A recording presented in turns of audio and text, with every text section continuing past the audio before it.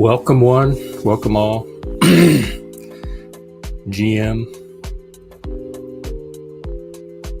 on a Saturday, whatever time it is where you are. I think I might be coming down with something. I feel like I'm losing my voice too.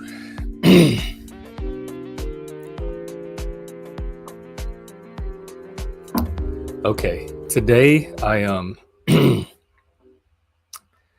I have a backlog. Damn, I really do think I'm coming down with something. I hope it's not the COVID. I have a backlog of tweets that I wanted to get through. Most of them are related to Israel.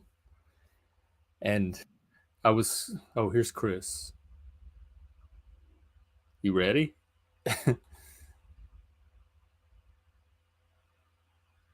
Oh, you got your pants on. Yeah, I haven't gone anywhere, so. Oh, I can't hear you. Can you hear me at all? Hello? Not muted. Let me see. No. I don't know if it's me or you. Let me check my settings. But the Ducks music was working. Yeah, I don't know. It says it's working. Oh, I can here. hear you now. Yeah, I can hear you now. I don't know what I did. I just left it the same as it was. Anyway. Yeah. Everyone seems to be getting sick. Is there something going? I don't know. Maybe if I caught something at the Halloween party last night, it wouldn't be showing up this early, right? So and I haven't really been around people before, unless maybe one of my roommates, but I'm really not even around them. So I don't know what this is. But anyway, I had some tweets to go through. Most of them are Israel related. And I was in Paul's show today in the comments. And people were skeptical that some of the, speaking of, it was like 4 kids from my little brother's class got sick. Are they in Washington State by any chance? I mean, I go to the grocery store. I could have picked up something there, but the trend I'm seeing from my social media is that there's a lot of anti-Semitism on the left, and a lot of Jews on the left are waking up to that and now feeling politically homeless, just like happened to me 3 years ago with all the racism stuff. Oh, Tennessee. You're in Washington? Oh, Lord. Okay. I mean, welcome. So I wanted to go through some of my tweets on the topic and kind of give where some of my perspective is coming from. Sure. But we have all morning to do that, or all afternoon. What's going on with you? So to Liberty, yeah, you're welcome to come on. Nothing, man. I went to sleep last night for stream. We can argue as we go through each tweet. We can fight about each one. No, for me, I just all I've done. The link should be in the comments. Let me turn my banner on. There you go. All I've done is gone to sleep last night, and I got up and I made chicken salad, and I was on Paul's stream, and then I'm here, so that's been my whole day. Can you hear me? For close, yeah. Oh, awesome. Can we hear you? I can hear you. I don't know if you can hear me. Yeah, we can hear you. I can hear you fine. I just have a shitty little headphone mic, so. Oh, okay. Yeah, no, you're coming in pretty clear. Okay, good. Yeah. I wanted to say, as somebody who does know like a number of, I'm a lefty. Okay. Sure. And I do know a number of like lefty sort of Jews who have always talked about anti-Semitism in the left, and that is a problem, actually. Though it's not as much of a modern American problem. Anti-Semitism right now, on the, like, I guess, quote unquote left, is a big thing in Britain right now. They do actually have a serious problem with anti-Semitism in the Labour Party. And we in America have our own like unique problems with anti-Semitism. America's not exactly historically been kind to Jews. I mean, we almost joined the Axis. Due I've to always thought it was pretty fearless. I've always thought it was really weird how anti-Semitism is always connected to the right in America, even though everyone on the right's really pro-Israel and everyone really pro-Zionist. Well, Israel, and shit like that. So I always thought it was really strange. not, you could argue that Zionism is anti-Semitic, modern day Israel Zionism. It very much depends on I guess what you mean by Zionism, because there are definitely types of Zionism that are incredibly anti-Semitic. There's different types. Yeah, because there's the whole religious Zionism, which is what Orthodox Jews are, and they're and Orthodox Jews by and large aren't exactly fans of the state of Israel, for a variety of reasons. It's actually one of the things that the state of Israel has had to sort of contend with, because the Zionists in the state of Israel really need the Orthodox, they want the sort of approval of Orthodox Jews to sort of legitimize the sort of religious idea of the state of Israel existing. So they actually, especially in, I think it was the 80s or 90s, the Israeli government actually You're breaking up a little there, man. Get them on board with. Yeah, you cut a little bit. I didn't catch everything because it cut out on us. Better. Yeah, I think it's. Yeah. Hey, just go back a little bit. The point just is that Orthodox.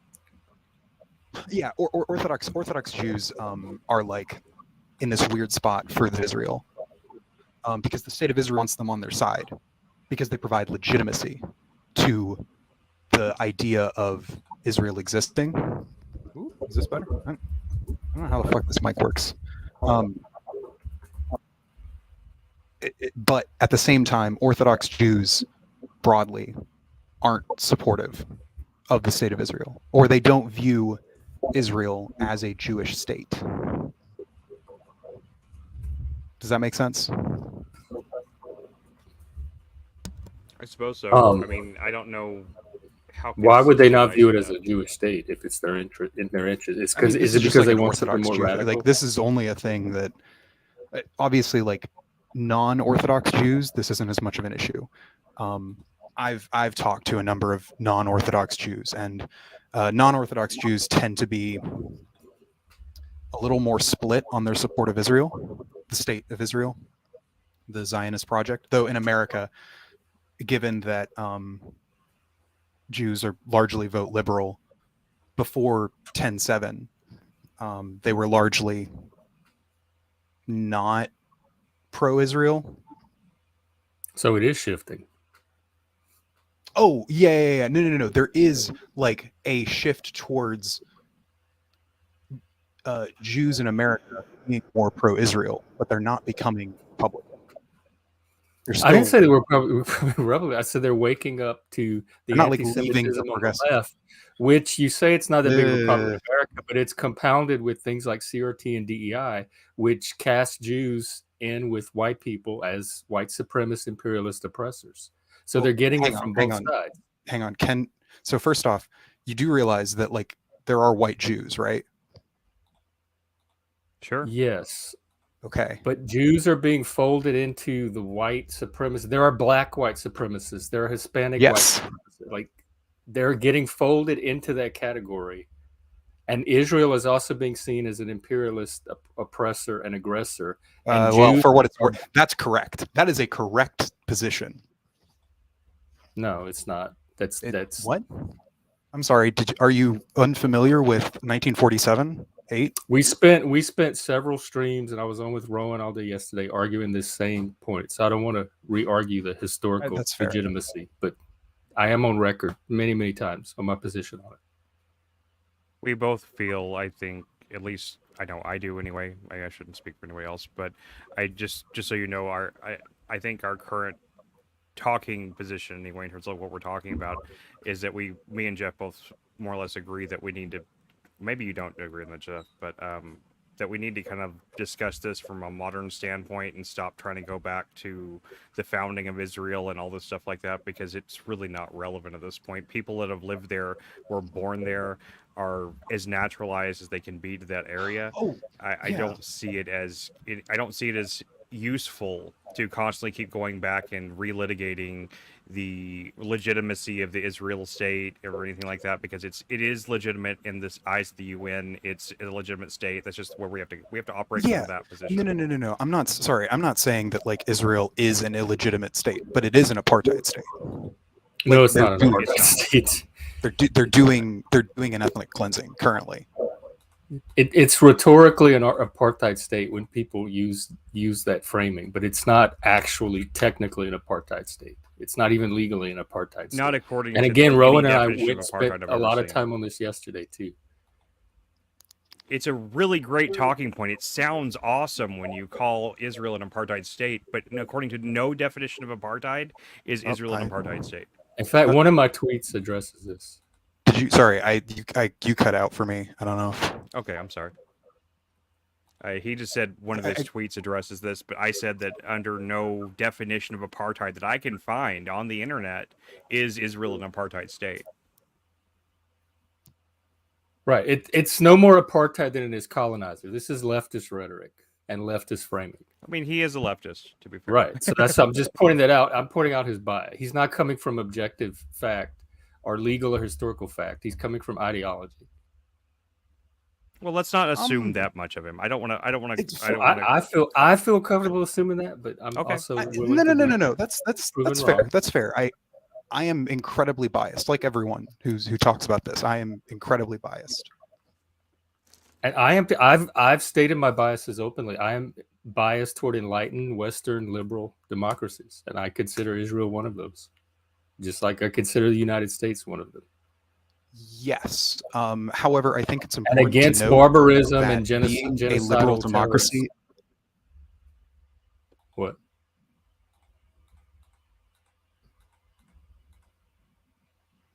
You still there, Ron? I don't know if you're cutting out again.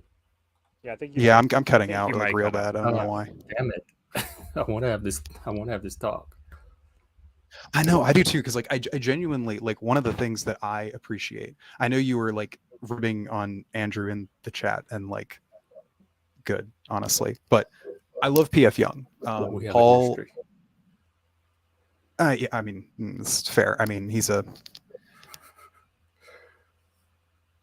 I'm very fair to Andrew when he's right, and I agree. My mama told me if you don't have anything nice to say to someone, don't say anything. Well, that's a good policy when it comes to Andrew, especially. But go ahead. What were you saying about Andrew and Paul? Damn it! I really think losing him. Oh yeah. About like Paul and specifically, I appreciate both your perspective and Paul's. While I disagree with Paul and I presume view on a lot of things, it's nice to see a disagreement with someone, I guess, who isn't psychotic. I mean, I also, well, I talk to a lot of libertarians, so. Oh yeah. Yeah, I've had the same experience. I share a lot in common with many libertarians as an anarchist. Or at least I share a lot of. Aren't you a commie? Did you say you were a commie? Yeah, I use commie as like a catch-all. I guess like if you wanted to like nail down like, hey, what is your ideology? I would just call it I guess anarcho communism / syndicalism. There's distinctions between those things, but those distinctions are not particularly relevant to the state of the world as it is.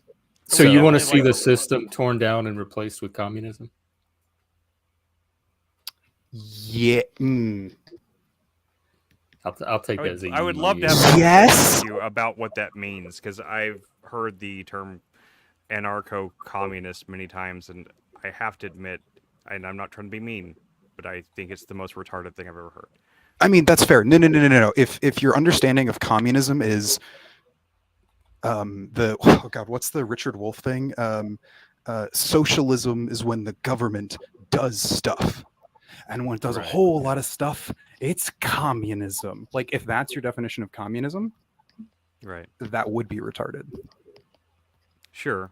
I mean, that's not my definition of communism, though. What is your definition of communism, then? So I think, I mean, the just flat definition of communism, a classless, stateless, moneyless society, is perfectly in line with anarchism. There's nothing. How can communism exist without a state? Can you elaborate on your question? Without a state to enforce communistic values, how does it exist? You're expecting a state to exist that will just naturally spring up where everyone will just decide to be equals? No. So the difference is between the understanding of what a state is and what a government is. Okay, a government then. I mean, either way. Oh, I'm fine with governments existing. Governments existing is not, I think. How can it be anarchy with the government?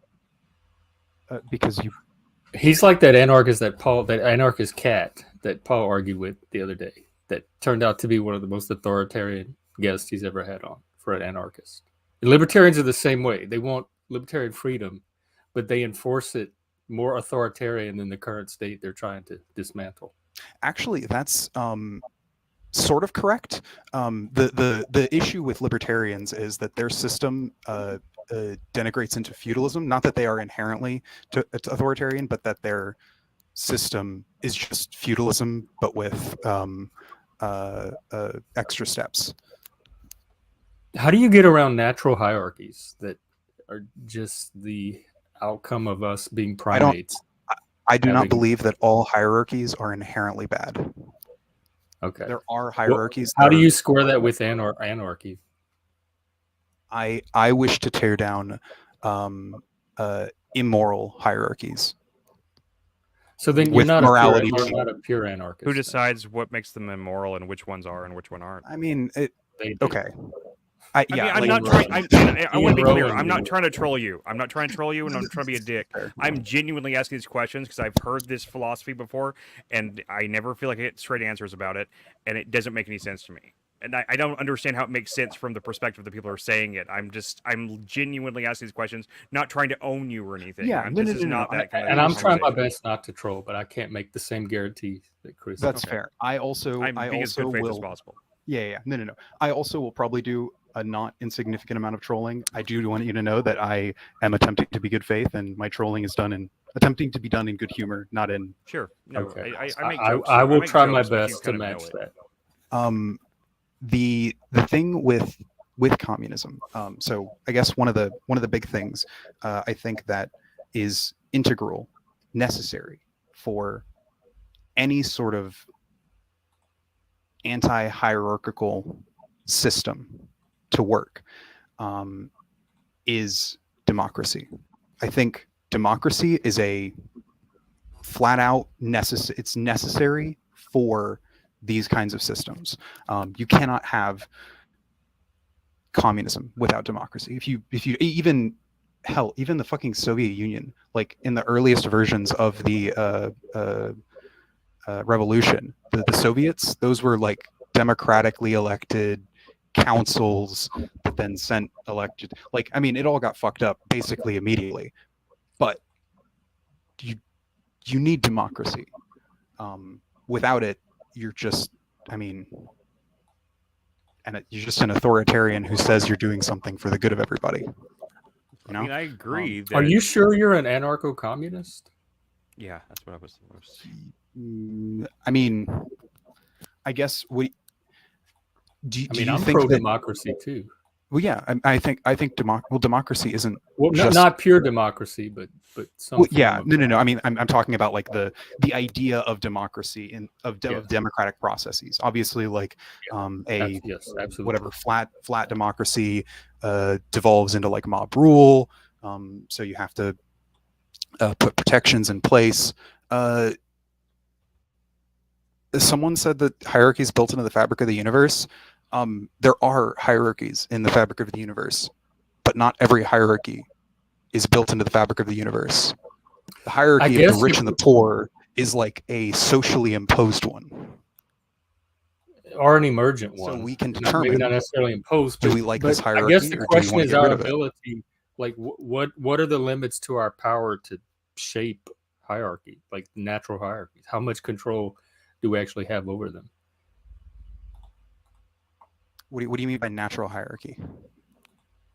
The hierarchies he's talking about right here that are built in. He says the fabric of the universe. I say human nature, but like how much control? If we could engineer hierarchy and violence and rape out of human nature, we would have done it by now. So it's idealistic to say we want only the hierarchies that we deem as good and want to install. But what is our actual power over human nature to do that? We do. Okay, so first off, we can collectively get together and decide on a lot of these things. Notably, that's how civilization happened.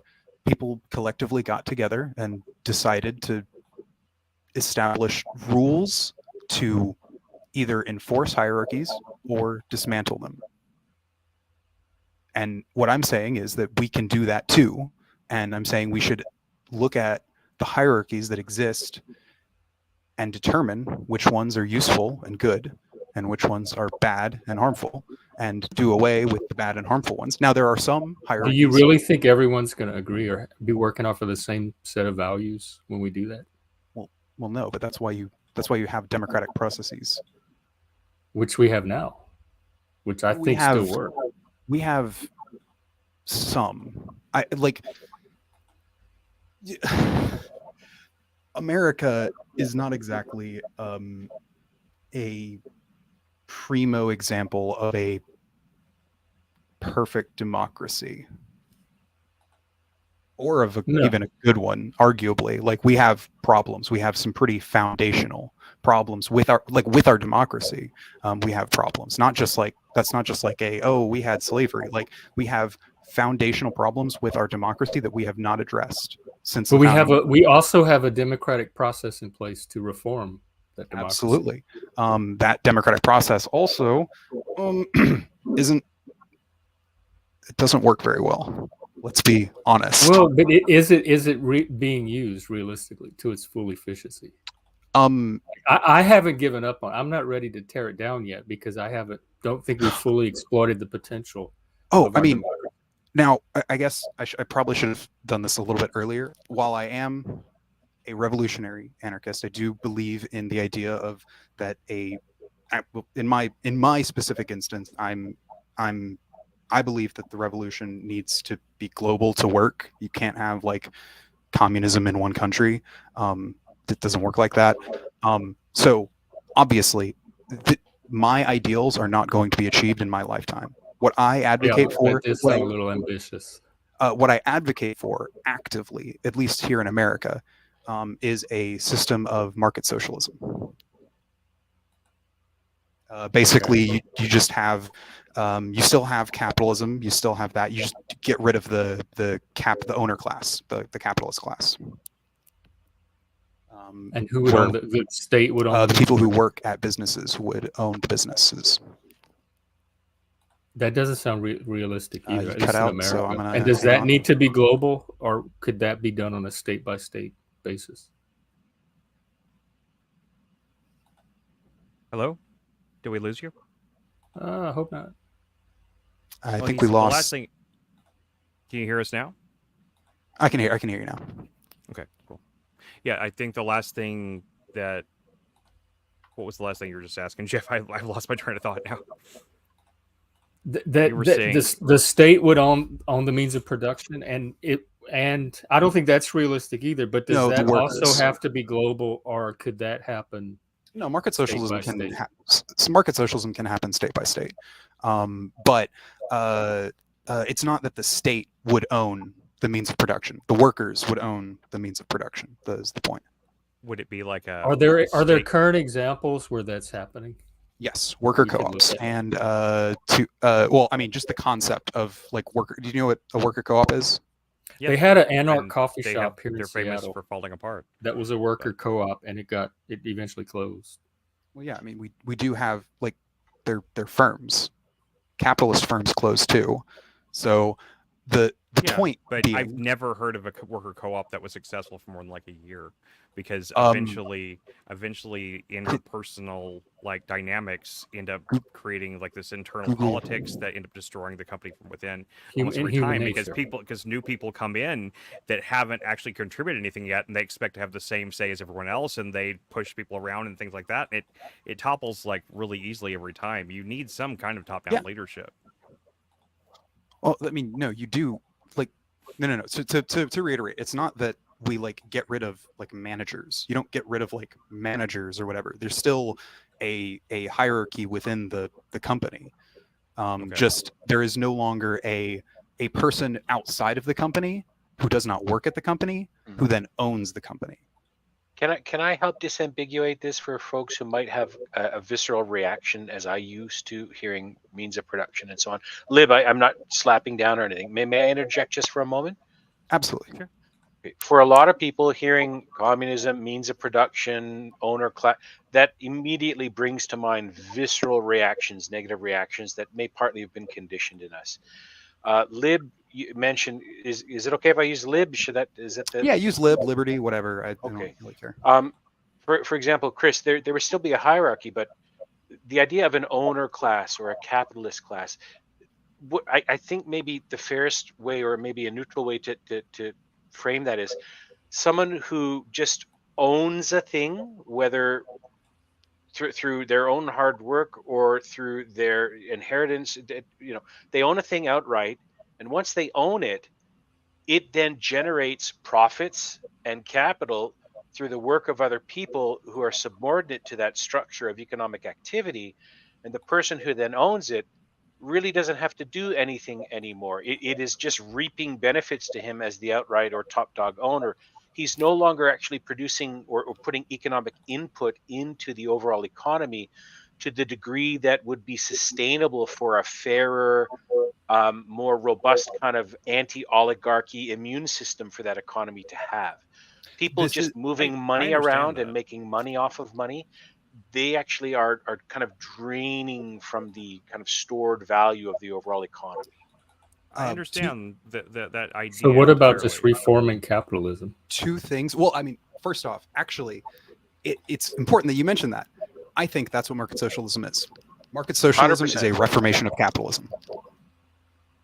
Ethical capitalism with a robust immune system.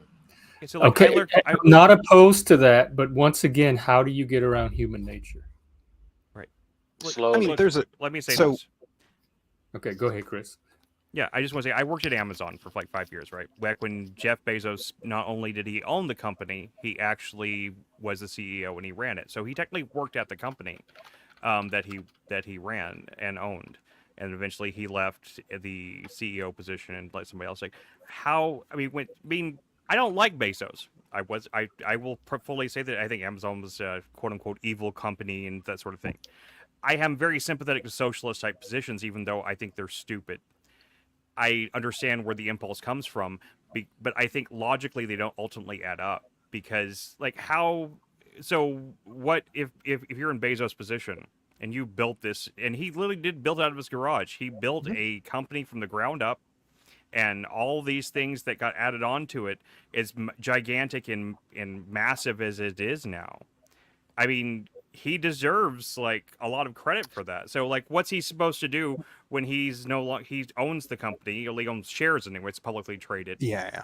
I could see how getting rid of the stock market might be a good idea, because I do think the whole stock system is kind of bullshit. Now I agree. Yeah, I can agree Burn with Wall that. Street to the fucking ground.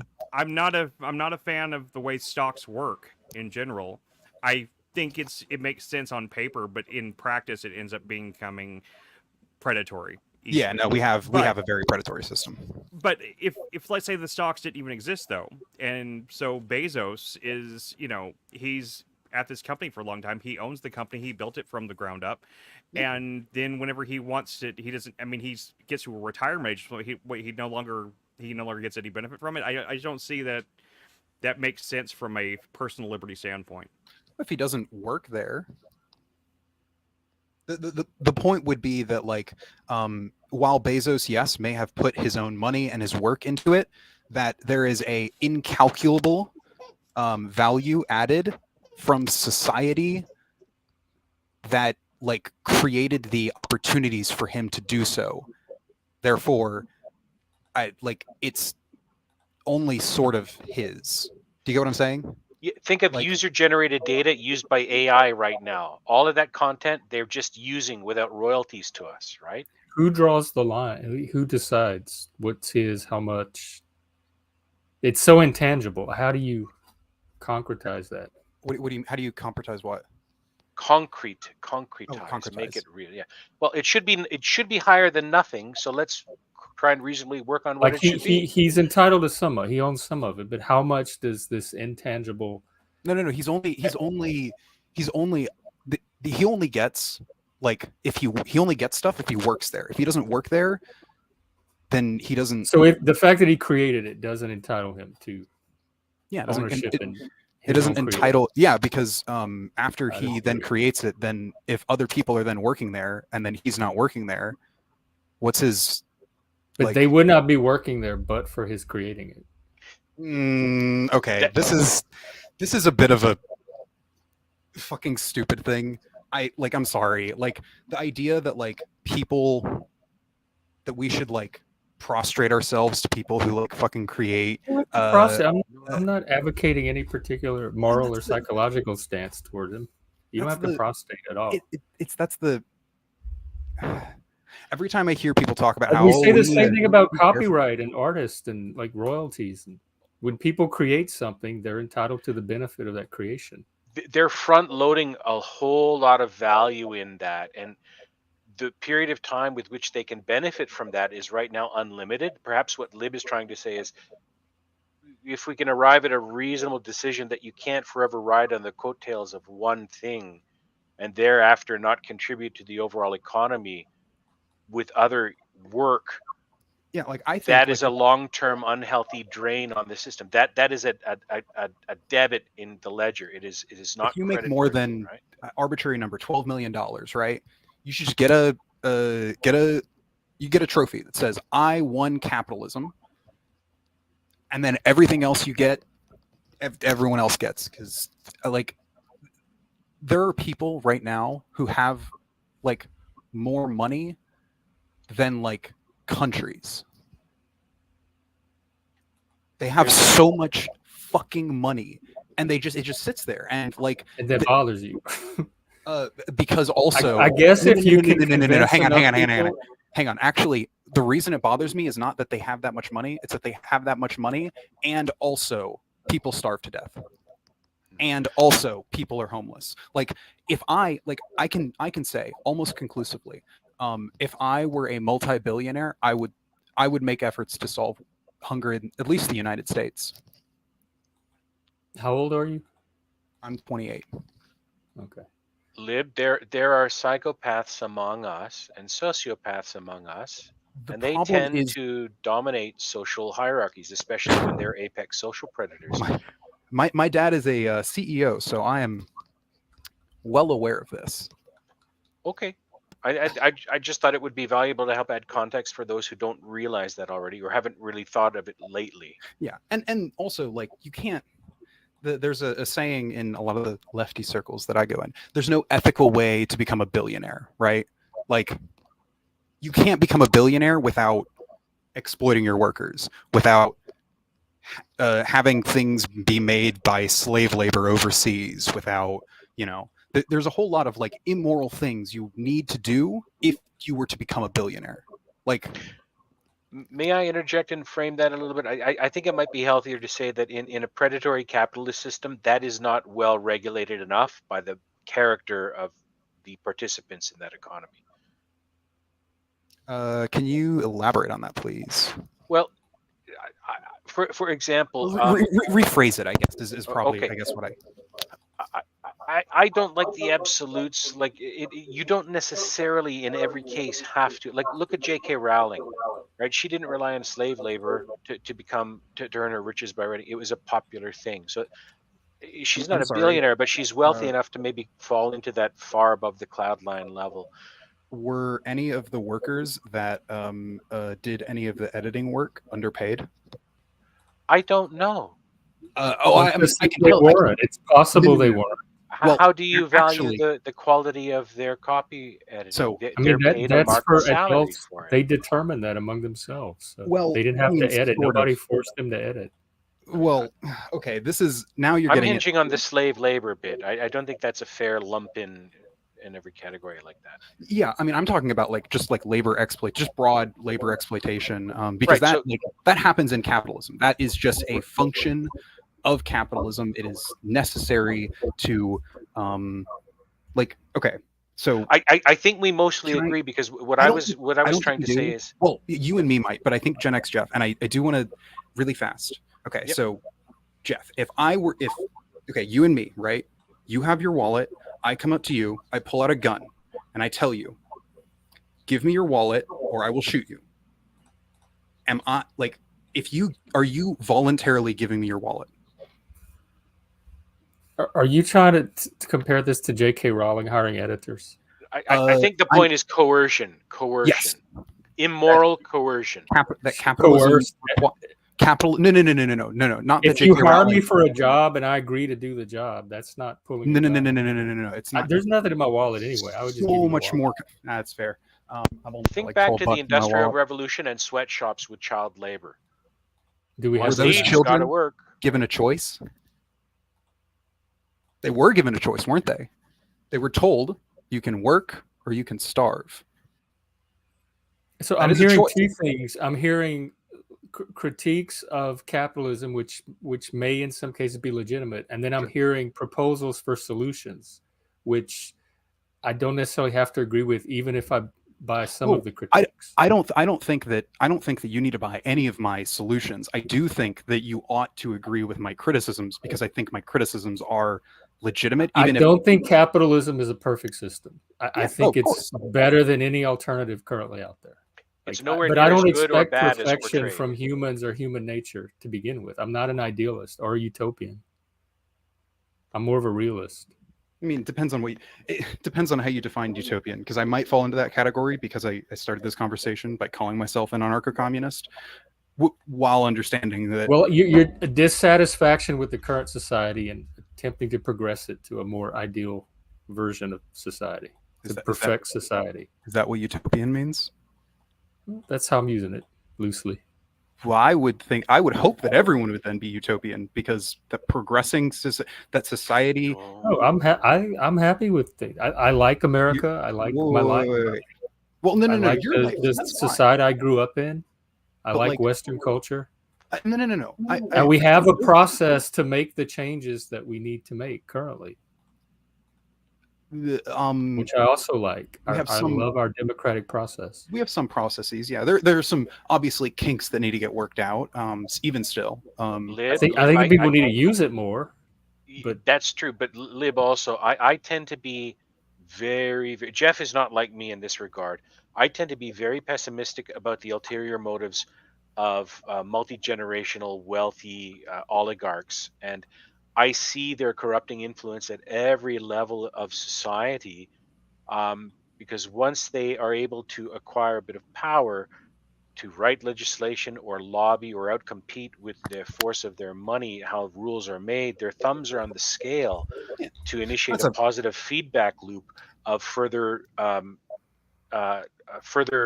gravitational attractive power to their interests over the others, right? Yeah, I mean, obviously, Jeff does not think it's anywhere near as bad as I think it is, and he often hits me like, "Show me an honestly, example." I'm so remote from that world, I wouldn't even know it if I saw it. This corrupting influence you're talking about. Jeff has been anything that ever comes on my radar, or that he's been very fair and open about saying, I may be naive about that, not in a derogatory way to himself or to anyone else who might judge him. So we're all naive to other people's perceptions, and I don't know if you knew that about Jeff or not. I did not. One of the things that part of the reason that I'm so I guess adamant about this is because I grew up very wealthy and white and upper class, in the South. I was around these people. I was around this like generational wealth, these like super wealthy people, and they're like, I can't stand them. I hate rich people. My ex was a gajillionaire, and he was the worst person I have ever met. And some of it was due to the corrupting influence of his wealth. Yeah, well, and it's interesting that most of the leftists I talk to end up being upper middle class white guys, like Carlos Maza, for example, or Roenn. Yeah, there's a ton of the psychology interests me almost more class traders. Yeah. Like fucking think about like just think about Frederick Engels, right? Like Frederick Engels was literally a factory owner, and he like bankrolled Karl fucking Marx. Yeah. Class traders exist, and I think they are an important part. While I probably am not the same kind of class trader as you might be imagining, I grew up wealthy, but not billionaire wealthy. Just like if your formative experiences with wealth were anything like my brief encounters with it in my adult life, I definitely sympathize with the emotions that it can bring up in someone. And if that's what you were exposed to as a kid for most of your formative years, I understand your motivations. Yeah, and I appreciate that. And like one of the big things that I try to do is to like, while yes, there are a lot of, I guess, online lefties especially who tend to be from upper middle class white families in America. There are a lot of people who aren't that. I grew up in Memphis, which is has a incredibly large non-white population. It's like the metro area is like 50% non-white, and I can tell you with some pretty certainty that like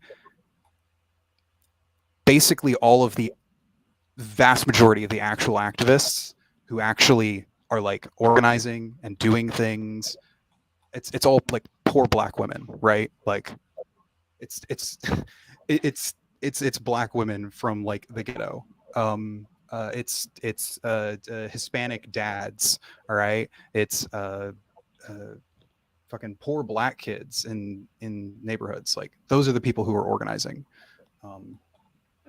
And obviously people like me come along and in some cases have to use our, I guess, privilege. Like for instance, I took part in some BLM protests, and one of the big things as a white person was like I took part in both the sort of like the morning protests, which were in the suburbs and sort of not a big deal, and in the evening protests that took place in the inner city and had police in riot gear charging us.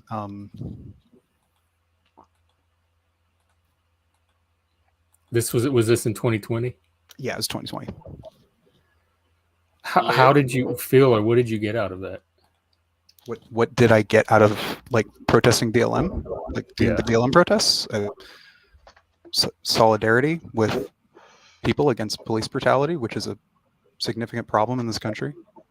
It happens. I would argue maybe the scale and significance, but I'm not going to deny it doesn't ever happen. I think so. Like the BLM thing.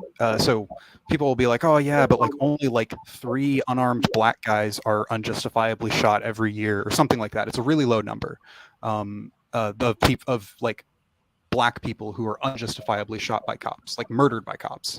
That's a low number. The higher number is the accounts of like police abuse, police brutality, and like they just don't get held accountable. Incarceration rates as well. There's incarceration rates. Visualization. Do you know the website One Pixel Wealth? Have you ever scrolled through it? I have. Okay, and then they have one on the prison system as well, and those are just fantastic tools for folks to look at. Jeff, I don't know if you've ever seen it before. If you can, would it, Lib? Do you think it would be useful just to spend 2 or 3 minutes going through that graphic? What one pixel wealth? I mean, Can you share it and go through? I tried to go Yeah, through it yeah, I online, can. but I'm not. The How do I scrolling share my function is screen? Oh, frustrating present. me. It says yes. Yeah, if you're you might be able to scroll more smoothly than I am. Share screen. It says okay. Share screen. Okay. Wealth shown to scale. Do you see anything? Did you hit present? Let me look again. Present. Video file. It says stop screen, but it says present. Oh wait, no, I see it. It hid it from me. I have to add it to the stage. Okay. Okay, there we go. Do you see the words wealth shown to scale? Yep. Okay, give me just a moment. Shift in. Okay.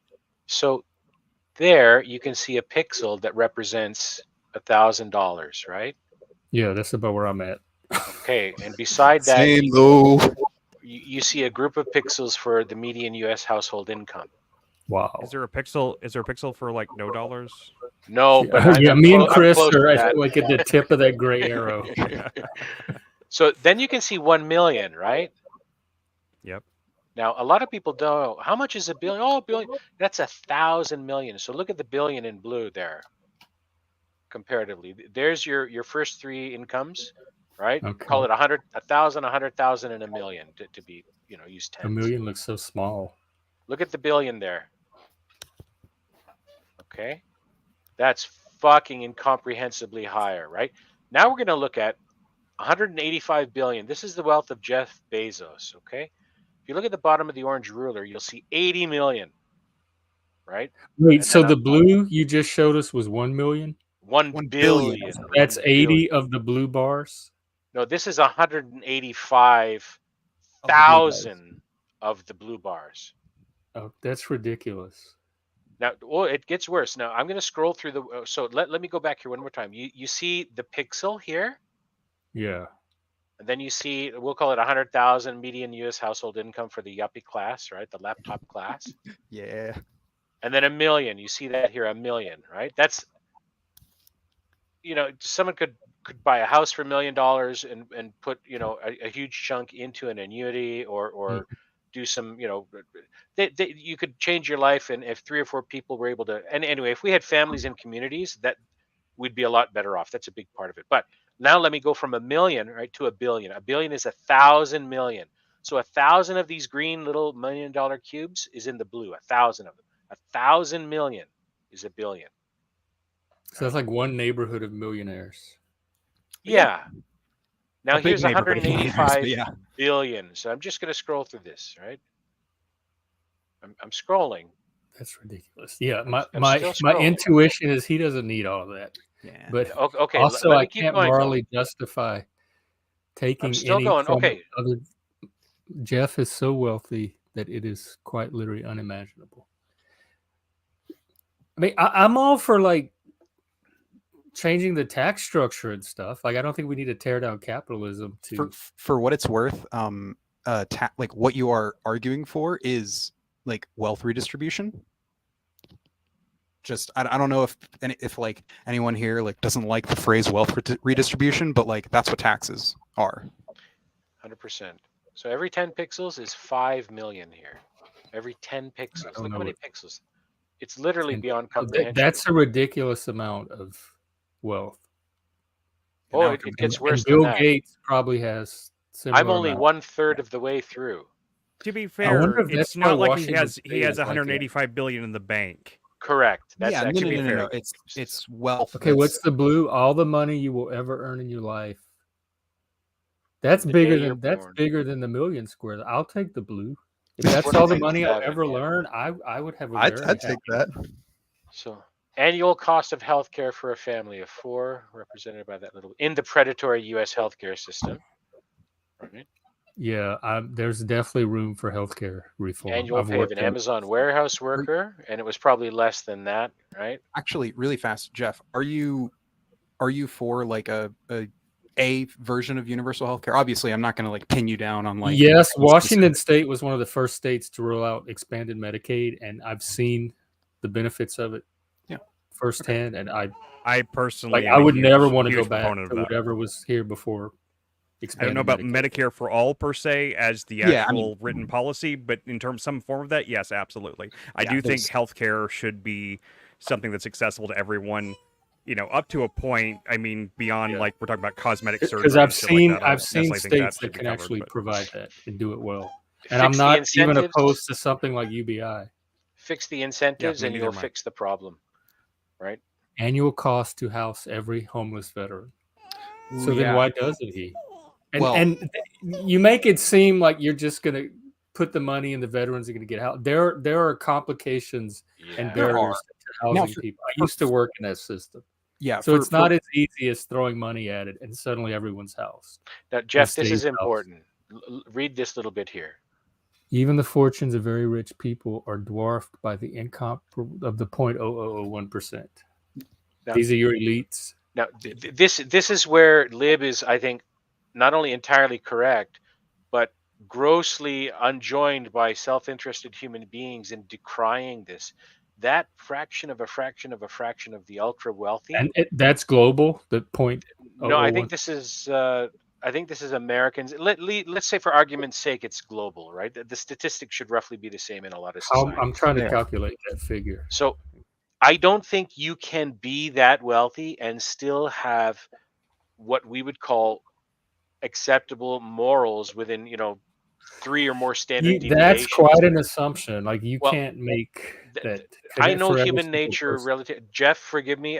You are being, unfortunately, from at least my point of view, very naive about the darker side of human nature and what is required to become this successful. But to correlate it that closely to wealth, it tends to be. And when people are operating at this level of wealth, probably one of the biggest reasons they do it is because they are afraid. They are afraid to have less, to be victims, to be not able to assert themselves in other ways.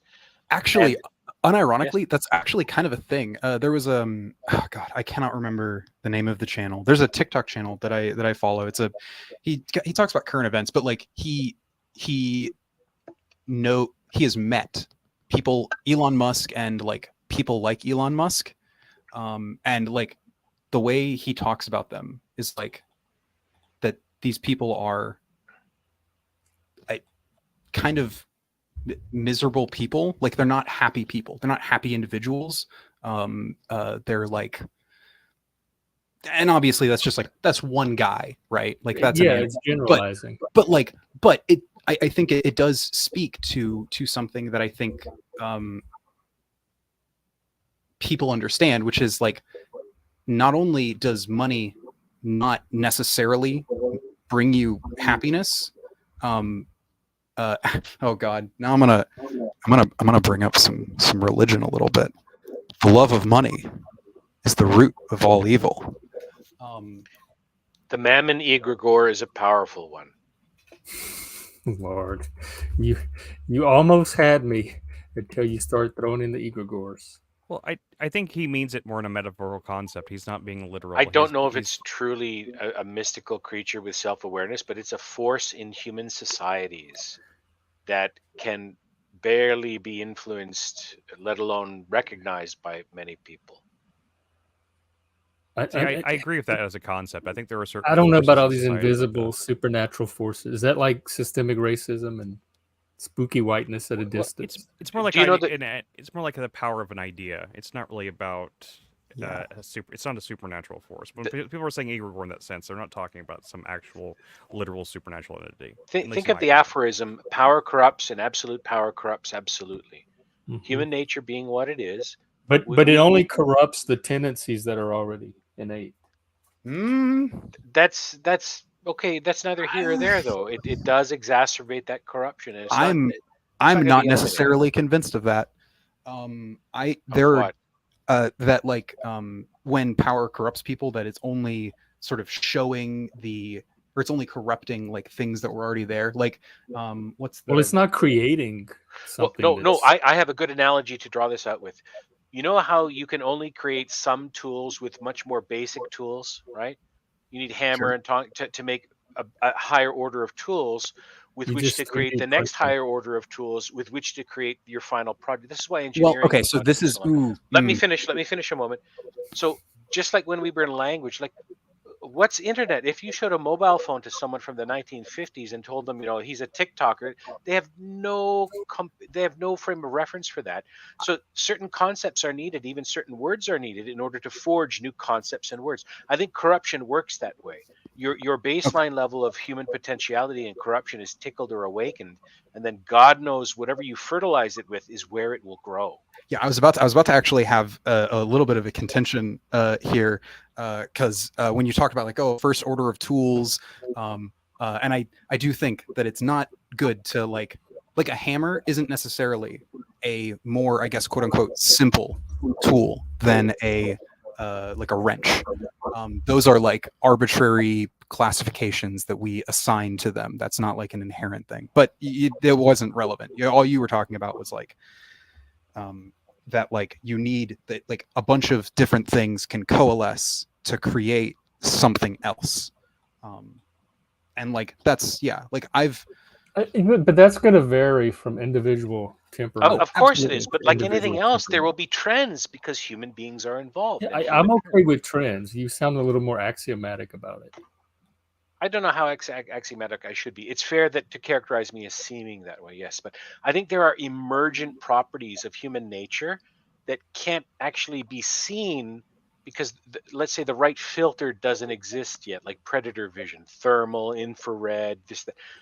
Until you know about a certain concept, like when people who have synesthesia, I can smell the color blue. That literally doesn't have much realness of concept for most people because it seems so fundamentally wrong to your normal sense perceptions. So I think there are elements of and to what extent does the concept create the perception?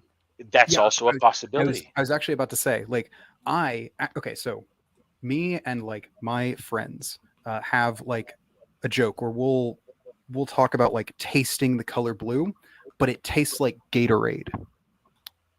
That like they have glacier blue.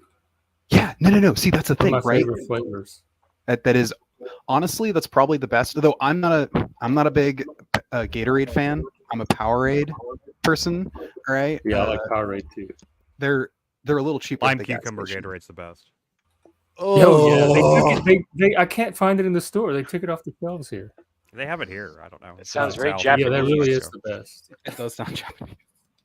But at least we agree on. I'll agree on that. But when someone asks me, "What's your favorite popsicle?" Right, I said I like red. I mean, red's not a flavor, but like berry-ish flavor, grape-ish flavor. We know what we're talking about. What color? Yeah. But we only know. But like, see, like we only know this. If you talk to like a Victorian peasant and was like, "What does the color red taste like?" They'd probably have a different answer. What's this sod on about? He's fucking crazy. That's actually not a bad Victorian accent either. God damn. Thank you. I won't do my Indian or Chinese on the stream. Okay, that's probably for the best. Yeah, it's probably okay. It's the extreme stream. You could do it. We're all so very thankful. Oh. Never mind. I retract that ability. Just kidding. I'm sorry. Lindsay, is this your first time watching? No, she watches. You're like one of the. She usually doesn't have to be able to like comment, and she's like one of the main supporting cast of the show, and she's never actually watched an episode yet. No, she watches it downstairs with Juniper a lot of times. Oh, okay. Jeff, can I ask something? You're familiar with the very, very imprecise idea of, we know certain things that we can use to inform our judgments. Then we have certain things we know that we don't know. But then there are unknown unknowns that we don't know that we don't know. Like that kind of idea. Like I had no idea about this aspect of the ultimate problem. I think at a certain in certain realms of human experience, none of us could imagine, for example, a combat veteran with multiple tours of duty and friends, like the depths of despair, the things they may be capable of feeling are probably so far beyond what normal people could experience that expression of human nature is so rare and so impactful that we're happy we have no conception of it, right? I think that's true for Elements of every extreme individual. wealth, I think, probably do that to people, much as extreme poverty or any extreme, extreme levels of abuse, for example, can mold people in ways that seem inhuman, not because it's not capable by a human being, but because it's so outside the bounds of conceivable experience for people. It is incomprehensible in a, not an ultimate way, but in a way framed by any attachment to a human being you could share with that. I'm using too many words. I can give you some of that. It's just the generalizing conclusions from that and the dogmatism around it. I think it's very individualized as to what is going to influence or affect any one person.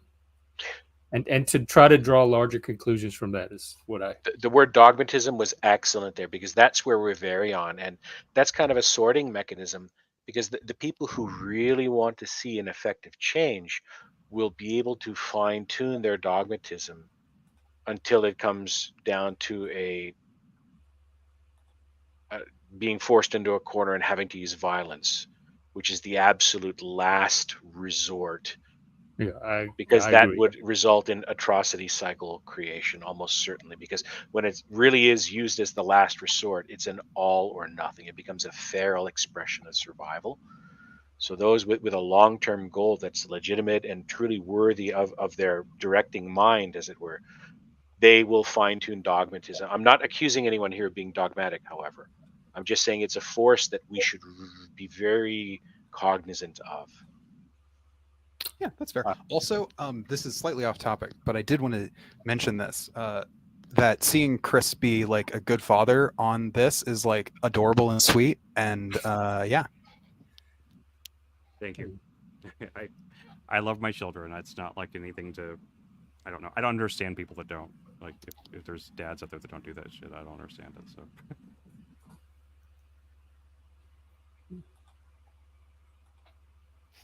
Anyway, you said something earlier though that I thought was an interesting, like, John, you made the comment about J.K. Rowling, and then Lib, you said the thing about how, but what about her editors and stuff like that? I mean, what about a situation where someone doesn't use editors or something for that situation? Well, then it's just like their creation, like they're creating, and as long as they're not exploiting anyone.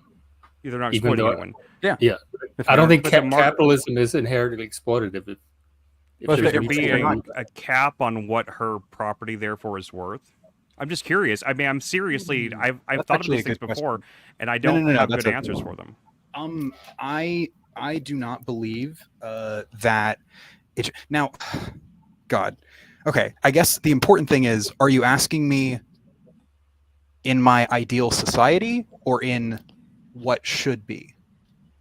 Wouldn't that either be the way? same? I'm just curious because I mean, from a philosophical standpoint, from the underlying philosophy of a system like this, I'm trying to understand how it works from top to bottom. I'm just trying to understand how, because I've never heard one of these systems explained out in a way that really made sense from end to end. Because there's always like a rather large wrench that can be thrown into that machinery that can make the whole thing fall apart very quickly, which is why I think many of them are silly.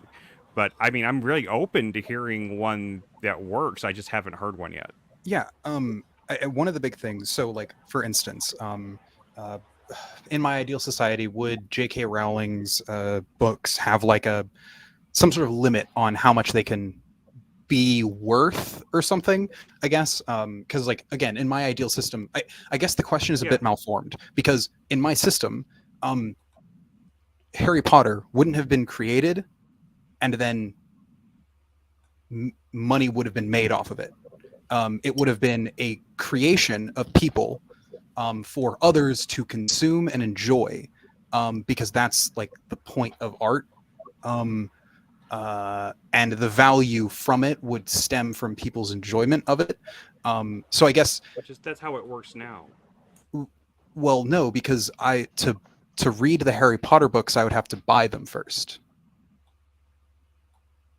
You can probably get in your ideal society. I forgot you said there was no money in your society. Well, Yeah, wouldn't no, you no, have no. to merely acquire them first? And how you acquire things is an important part of society. For example, we don't generally countenance what we call criminal acquisition, right? We don't take other people's personal property.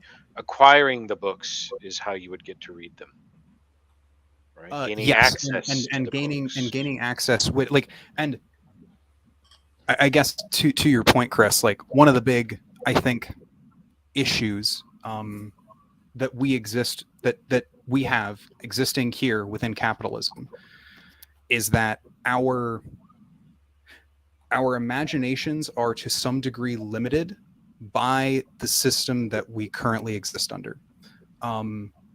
That, like, in my ideal system, I do not have a definitive answer for how we would, like, partially because I'm not necessarily I'm not convinced that that's an answer that, or a question that we can answer right now, and B, that like is important to answer right now. Like, I mean, not to say that it's like a dumb question, but like I don't think that whether or not I have an answer Well, I mean, we're just people talking. Yeah, None of us have any power to create this thing. So I'm not trying to like catch you in something. Be like, "Ha, your idea is bad." I'm just trying to understand your idea from inside and out. I'm just trying to understand it.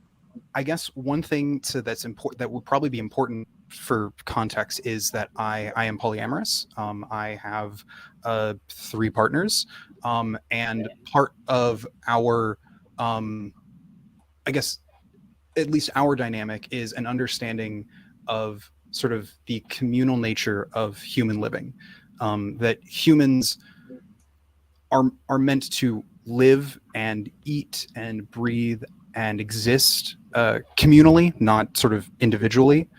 And I think that varies. I think some of them, yes, to different degrees. I don't think again, it's that generalizing. Well, yeah, I mean, I think that's perfectly fine that you want to live that way. I don't think you can expect everyone else to live that way, though. Well, okay, so I guess let me explain what I mean by living communally, which is that, like, okay, does everyone in this room probably think that they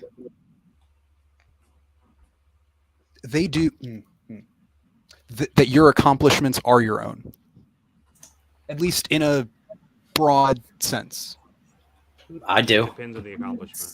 Most of mine end up being collaborative anyway. Well, see, that's the thing. So while yes, there's a lot of sort of individual effort that goes into our accomplishments, that effort can't even be done without a like mind-boggling amount of effort from other people that's not done with the direct intent of helping you, but nonetheless helps you, right? So like we the live roads, in a society, basically. Yes, we live in a society, but like I guess the big problem is that, like, at least in America, that society has become significantly more atomized. That's the thing. I just hopped on here because I'm fairly familiar with communist theory, and yeah, I mean, you're making a good point, because like most traditional societies throughout the world are not individualistic, and rugged individualism is actually a fairly modern and very rare thing in humanity compared to, like, you know, what most of humans are like throughout history. Because, like, for example, I was watching a video on like the Aborigines one time in Australia, and all property was pretty much shared throughout the tribe. There was no such thing as like me or mine. Well, that's kind of broad. I mean, that's kind of what we see from like basically all tribal societies, because like when that kind of society necessitates that kind of thing. But like even more so, like, not to say, for what it's worth, I'm not like a anti-individualist collectivist, no individual matters, that kind of thing. But I do think that the balance of, I guess, individualism and collaboration in at least the United States has swung far too far to I guess the individualist idea. The sort of people are alienated from their work, from their coworkers, from the people who they interact with on like a daily basis, and a lot of it has to do with money. Is part of the problem. The idea that like all interactions or most interactions that happen are transactions. You know, most of the people I talk to in a day, if they're not my family or my coworkers, are people who I'm giving money to for things.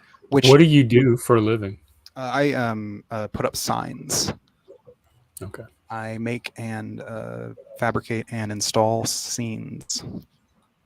Though right now, just as like a contractor. So. Okay.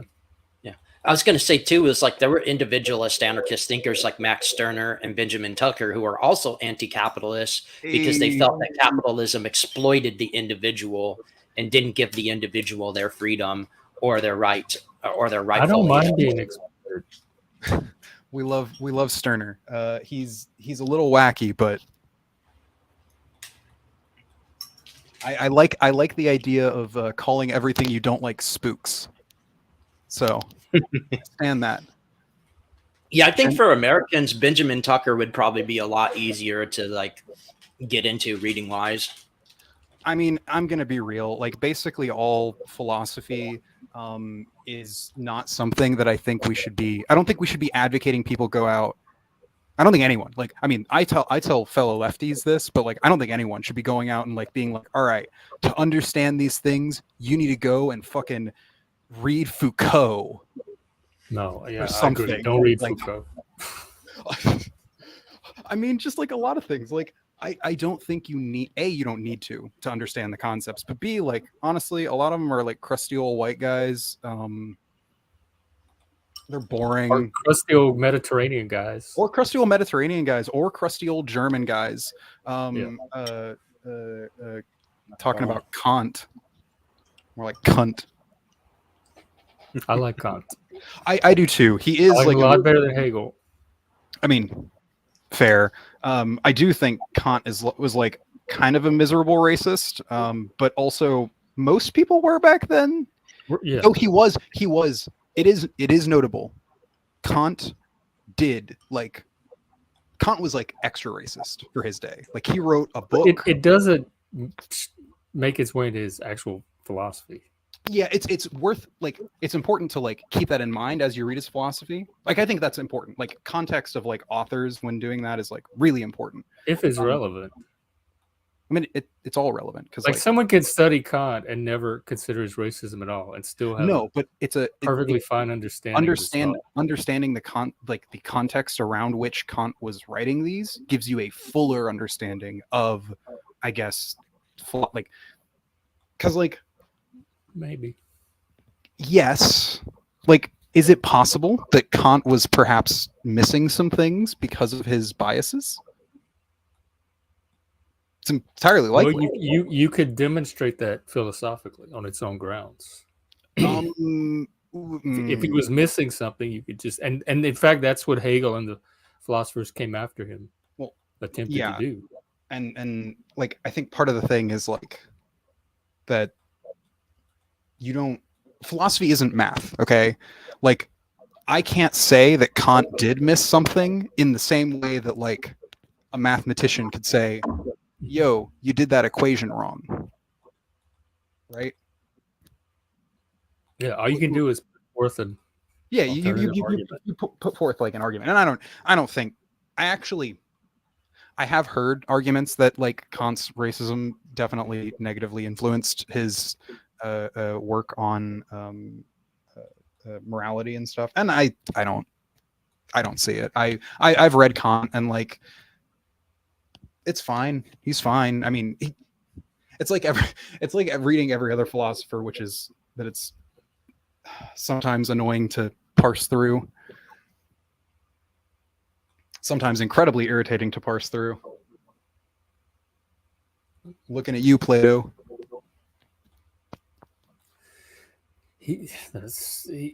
Plato is very rich and complex. I'll say that. But the Republic is interesting. So Yeah. it's definitely interesting. I've been wanting to do a book club on oh, God, it's been forever. The Republic. I first read the Republic in my libertarian era. I was a big Ayn Rand stan. Oh God. Okay. Yeah, I know. Well, I'm kind of glad you swung over. Oh yeah. Ayn Rand is cringe as fuck. Oh yeah. I have met people like who unironically like will like call themselves objectivists. Oh my God. And it's It's just like, hi, nice to meet you. I'm an asshole. That's all I can think with that. Oh, I'm a dumbass asshole. Like it's not even. I feel like if somebody is made a libertarian via Ayn Rand, they're not just an asshole. They're stupid. And I'll make that possibly evil. Possibly evil as well. but that's also why Steve Ditko didn't last long at Marvel, because Steve Ditko was an objectivist and he had a lot of arguments with Stan Lee about like the morality and ethics of the characters they were writing in their comic books. That's hilarious. Oh my God. Fucking libertarians trying to ruin comic books. Right wingers try not to ruin cultural touchstones challenge. Impossible level. And the funny thing is he was the original artist of Spider-Man, but he didn't last long for that very reason. He only lasted like a few years and then he just left Marvel because of his kind of wild actually. How do you write, because like Spider-Man's first iteration was like the most anti-libertarian. Spider-Man was like a kid who was poor and like got superpowers and just decided to help people instead of make a bunch of money. How do you be a libertarian and write that? Nah, I guess it's kind of like how Disney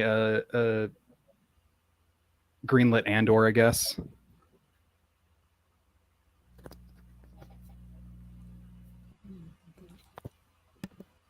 Sorry, I keep having to stop to corral the baby, so. Nah, you're good. What is that? What did it do? I have no more to add. I want others to pop on. Oh, well, good talking to you, John. I mean, you're welcome to stick around, but whatever you want to do. Yeah, I always appreciate your contributions. Me too. Yeah, even if you are actually a Canuck, I mean, appreciate you. I also wanted to ask something briefly about anti-fascism, because I was reading a book on fascist history called Blood and Power. And in Italy, they mainly rose to power through violence. Like it wasn't like no marketplace of ideas. There was no debate. They just used violence and crushed a lot of the socialists. Yeah, and like the same thing was usually bad. Really? Whoa. I don't think anybody here would disagree with that with that statement. I mean, I don't think any of us are fascists. I think most people that are anti-fascist, quote unquote, are actually fascists, and I think that's why I don't like them. Really? So, okay. So I do want to. Well, they're just using those methods because, like I said, the Italians, you had the squadristi, which would later become the black shirts, and the squadristi would just go, like their first attack was on the Avanti newspaper, where they went into the newspaper headquarters and beat up the workers there and beat up the managers. And then later on, it spread over to like breaking strikes and just basically attacking anyone who they considered political opponents.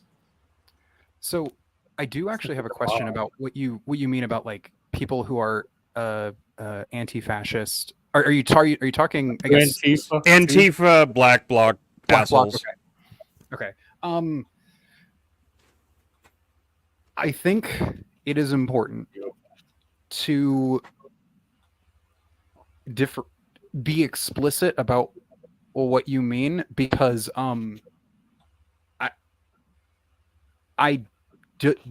aren't. Like you can talk, like you might even be able to make a sufficient argument that black bloc tactics aren't necessary in the United States. However, black bloc tactics aren't like they aren't like a fascist thing historically. Yeah, they are. So the black bloc.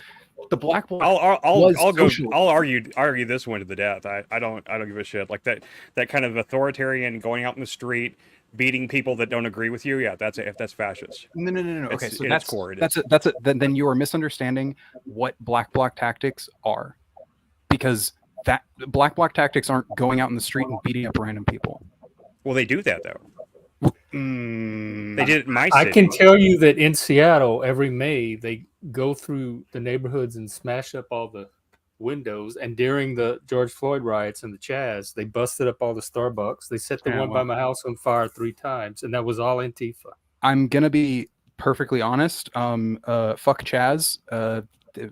I no sympathy for Chaz. That's very stupid. And honestly, I think I will morally condemn it. I think I have enough. Yeah, I think like the Chaz, that whole stuff, stupid, bad, evil. I guess my perspective is a little bit different. I'm from the South, and I live in Texas. Me too. And in at least in the area of the South that I was in, most anti-fascist actors, they aren't fascists. They organize like the homeless shelter. They fucking do they smash windows of corporate chains like Starbucks? Okay, so and now we get into diversity of no. Now we get into diversity of tactics, because violence, vandalism. I appreciate that you differentiated between violence and vandalism. Because I condemn either one, but I know that here in Seattle, vandalism is very common among Antifa. Sure, and I think a lot of them are wealthy white boys from the suburbs that come into the city, yes, and tear things up and then go back to their homes. So my issue with specifically vandalism, I am opposed to using political like actual violence against other people. That I am opposed to. Defensive violence is acceptable. Offensive violence is not. However, you will smash in a window. Well, no. So vandalism is a tactic that has been used by protest movements and it's always stupid and it's always wrong. I'm sorry. There is no reason. There's no time that vandalism has actually ever helped anything. It doesn't do anything but discredit you. It does nothing but discredit you. So actually, there are instances of vandalism being useful in like specific. Hey, give me one right now. Oh god, now I'm trying to remember. It's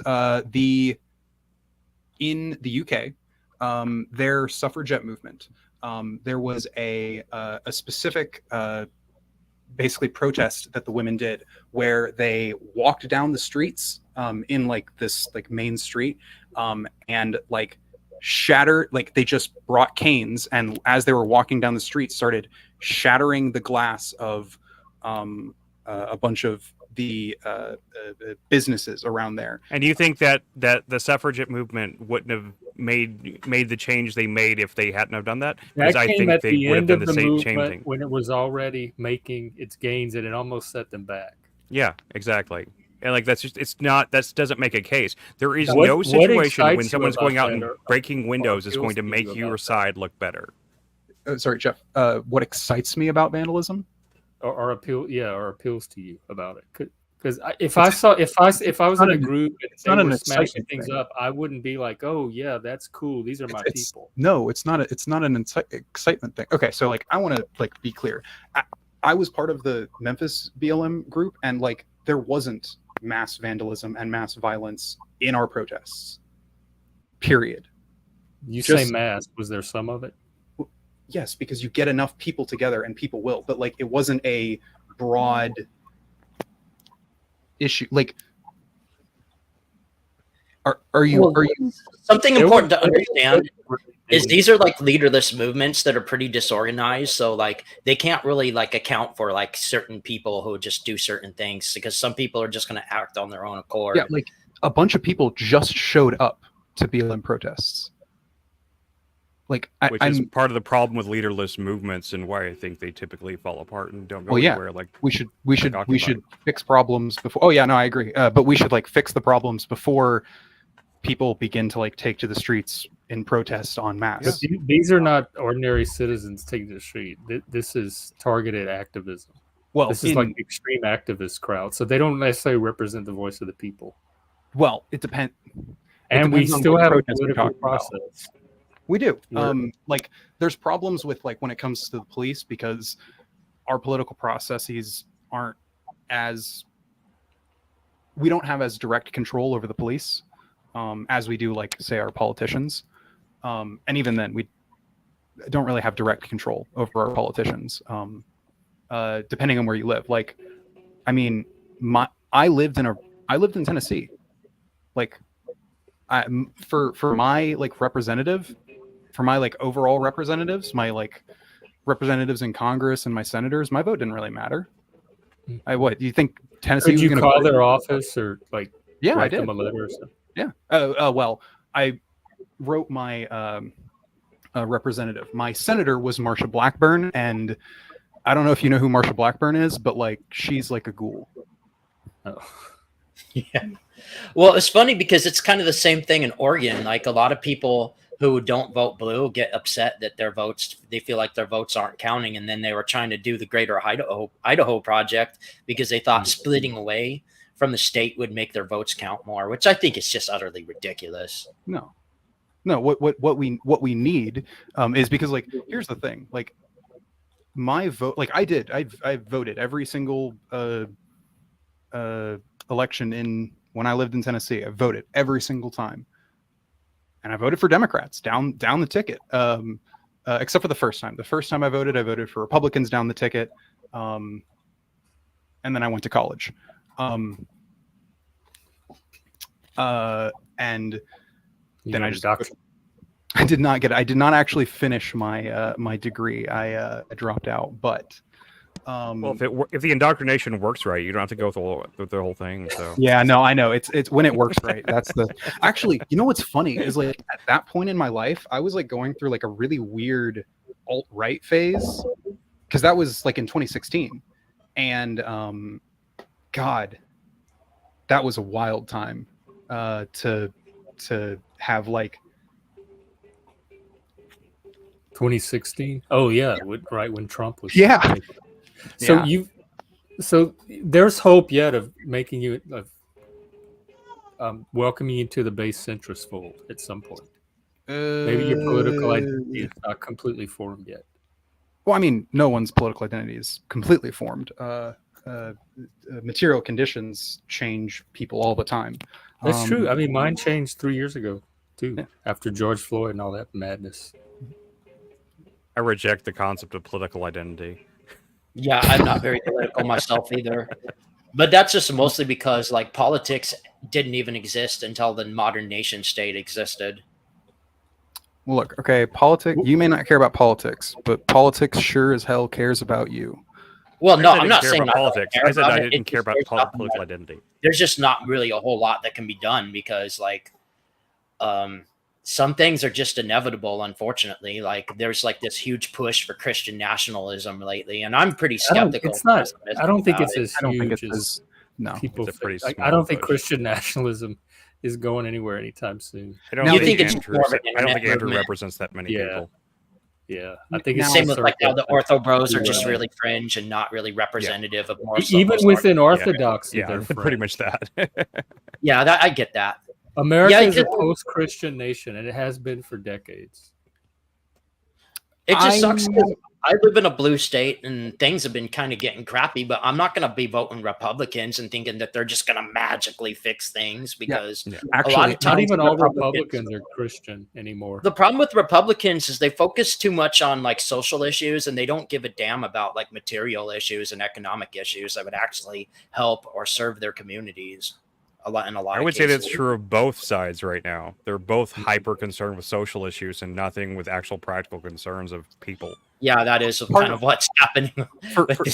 For what it's worth, part of that has been because the Republicans have been pushing so hard on these social issues. I think the left pushing was the one that pushing the social issues pretty well, hard. they're pushing back because they're pushing back. Yeah. Well, because okay, no, hang on. The Florida stuff did not originate with the left. Florida was Florida stuff? I mean, the DeSantis stuff. But yeah, what specifically? So-called "Don't Say Gay" bill is not a "Don't Say Gay" bill. It's not nearly. That's not a fair characterization of that at all. Even though I'm not a fan of DeSantis. I'm not a fan of DeSantis. Okay, I'm not a fan of him. But the "Don't Say Gay" bill, I've read the actual bill. It doesn't say "Don't Say Gay." It's not even close to what people say. And the Jim Crow laws never mentioned black people. That's not the same thing at all, dude. That's a false equivocation. Come on. I mean, let's not be that bad faith. I mean, that's not. My point being that the "Don't Say Gay" bill doesn't have to say gay to be anti-gay. Do you agree with that? That it doesn't have to say gay to be. But it's not even anti-gay. Even if that's true, that doesn't even apply to this bill. Hang on. I'm just trying to like make sure we both understand that like.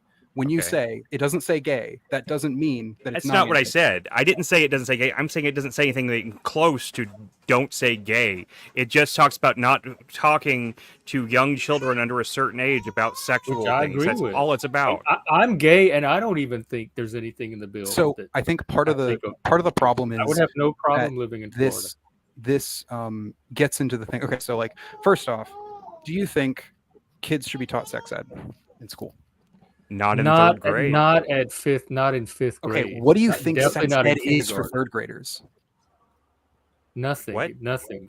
What do you think sex ed is? Nothing before puberty at all. Doesn't need to be covered. Primarily in the home, secondarily in the school, maybe in health class when you're in high school. Yeah, that's okay. So, all right. So first off, we both know that we all know that the more kids know about sex, as in like what is and isn't appropriate for other people to do to them or to talk to them about or whatever, the less child sexual abuse that happens, right? Because the point is like the child has to recognize that something. You're gonna have to show me some pretty tight correlation between the two for me to swallow that. Yeah, so you have to show me some actual data on that because I don't think there's any necessarily evidence of that. And I also don't think that bill was created to combat anything. The only reason that bill even happened was because the left pushing transgender ideology and pushing this stuff in the schools in the first place. That's the only reason that bill happened. It didn't come out of nowhere. It was a response. The left isn't pushing back against that. It was a pushback. And I'm not for DeSantis. I don't think that he's, in general, he's really cringe, and I don't agree with him on many things. I think he's also he wears heels. Yeah. He wears heels and tries to hide it. Well, no, I give a shit. Yeah, but that's most Republicans. Most Republicans are like in the closet. No. I don't shit about that, but I don't like this whole thing. All Republicans are in the closet. Nah, some I don't care. No, but a lot of them are perverts. A lot of them like preach family values. They try to pretend to be Christian. Politicians are perverts. Politicians are perverts, not Republicans. Not Democrats. Politicians. But I'm just saying, like, Republicans are just big hypocrites because they'll talk about moral values. They'll point their finger around, and then you get these figures like. Even in the Christian movement, like Ted Haggard and all these people, and they just like they're hypocrites. They like to talk. Yeah, and I hate hypocrites. Don't get me wrong. I don't like Republicans. I haven't voted for Republicans. But that's usually like the case with anybody in a position of power. There's a lot of they're usually going to be pretty hypocritical on their standard. So we're on to hypocrites, which does, I think, lead me into wanting to ask you all, what do you think about the 2024 presidential election now that like Joe Biden has said that he's going to give like $100 billion to Israel to bomb Gaza? How do you think he's like, because I have been seeing like a lot of people basically being like, "Fuck Biden now. I'm not voting for Biden. I'm not voting." From the left. Yeah, like a shit ton of them. But I have but I seen some of think that. I think it's pulling some of the Jewish vote his way too that may not have ordinarily gone there. I just don't want Trump. I Well, don't no, want I know. anybody Well, but Trump. I mean, for what it's worth, I don't think we'll get Trump because I think he'll be in prison before that. But I doubt it. But I mean, I don't think we're gonna get Trump anyway. I think he's pretty much over at this point. I hope anyway. yeah, I'm no, not I hope so too. The problem but, is the Even if rest of the Biden ends up Republicans winning, are all like I want the psychotic. option to vote for somebody but Trump. I think Biden's I mean- psychotic too. I mean, he's- according he's to psychotic I YouTube, think too. there's he's like old. My numbers criticism with Biden early. is A, he's old, and B, Yeah. I don't think he's fully running his own administration. I think his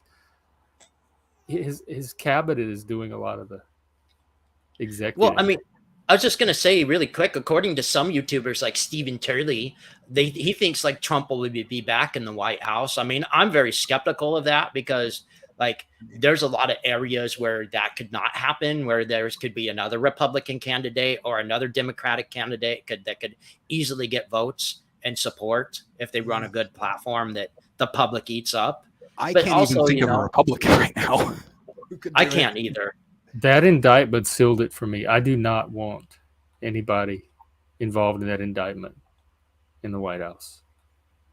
Fair Yeah, enough. like it's. I think we should all create a shadow campaign to support Cenk for president, Oh, and then not God. vote for him. Then not vote for him. this is my thing about Cenk is like I used It's to a joke, hate Jeff. I used to hate TYT, and then I started watching it, and No, I still kind of didn't like TYT, but Cenk was a little more bearable, and like because he is a stubborn asshole mule who is basically just a big teddy bear. Who Just is an lib Alex Jones. Just Yeah, Alex no, Jones on yeah. the left. yeah. he's but then ignorant. He's disingenuous. He's bad faith. Casparian is like the worst. I think it's Oh, God. hilarious. He's running for president. He's not even. It eligible. is. Fink is. No, he isn't. Yeah, that's why I said that. Oh, I didn't He's even know running it's for not- president, and he's not eligible to He's not run because he wasn't born here. Oh, right. Okay. It's just so stupid. I was saying like everyone should just so we should all support him and like That's- and make like a honestly- big thing like Cenk for president and then not to vote for him because it doesn't matter. Best joke president. All right, because like none of the other. Okay, imagine a president Vivek. I don't even want yeah, I'm not sure I a want fan to. of either. Yeah, I don't know. I think this country's screwed no matter who gets in there. Well, if it well, makes it's been like that for a while. So if it Yeah, makes we're everyone feel any better, politician-wise. the world's probably going to collapse in the next couple of decades because of climate change. I've been saying so- that since they've been saying that for a while. I don't buy that either. That's fair. But I mean, climate I mean, does. don't get me wrong. Maybe I'll be proven wrong. But then if I am, then we're all dead. So it doesn't really matter. Yeah, So no, like that's it. I see no reason to live for that reality if that's real. I don't know. George Carlin joked if anything happened to the planet would be fine. People, on the other hand, different story. Yeah. Yeah, I mean that's the whole like kind of like partially oh god, what's that? There was a singer who did a song about this. Important, yeah, Ian McConnell. That even if oh god, it's he has a bunch of songs that are like they're really good. It's talking about like it's really good for someone who's like a young adult. You know, like I was like in my mid-20s when I first heard it, and his music is like aimed at those kind of people, of like people who are like feeling kind of like lost and like aimless in the late stage capitalism. And he talks about how like the humans might all die, but the planet will still be here. The planet will still keep spinning. I'm so glad we had goth and punk. I don't know what the kids are turning to Well, these days. You could always joke that the cockroaches will survive. That was a Yeah, they joke will. on that cartoon, Fairly Odd Parents. They will. It's been a joke for a long time before that even. So will the Yeah. tardigrades. Yeah, the tardigrades, they survive space, so life will go on. I don't think that human extinction is that close, to be honest. But I'm not a catastrophist or an alarmist. I I guess I have faith in humans despite the darker side of human nature. I have faith in America. I have faith in our political system.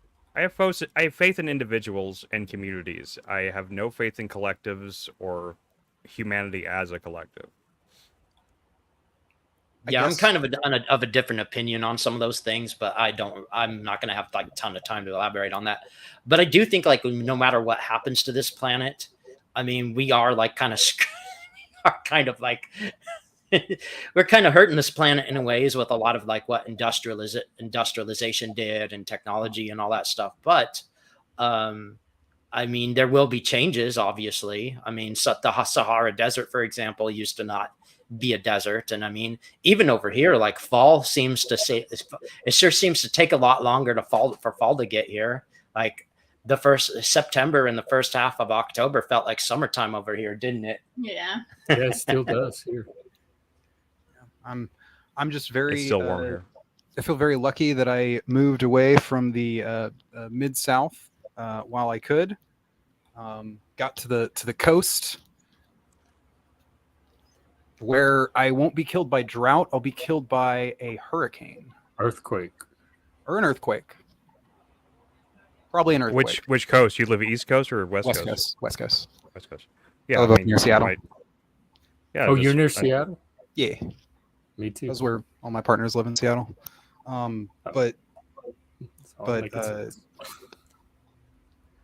yeah, no. What was I about to say? I was about to say something. I can't remember. Yeah, Seattle's the same weather as over here. It's just like wet, throughout half the year, and then you only have like a few months. God, I love it. Transylvania, And it's all raining again.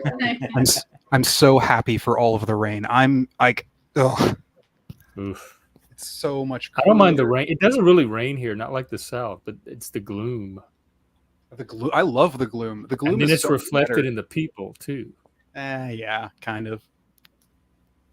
I like rain, but we get a decent amount here, I guess. But it's just hot as hell in the summertime. So One of the big things was getting out of Tennessee, partially because I'm trans. So I wanted to, I guess, not be in the South as a transgender person.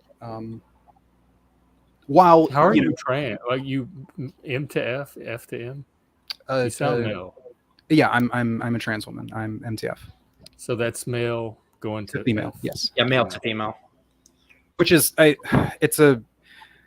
so it is a bit of a misnomer because I'm not becoming female. I'm not even on hormones, which like there's a whole medical argument for like somebody who has been on hormones for long enough would be hormonally indistinguishable from a female.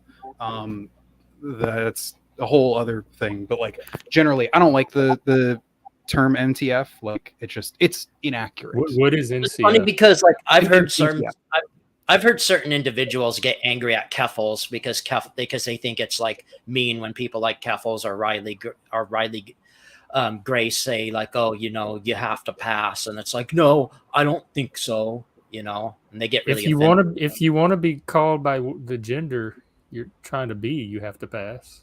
Yeah, well, it also kind of goes to Western standards on like how a woman should look too, because like there's other cultures where women have short hair. There's other cultures where women dress, completely differently than like Western Christian culture would be. So, I mean, I'm not here to litigate like the whole trans people validity thing. For whatever it's worth, you all can call me whatever you want. I don't give a shit.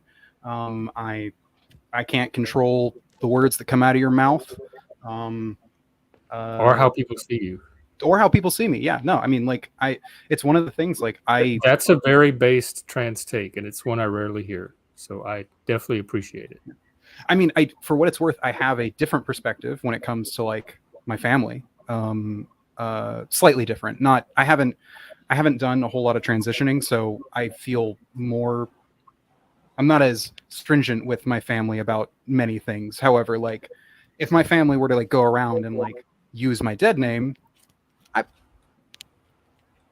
would have a little bit more of an issue with that than if they like he him me, Okay, I have a question, and just something that I've just noticed. I mean, this is rather common It's rather common, it seems like, for trans people to also be like anarcho-communist. Like, what? Do you have any ideas of why that is? This is a genuine question. This is no. And I think this isn't just a trans person thing either. No, it isn't, because they're not monolithic politically. Yeah, no, but it's very much more common. I'm talking about it's a marginalized group sort of dynamic. How are they marginalized? Social ostracization. Or are subjectively marginalized. They have all the same rights everyone else has. Okay, so they don't have. So for what it's worth, we don't have all of the same rights, depending on which state you're in. Okay. But yeah, the point of marginalization is that it's talking about like social marginalization, right? Like, especially in the South, right? Trans people were not viewed positively. Being like an open trans person is like a genuine danger in some cases. So in that case, trans people are marginalized in many ways. That like you would say that like being black in the South is being black in America, but especially the South makes them a part of a marginalized group. Or, and actually, unironically, like as silly as this sounds, like being openly a part of the Democratic Party in many parts of the South makes you like a part of a socially marginalized group. Same up here, being Republican in the no. I agree. I'm just talking about like what I've Do seen. you think that's changing with the acceptance of trans people in the South? I grew up gay in the South, and I watched it change drastically over time. It's changed a little bit. It's hard to like really tell, and honestly, it's a state thing. Like different states have, I think, are at different places, and even different regions of different states. Probably. Yeah. Because like I was just gonna say really quick that politically trans people are not a monolith, because the first trans woman I met like hated Mexicans and lived in a small town. Oh, definitely. I know they're not a monolith. I wasn't trying to suggest that, by the way. I want to make sure I was about to clear. also say like I personally know like trans women who are like flat out Nazis, like neo-Nazis. Yeah, there's actually there was actually like a huge subculture. Wild. And some trans people that were like fascist. Like I used to talk to a few of them that were like in the futurist community, like back in the day. But yeah, there is like a subculture of that, but they tend to be more on the secular side, and the more Christian nationalist leaning ones tend to be more. They tend to just split apart. So like a lot of these people kind of fractionalized and had like different groups. Oh, also, I do want to note, when I called like some trans people I know Nazis, many people use that term flippantly. I do not. When I say Nazi, no, they were literal ones. Yeah, I mean like you're right. Anti-Semitic. Yeah, like she's right about that, because there are like literal ones that like believe in fascism. Like you'll find them on Twitter, and me and other people used to joke about them, but they lurk in Discord servers. You'll see them on Twitter, and they unironically actually believe, or Telegram, and they unironically believe in that stuff. Like it'll be like a trans woman, or it'll just be a trans individual or a femboy. It's usually trans women. Yeah, trans men tend to not be Nazis because, I mean, Nazi groups tend to be a little more, especially when they're in person, tend to be a little more violent. Like internet, obviously, Nazis are like all pussies, but like if you ever like have ever like met like a like IRL Nazi, like a Nazi who doesn't like just interact online, but like does stuff in real life, they're weirdly violent, like in their day-to-day life. It's not good. Yeah, I haven't known too many of those face to face, but what I have like encountered being a YouTuber myself is that I've had white nationalists try to porn bomb my channel multiple times. And it's usually black gay porn, believe it or not. Oh well, yeah. I mean, they're all into like cuck porn, cuck interracial porn. They love that shit. I mean, that's a part of fascism. Fascism, I don't want to say it like.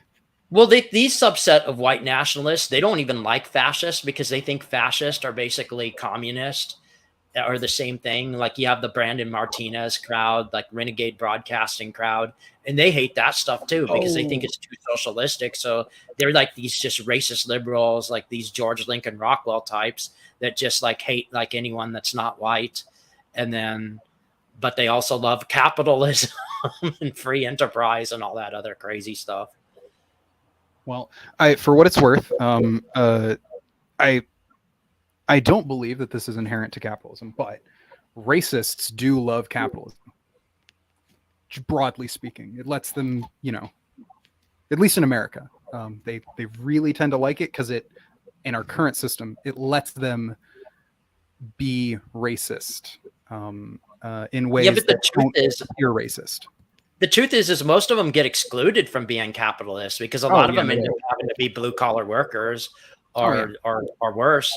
And most of the capitalists that are most of the capitalists really don't really have that opportunity to be openly racist. A lot of them have to be more subtle about it. So unless you're Elon Musk and then you just like buy Twitter and then turn it into like a Nazi space, a Nazi safe space. Yeah, that is kind of what Twitter became because I see a lot of anti-Semitic stuff on there nowadays. And the thing that irritates me the most.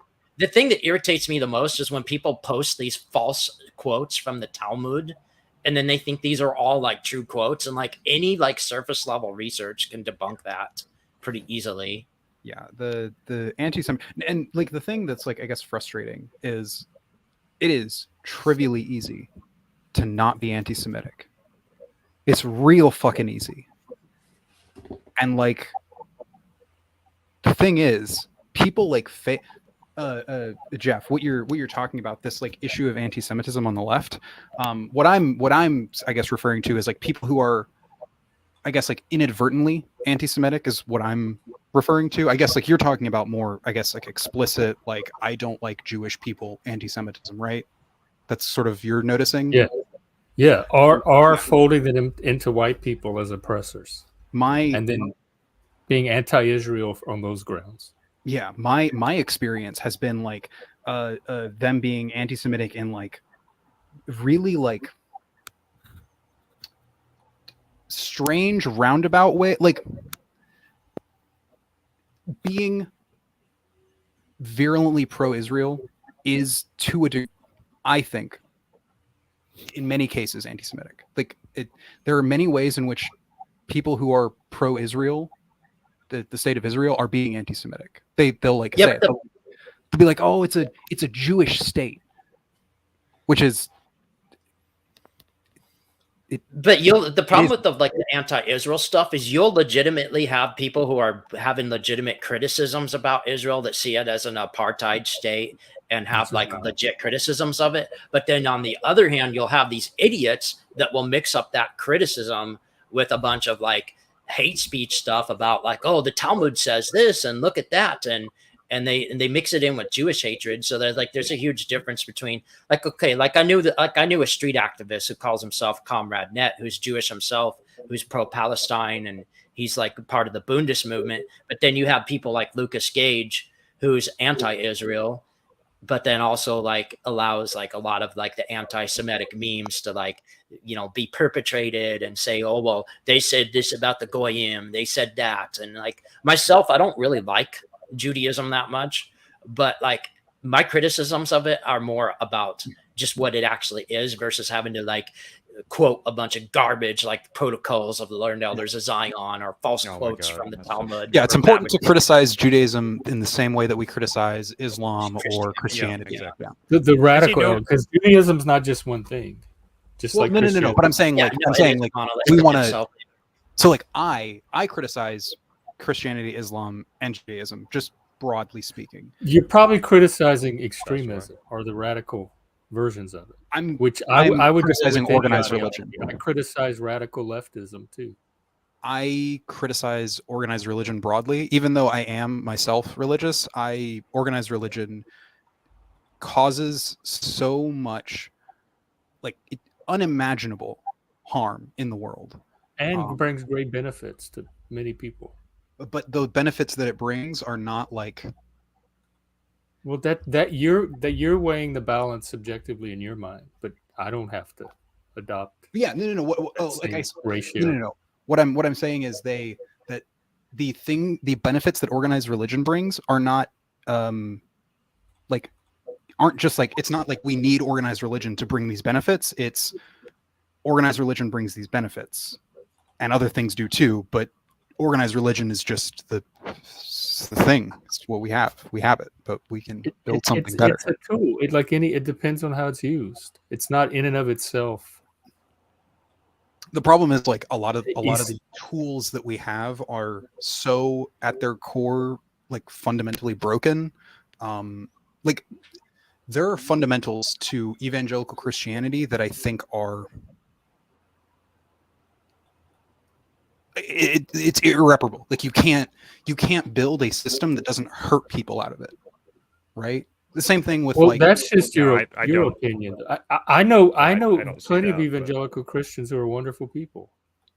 Oh no! It's not talking about like whether or not someone's a good person. I'm saying whether or not we can build a system that he's talking about it from a structural level, from the top. Nobody's trying to build an entire society on evangelical Christian. It's a subculture Andrew Wilson or a community. Yeah, Andrew Wilson.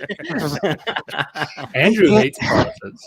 I know he does. It's very funny. I mean, I agree with him. As somebody who grew up as Southern Baptist, like, believe me, I got my issues with Protestants, but yeah, I've got issues with them too. I mean, I don't even know what I call myself. I mean, I'm not like, I was calling myself Christian, and I mean, and I do kind of agree with certain aspects of the Orthodox Church, but then there are other things that I do kind of question or put into some level of skepticism. But at the same time, I do consider myself a spiritual person. But I can understand like issues with organized religion from a statewide level, because sometimes it can be used. Well, yeah, I mean, we have the separation of church and state. So any religion that's encroaching or violating that boundary, yes. But the criticism. Well, yeah, in a secular society, you can do that. But like, when societies used to be theocratic, or even in secular societies, like for example, like there was a mega church in Brazil that Bolsonaro was using as a means of going out to do missionary work to tribes in the Amazon rainforest to basically deforest and relocate those tribes out of the forest so they could do more development. So I mean, it like any tool, it can be used to help. Like, do good things, but it can also be used as a tool of destruction as well. Yeah. But people who say they hate religion or organized religion in the abstract, I think are missing what religion can be. Yeah, I agree. I mean, as someone who's kind of anti-religious myself, at the same time, I do see the benefits it has for society in certain ways, depending on the person. So. But anyways, I'm going to be bouncing, but thanks for having me on. Oh, yeah, great talk. All right, thank you. Yeah, you guys have a great night, okay? Yeah, have a good weekend. Yeah, good to see you again. Thank you. Cool. That was a cool person. Yeah, he's another YouTuber. He's a good guy. He has a channel. Watch some of his stuff. I should watch some of your old streams. You're welcome to. Haven't. Some of them are really good. We have a few. I'd have you never to know go what through and highlight some. Yeah, they're not. What's his face? He said there's a way to make chapter like titles. I saw that on Discord. I don't understand it entirely. But I can't figure out how to register for that API key. But maybe there's a way to go back to some of the old streams and organize them by topics. I'll probably just like fucking turn it on in the background and put it on 2x speed and punch it. Sure. I got ADHD. I gotta watch everything on 2x speed. I have ADHD too. I understand. Well, all of us here, yeah, we're all neurodivergent. Are y'all? See, mine is semi-diagnosed. I had a brain scan, and the doctor was like, "Yeah, you don't have like a concussion or anything, but like you probably have ADHD," because like it was a whole like litany of tests or whatever. You should probably go to see like a specialist to get diagnosed with ADHD. And I never did. So yeah, I've been treating mine with Monster Energy drink. Oh. Yeah. Well, you seem doing fine to me. It's a pain in the ass, though. I will tell you, it's a real pain in the ass to get diagnosed officially. Yeah. You have to go through a bunch of tests and shit like that, Yeah. and it is annoying. But it's Yeah. I don't know. I've been diagnosed fully, like gone through the whole process 3 times, and Yeah, I'm about to go. I'm going back to the doctor on Monday actually to get back on my ADHD medication, and I'm really praying they're not going to try to send me to do all that shit. Yeah, see, because like afford my it. thing is, I'm pretty sure I have what is it, where you have both autism and ADHD is what they call it, I think. Yeah, that's what I have. Because I like when I was in college, actually I dropped out because I got like super fucking depressed, and my doctor put me on Wellbutrin, and Wellbutrin fucked and it me up. I did fixed not like all that of shit. my problems. I don't it? think I've Okay. ever mentally been in a better place. Cool, good for you, man. Which is interesting because like I was doing some research and like apparently Wellbutrin is what a lot of people who are ADHD end up getting on instead of something like Adderall. Something about like autism mixing in with it. It just doesn't. It Adderall makes me ill. for Oh, some Adderall reason, does? so- No, Oof. Wellbutrin. Oh. Ugh. Adderall It is didn't what do I anything am to on. me at all. They tried me on it. Most antidepressants and shit like that don't, but like Prozac does nothing to me. But and most SSRIs don't have any effect at all. But Wellbutrin has a really strong effect that I have no idea if it would be useful for mood stabilization or depression or anything because it makes me so sick I can't even. Oh god, I that's can't deal with awful. it. So And that's part of the reason that the medical system is utterly fucked. Especially when it comes to mental health and Oh neurodivergence. god, yeah. mental health is a disaster in this country. Absolutely, that's the first thing me and Jeff ever talked about. That's what. So yeah. And the Adderall shortage too. That's oh god. Yeah, I So heard there's about that. I didn't. I think I did hear about that, and I forgot about The it. the ADHD diagnosis rates are growing so rapidly because it's They are.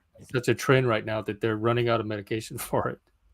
Well, the thing is, I don't even think it's not so much a trend as it is we're like I think noticing just how well there's a few possibilities. One, we're like noticing just how common it is. It's like the whole idea of like people weren't quote unquote weren't left-handed until we sort of socially got rid of the idea that like being left-handed is of the devil, and then suddenly we had a huge spike in the number of people who were left-handed because we got rid of that sort of social ostracization. And so I think there's just more awareness of it, like more education.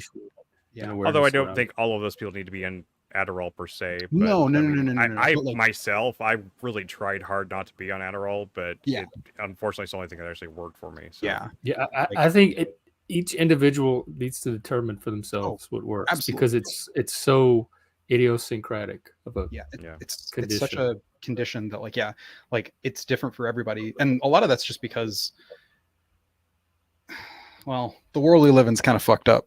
There's a whole lot of discussion on I guess part of like the fucked upness of modern like therapy and stuff. How like you go to a therapist and you like explain all your problems and like with like because like a lot of problems let's gonna be clear are as a result of the way the world is today. I mean, we can talk about how like individuals have to do things, but like at a structural level a lot of the problems that people have are because the world is structured the way it is, and therapy doesn't fix that. That's kind of the woke version of therapy that a lot of the humanistic therapists like myself are fighting against. What that like that your locus of control is not internal but external. No. That is sorry. I apologize if I was because now if you go to a modern therapist office and they're actually training them this in the schools, and they come to you with depression, anxiety, whatever, PTSD. None of it is their responsibility. They need to become activists and change society, and then their mental health symptoms will improve. But there's nothing they need to do as an individual to improve the symptoms on their own because they're not culpable for any of it. And whether you're culpable or not, you still have agency that you can use to address the symptoms. But it's being framed in a way where the responsibility for alleviating their own symptoms rests externally on changing society. maybe it's just like the therapist I've been going to, but I haven't been to a therapist that has encouraged that. And like, I do have problems with the therapist that I've been to. Like the problems were like, they were like, oh yeah, like, do some mindfulness exercises. And I'm like, I understand, like it's important to like, what's the God fucking I fucking hate Jordan Peterson, but like the one only good fucking thing he says is like about cleaning your room. Which is, yeah, you should clean your room. It's important. It doesn't mean you can't also clean outside, but clean your room. Do work for yourself on yourself. But that's not like the solution to every single problem. Yeah, neither is mindfulness, especially for like serious mental health conditions. Yeah, no. Your way out of them. Yeah, I was about to say, like, I don't know how I'm supposed to mindfulness my way into like my introspection being good. I'm trying to mindfulness my way into like having my body remember to like drink water. Yeah. And most therapists, like unless they are neurodivergent themselves or have some kind of background in it, don't know what to do with the neurodivergence, and it gets folded into the mental health symptoms and treated as mental health conditions. Yeah, I have seen that a lot. A big like fucked up part, and like honestly, like the thing is, this kind of issue is like affecting fucking everyone. My mother, who is the wife of a very well-paid CEO, like came back from like the doctors one time, and she was like calling me and like upset, like because apparently the medication that her doctor wanted her to get on wasn't like covered by the like $400 for like a month's worth of pills for like a foot thing, just like a little thing in her foot. But that if she didn't take the medicine, it was going to like basically make her foot inoperable. Yeah. And she's like, yeah, like it's fine for us because we can afford this. She's like, but what happens if someone couldn't afford that? Yeah. Like, yeah. No, I'm completely, I'm anti-socialism, except when it comes to medicine. Yeah, I don't think that there's any advantage to having capitalism or a profit-driven motive in medicine, because the doctors I've been to that were good doctors and actually gave a shit, they worked at clinics and free places and stuff like where they weren't making much money. But whenever I had insurance and I had money to actually spend on medical things like that, I got no help. It was impossible. Like the doctors don't give a shit. Like the doctors in the private practice, that they don't seem to give a shit. I don't know why that is. It's bizarre, but I don't see that capitalism has any, at least in my experience, and I'm being anecdotal to be fair, but my anecdotal experience has shown me that having profit motive doesn't do anything but encourage people who shouldn't be doctors to get into being doctors for financial reasons. And I don't think unless you actually give a shit about people and want to heal people, I don't think you should be a doctor. Yeah, no, I agree. And I think it's one of the things that I've talked to my fellow leftists about a lot, which is that like, this is the issue that like we should be talking about incessantly, because this is the one thing like Americans broadly just can fucking agree on always. Give care to people, take care of people. Make sure that, some person isn't like gonna like die because they didn't get fucking insulin, or, die because they can't afford an ambulance, Yeah. No, I mean, I think people that are against like Medicare for all and stuff like that, generally speaking, the reason they're against it is because they don't trust the government to actually administer it properly. Yeah. But even like, in my own family and stuff, there's people that aren't really for socialized healthcare, but they are for like the things I talk about, but they just don't trust the government to actually do it effectively. And I can't say they're entirely wrong about that. Our government is, even in very recent times, has shown itself to be quite ineffective in many ways at everything except for sending tons of money overseas. So part of that is by design, to be fair. A portion of that, obviously, like I know that you all both won't agree with me on the whole capitalists are bad and evil, and like they're Many of them cartoonish are. evil Don't villains. be wrong. No, I think that I many know. capitalists are evil. What's the design? And who's designing it? It's well, a lot of different people over a long time with a lot of different goals, but none of them, just like the problem is like the major ones aren't the American people. The major ones are like a small portion of very wealthy people or a small portion of very powerful people who will, and part of it is like the Republicans, this has been part of like the Republican platform has been to like get power and attempt to dismantle government institutions. We see this like all of the and the left presidential too. candidates. Not just I don't think it's just one side. When you talk about like dismantling the government bureaucracy, it is the right doing that. It is Republicans doing that. Democrats aren't great. I'll say that. I fucking hate Democrats, but they're not on a like broad level. Because like you look at how many of the Republican candidates for president stood up there on the debate stage and said, "I want to eliminate the Department of Education." I'd like to see it eliminated too now. Why? After I see what schools, and I used to teach. So you want people to be stupider then? Because like that's eliminating the Department of Education doesn't mean kids are going to be stupid. Education is determined mostly at the state level anyway. Reforming it would be better. I'm sure, fine, Chris. I question the need for a national department. Yeah, I can see the point there. Why? What do you question? Because education is the purview of each state, per the U.S. Constitution. I don't think you need a central. No. Hang on. Okay. I asked why, and you just said because like a little document said so. Because I want to. Why do you want it? The little document said so that our country's founded over, but I want to keep it as decentralized as possible and local as possible. But you can.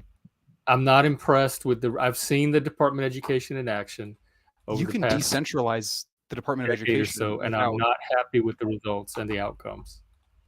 So would you be in favor of? We're getting on a tangent because I was asking, like you said, that part of the healthcare system is by design, and I was trying to figure out what that design was. Yeah, Republicans attempting to dismantle. I mean, Republicans dismantling. Are you saying like because of the Affordable Care Act, trying to get that repealed? That too. Like, I mean, there's a bunch of examples of different like instances of the system being made worse intentionally in order to in the institutions. Well, on one side you have Republicans doing that, which is bad. But the other side, you have Democrats paying lip service these things, but doing nothing that actually helps anyone. And which is also I actually prefer the Republicans because at least they're upfront about how evil they are. The Democrats, on the other hand, act like they actually give a shit but do nothing. And I think that makes them more basically evil, in my opinion. So what's worth noting is it's not completely nothing. It's not that the Democrats do completely nothing. Yeah, but that's pretty arguable, but okay. And actually, one of the things I will say is I think that I think it's important to remember that, like, okay, so this is probably not the greatest time to talk about this, given the fractious Republican Party. However, the Republican Party only started fracturing like within the last year.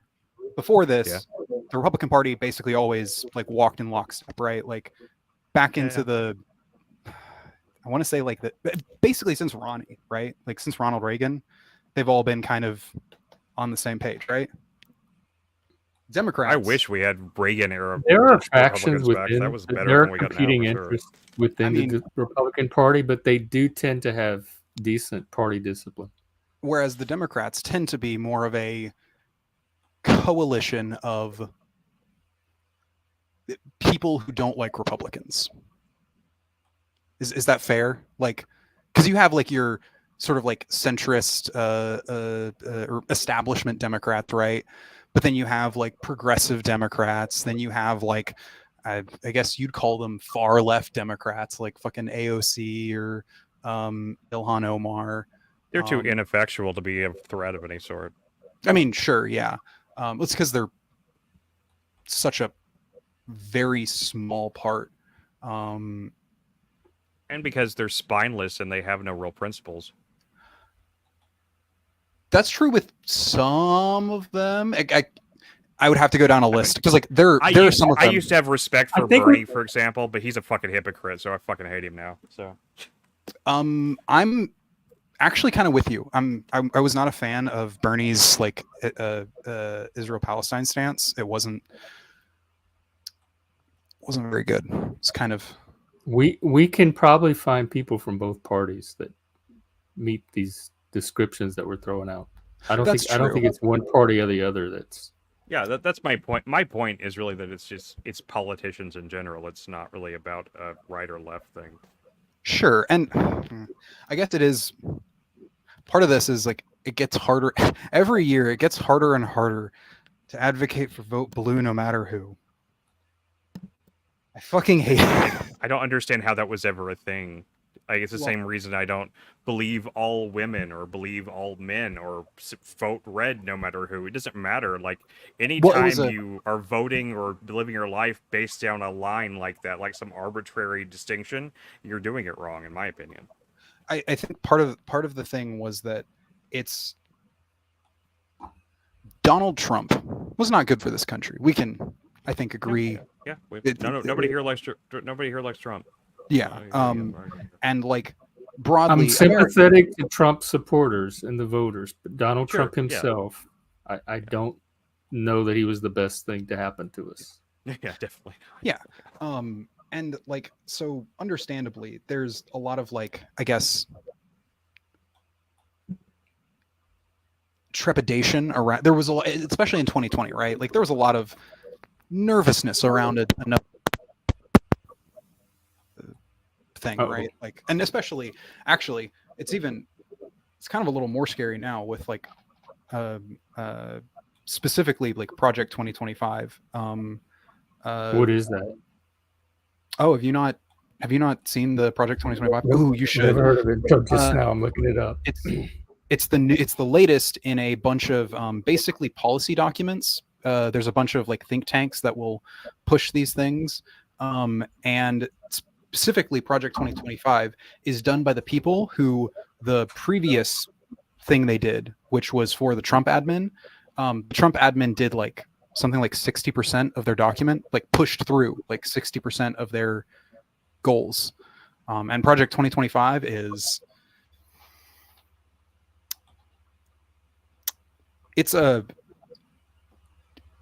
look at it now. It's a plan to restructure the executive branch. It's a fascist love letter, really. Well, that sounds hyperbolic to me just from my first glance at it. That is true. I guess I can probably explain it better. It's a plan on how to dismantle most of the bureaucracy and hand that power over to the executive branch. This is a Republican thing? Yeah. Here, I'll put in the... It doesn't sound very Republican from the way you describe it. It looks like a plan to restructure the executive branch. It doesn't seem to encroach on the other branches or even have the power to do so. It's a very long document. It would. I encourage you to. I'll check it out. Yeah, it's put out by the Heritage Foundation. Yeah, I'm no fan of them, so yeah. I've been to some of their conferences, and they're interesting. Yeah, the Republican Party is as diverse as the Democrats, even though on the surface they look more unified. They're really not. No. They are actually diverse, but like what I'm saying is like they were in lockstep, right? Like they often they were more yeah, they know how to band together for larger goals, but there's many competing interests and agendas. Oh no, absolutely. And like so the Heritage Foundation is just one of them. But it's one that like has been used in the past. Like their document, Donald Trump did like I can't remember. It was like 40 or 60% of like their proposals in there were pushed by the Trump administration. Because I mean, yeah, like that's they are a big and important part of the GOP's base, the actual base, not the like people, but like the people who actually they work for. Because Democrats do the same thing. Democrats also do not give a shit about the average person, and just work for their donors and corporations. So I did want to make sure that was clear. I'm not saying that like the Republicans are the only ones who are basically cucked to their donors. Democrats are too. Yeah. Probably worstly, actually. Although actually, politics of the United States. yeah, and that's all because of the I was about to say the Patriot Act. No, not the Patriot Act. The one that allowed lobbying. Fucking Citizens United. Citizens United. Goddamn. Yeah, Hillary Clinton's favorite thing. Fucking I mean, it hate was like that before, but it. Yeah, It's they made worse it worse now. though. Citizens United didn't help the. Yeah, problem it definitely anymore. made it worse. But yeah, it Actually, was, I think that was one of the worst decisions. I remember when that one came out. So yeah. I actually have a hypothetical to put forward to y'all. Okay, so I assume that y'all are like probably pro like stuff like ranked choice voting, right? In general. Sure. I mean, I haven't seen. I've seen criticisms of it, and I've seen pro ranked choice voting. I see flaws in it that could be exploited in to make it further anti-democratic. But I am for it in principle. I think it's a good idea, but I can just see how it could be manipulated really easily. But Is that so the can same regular thing as the voting. jungle primary? Similar? Because we have that think- in I think it's Louisiana similar. already. Oh, are you from I think it's Louisiana? Yeah, so I grew up under Really? the jungle primary. Yeah, no. The ranked choice voting is like a big step forward. Okay, so we have that established. All right. So just wanted to make sure that we're together on the idea that like things need to be like reformed the way our system. I haven't established it completely because I need to know more about it. But Sure. I'm curious about y'all's. Oh God. I had it in my head, and it just left. I It do just that all the gone. time. I do that all the time, so don't worry about it. And it was really cool too. It was going to be like a really interesting conversation, I think. You always think that until you remember the thing, and then you're like, Yeah. Wow, that was kind of stupid. I do that constantly, so I'm always like racking my head. Oh, what was that thing? And I remember it. And I'm like, oh God, why did I? they thought I usually forgot loop that. around and come back. Yeah. I just let them circle back around. Anyway, It's not ranked choice voting. It was. But that's where you Oh. vote, like Oh. the top vote getters. Yeah. No. I know what I was.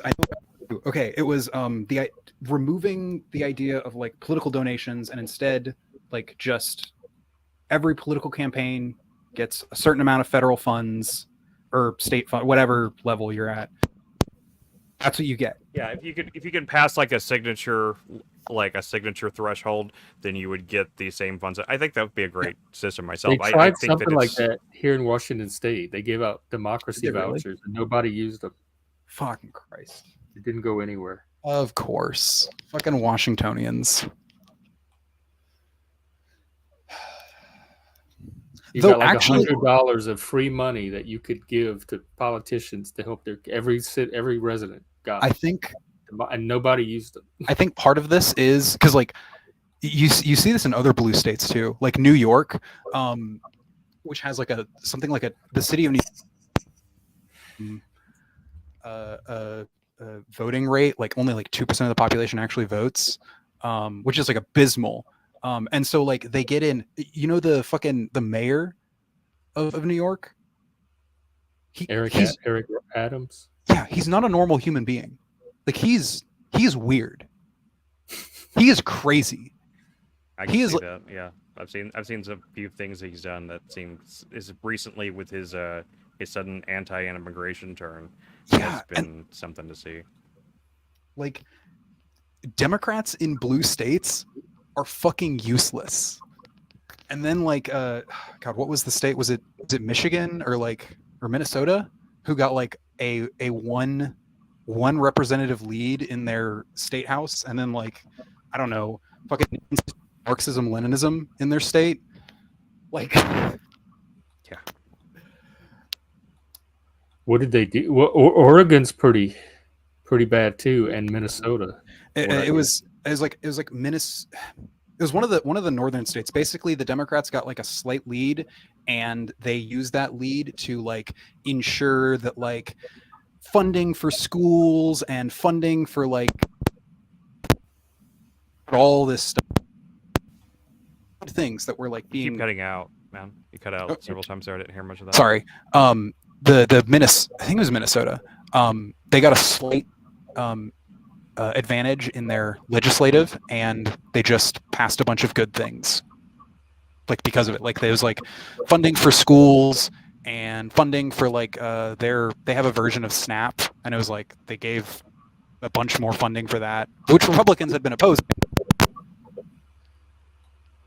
The Republicans would have done the same thing if they not those same policy items, but they would have passed through their same agenda. Yeah, no, absolutely. If they had the power, but like I like what the Democrats did because they did good things, and I don't think the Republicans would have done good things. I feel like they would have done Sometimes. Sometimes Well, Democrats because do. you have a stop different clock is still values. right twice a day. You know. Oh yeah, I mean, it's to both of you. Like Chris, you are right. Like there are some good things. Actually, Tennessee did some good things. Tennessee did some stuff with like gun permitting and stuff, which I thought was actually like positive. They're actually good. Like they attempted to do something. This was like years ago. They did a whole permit thing for carry. They instituted or they got rid of their permitless carry stuff, which I think is good. I generally think there should be some sort of, not that it really inevitably stops people, because if criminals want to get a hold of a gun, they don't go to a gun store. But it's still, easier for accountability. Yes, no, I agree. That's the big thing, like for me, because like I bought a handgun in about 30 minutes in Tennessee. Okay, like it should not have taken that little time. I mean, I don't know. I'm not necessarily against it as long as you have the right documents and everything. Like, can be that fast. I've also seen people that have had a lot of trouble getting a gun through legal means. So yes, and a lot of times those people just go through illegal means. So I mean, yeah, and then you have an unlicensed, unregistered gun, which is just what anyone who's already kind of outside the law, it's what they're going to do anyway. So I think that there's plenty of good reason. I don't think there's anything wrong with having like a registration or something for guns. I don't think it solves all the problems with gun crime. yeah, no, it doesn't. I mean, you're just not gonna, just because you take guns away from regular civilians doesn't mean that there's gun deaths or just go away. But we literally have more guns than people. Like trying to do away with guns. They are smaller than people, to be fair. That is true. That is true. That is true. And their tools, it depends on the user. Yeah, we don't have to feed them either. We don't have to feed them or clothe them or take care of them the same way. The important thing is that, like, sanctioned by the Constitution. Yeah, no. I'm very pro Second Amendment. I think I personally, I think that every single person born in America should get an AR-15, just flat out. I think people should definitely have to go through some degree of classes and learn how to use them. Absolutely. I don't see anything wrong with learning it. I don't own any guns myself. Yeah, I mean, we do that with cars already. Yeah, no, absolutely. I'm totally pro that. Like, I love gun responsibility and like people owning guns and like having them and using them. Most gun owners I know would support something like that too. Yeah, actually, yeah. No. I like even like I have a very staunchly libertarian friend who. It took him like 3 months to get his he got there's an AK platform. It took him like 3 months to get it because like they have to put you on a waiting list and it's a whole convoluted mess. And he was like, yeah, no, that kind of makes sense. He's like, this is the kind of gun that like if I was deranged, I would probably shoot up a school with. Probably a good thing that I am forced to wait for it. Yeah. Fair. So like, yeah, I mean, there's a ton of like things that I think we can just broadly all agree on as far as guns are concerned. Yeah. I mean, like both me and Jeff are fairly left leaning on a lot of topics. We're not like we're very far from being rightoids, you know. I mean, Yeah, no, y'all are like I'm a centrist. It depends on the centrist. issue. Yeah. Centrist is a word. I would probably tell you I know. neoliberals. I agree. It's a terrible label. I don't like it as a title. It does describe more closely what I am than anything else does, because I don't know what else you say whenever, you know, like I'm far to the left on many issues. I'm kind of moderate on some. I'm only to the right on a couple, maybe. And I can't even think what those would be right now. I guess anti-woke stuff and stuff like that, pretty much. But at the same time, I mean, what do you call that? You know, But it has a meaning. Like if you look at the Pew polling, there's a political spectrum, and Sure, you can be center right, center left. So there is a center to that spectrum. Stuff is like very vague and not great. I'm not a fan of like I know there's a lot of people online who like they fucking love those like fucking political compass test shit. That stuff's all bullshit. J-Reg does and stuff. Yeah, and like I mean, I get it's funny memes, haha, but like as far as like actual politics, it's pointless and stupid. Like you have fucking George Bush and Adolf Hitler are in the same quadrant. I'm not saying I like Bush, but I don't think he's like that comparable to Hitler. He's not. No, he wasn't. He wasn't competent enough to be that comparable to Hitler. Yeah. There's a guy online that did a video updating the political compass that I really like a lot. I'll put the link in the chat. Actually, please do. I love to see. I unironically like loved the JREG stuff. I thought it was like really funny. Just like it's not useful. There's other like political compass tests that are like they'll have basically like 10 or 12 different sliding scales that you're on, and those are better. But like even then, it's all just political label bullshit. Which yeah, I don't care for the concept of political identities, because I don't think that any of them really. I mean, if I could, but we do orient ourselves by our political values and what's important to us. Yeah, like if somebody tells me they're center right or a leftist, that's going to have a specific meaning for me. Yeah, and it'll. Yeah, you're cutting out, man. It's like it's like breaking up. Yeah, I think it's crackling. Oh, that's weird. Okay, is this? I don't know what's causing it, but I'm just letting you know. Yeah, I think it's just this. Is shit. It's probably. You said you have a headset mic, right? Yeah. Is it one that plugs in and out? That comes plugs. Oh no! It makes like that sound when it's earbuds. Oh, earbuds. Okay. Which is probably worse. It could just be a short then, but yeah, it probably is.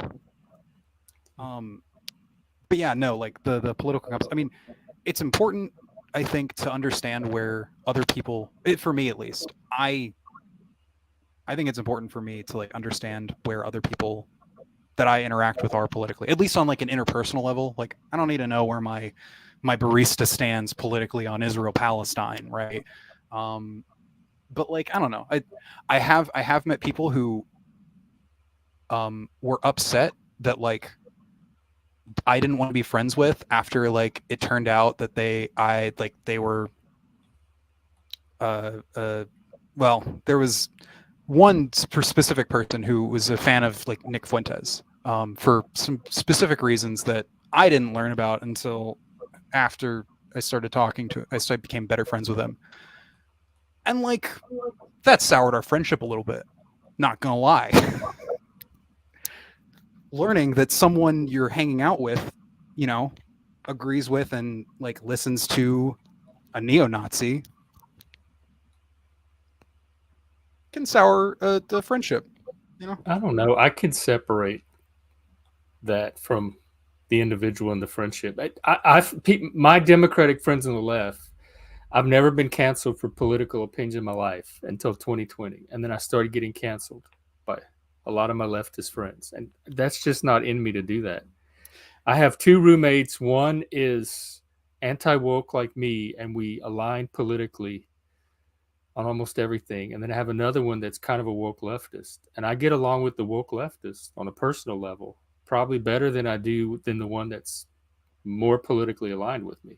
So I can separate politics, because politics itself doesn't have an impact on the interpersonal relations, like day-to-day interpersonal interactions and the behavior towards you as a friend. Like if you're just sitting, hanging out, watching movies or going out to an event or something and just enjoying yourselves together, politics very rarely enters into that. And it's going to be the people I like the most, or whose personality I resonate with the best, more than the person who's politically aligned with me. That's true. I mean, I do think although it does indicate, it can indicate a set of shared values that can build a bridge to that kind of. I was about to say, like, the shared values is, I think, probably the more important bit. And like that's why. But your friend was a fan of Nick Fuentes. Yes. But you're a trans person and very liberal, and they had no problem with you. Yes. You sound like a pretty open-minded person, then. No. See, because that's where like it gets to. So open. I mean, I don't know anything about this person. I don't know you that well either. I'm just. I would just think they're an idiot for supporting Nick Fuentes. I mean, yeah, like but I wouldn't necessarily think it made them a bad person. He was. I mean, I guess part of it was like I enjoy edgy jokes. I love edgy jokes, and we would make. Ooh, the microphone keeps. Oh yeah, it keeps fucking popping and stuff. Yeah. I like edgy jokes. So did he, and it hit, the edgy jokes hit different. Like when the person is like, you know, it's like, oh, we just kind of made like a slight like a weird mass death joke. This person, at the very least, is okay with listening to Austin Iyer, like Nick Fuentes. And so, like, is this really a joke? I guess edgy comedy is, right? Like, it's like, oh. You cut out every word you said. No. Yeah, it's really getting bad. God, hang on. Let me see if I can switch to a different mic. Are you on a laptop or a phone or what?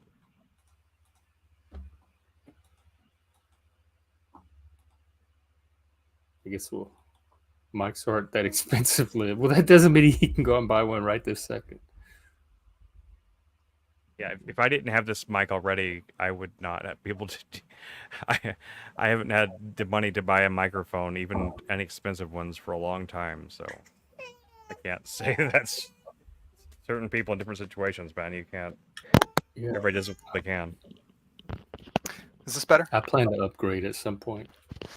Is this any better? I think so. You were talking about the edgy jokes. Yeah, edgy jokes. Edgy jokes really only work if like everyone can be confident that we're all joking. You know, like if someone makes like a racist joke, right? But then like they're a member of the KKK, it's like not a joke anymore. And you know, and when that makes sense. Yeah, and so like I mean I'm talking about like that. Like I have conservative members of my family who I very, very much disagree with, and I don't just like cut them out. Other than my aunt, she's a little crazy. We cut her out for different reasons. She's a prophetess. Oh, yeah. She tried to encourage me to burn my Harry Potter books when I was a kid. Who's a prophetess? My aunt, who I broadly cut off contact with because she's kind of crazy. But yeah, I mean, I guess part of the thing is also like the right-leaning friends that I have made, like honestly, they cut me off more often than not. Really? After, well, a lot of it comes after like that happened kind of en masse when I came out. I had a couple of friends who I grew up with in like my church, who I initially came out as gay, because that was the whole thing. I came out as gay, and then like fucking a year and a half later, I had my whole gender thing. And coming out as trans was even worse. That was like my So best. even coming out as gay, you lost some of them over. Yeah, those were like church friends though, from a Southern Oh. Baptist church. So it's like, I kind of get it. Like, I was sad about it. It still sucks. Yeah. I mean, the one that hurt, like that actually was like frustrating was when like one of my closest friends, I just grew up with this guy, Oh my right? God.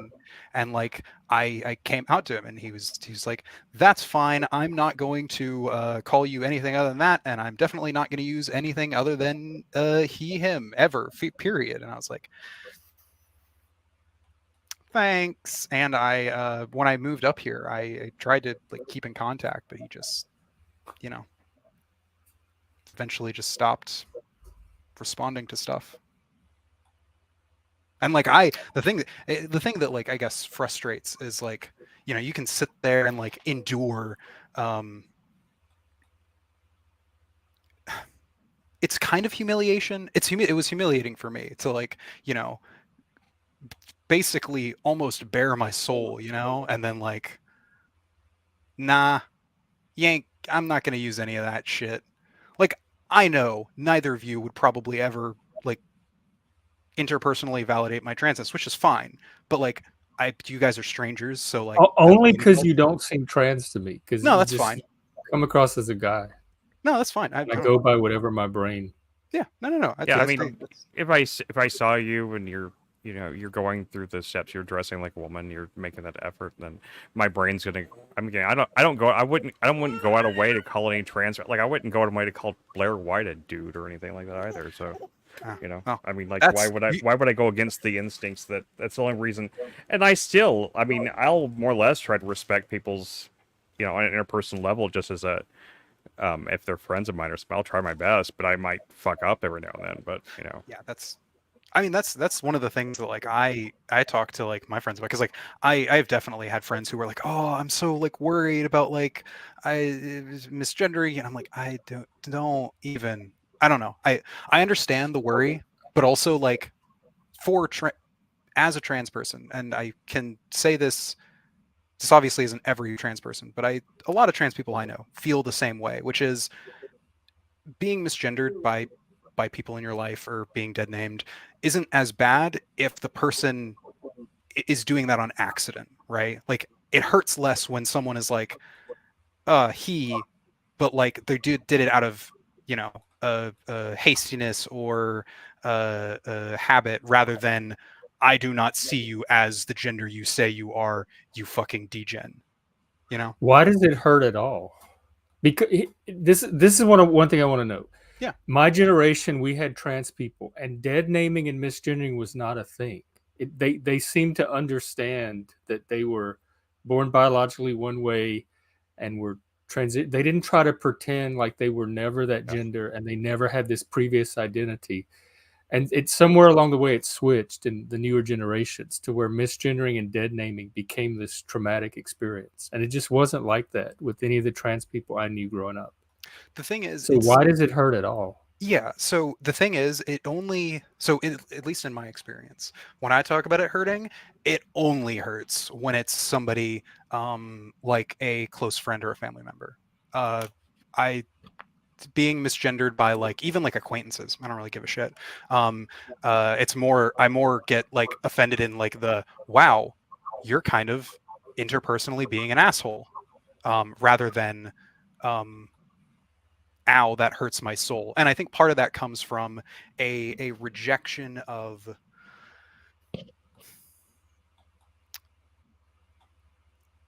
no. I'm thinking. Part of it is like a rejection of me, right? Because like in a lot of cases, I know that like the way somebody responds to someone coming out to them is indicative of how they will be for a while, right? Like if somebody were to like freak out, right, when I came out to them, the likelihood of them calming down and then then accepting, it's pretty low. It's happened. It's not happened often. So the thing that hurts is the rejection by people who are close to you. It would be like telling like your spouse or well, actually, no, I can go to a great example of this. I was broken up with for coming out to my girlfriend at the time. Oh. Yeah, like Well, but that hurt. Makes sense though. Does that sort of make sense though? Well, you're coming out as gay, or you're she coming was out she as... was bi. No, I was coming out as trans. And oh, just but 'cause she you're was bi, attracted- so just it 'cause you're wasn't like a attracted- straight girl saying, Yeah. "Oh, I want a guy." And you... No, yeah, she just Well, at the same time, though, just because you're attracted to somebody as a man, if they decide to transition, then I don't see that that person necessarily has to be attracted to them as a woman. Because it's a different absolutely, thing entirely. absolutely, I agree. That wasn't like what hurt was the rejection. Right. Like, Well, so and when- rejection hurts, but life is full of rejection. We all get rejected by jobs and potential dates and stuff But like constantly. it's people and that it's just not. This is not rejection by strangers though. It's by people Yeah. that you've built up a relationship with. But Sure, you yeah. you take dead naming or misgendering. Like if somebody close to you calls you by a previous name or a different gender, you take that as rejection. Depends on the context, right? Like, so for instance, with I have some like close friends who still sometimes dead name and misgender me. Not usually on purpose. The important part is the recognition of me as who I am. In the same way that like, okay, ooh, actually, this is perfectly great for it. So when I was 18, I deconverted from Christianity, and like my parents literally didn't believe me. They like treated it like I was still, this, and it's not the same, but it's frustrating on the one hand, right? But then like in another, like you have a aspect of yourself, right? That like, especially when you first sort of, I guess, realize what it is. And like for me, there was like basically a month or two between me sort of coming to this realization and me coming out to the people close to like You talking my about the family. trans thing? Or Yeah, the Christian? trans thing. The trans thing. And like that, and then like, oh hey, here's this thing that I've like been struggling with and working on, and like, wow, it's fucking nuts. And then that kind of rejection, while yes, rejection is sort of endemic to life. And look, as somebody who grew up as a dude dating, very used to rejection. Okay, I put myself out there. Rejection happens a lot. But like when people close to you reject, I guess what is to some extent, I wasn't going to say core or foundational, probably I don't think are the right terms, but like an intimate part of yourself. Especially if you like spent a lot of time struggling with it. I spent a lot of time struggling with it. And then like, just kind of just get offhand rejected by people that you know and love and respect. That hurts. And it's not a necessary hurt. It is a hurt because of people's perspectives. And in some cases due to, I think, misguided religiosity. Like the whole Christians being like super anti-queer is just not very. I think that's less so now. I mean, they just came out with the poll, like 75% of Christians support gay marriage. The Mormons were at 50%. Yeah, we are. Jehovah's were at 18%. We are making strides. But I do understand your point about the rejection and the hurt. That I definitely get that, and that's always a risk. Yeah, I mean, like, and I do want to note, like, to Chris, like, when I do understand that, like, yeah, you go through life and you'll experience these things. I'm just talking about a particular kind of hurt that happened. I understand it, and I understand that it hurts. I think that when someone, you seem very reasonable, and I have no reason to think that you're not. There's a lot of less reasonable trans people that I've seen in the media. Not people I've talked to as per se, but a lot of less reasonable ones that have essentially the same argument as you, just from a much more kind of, out there kind of perspective, it seems like, or at least a lot more extreme.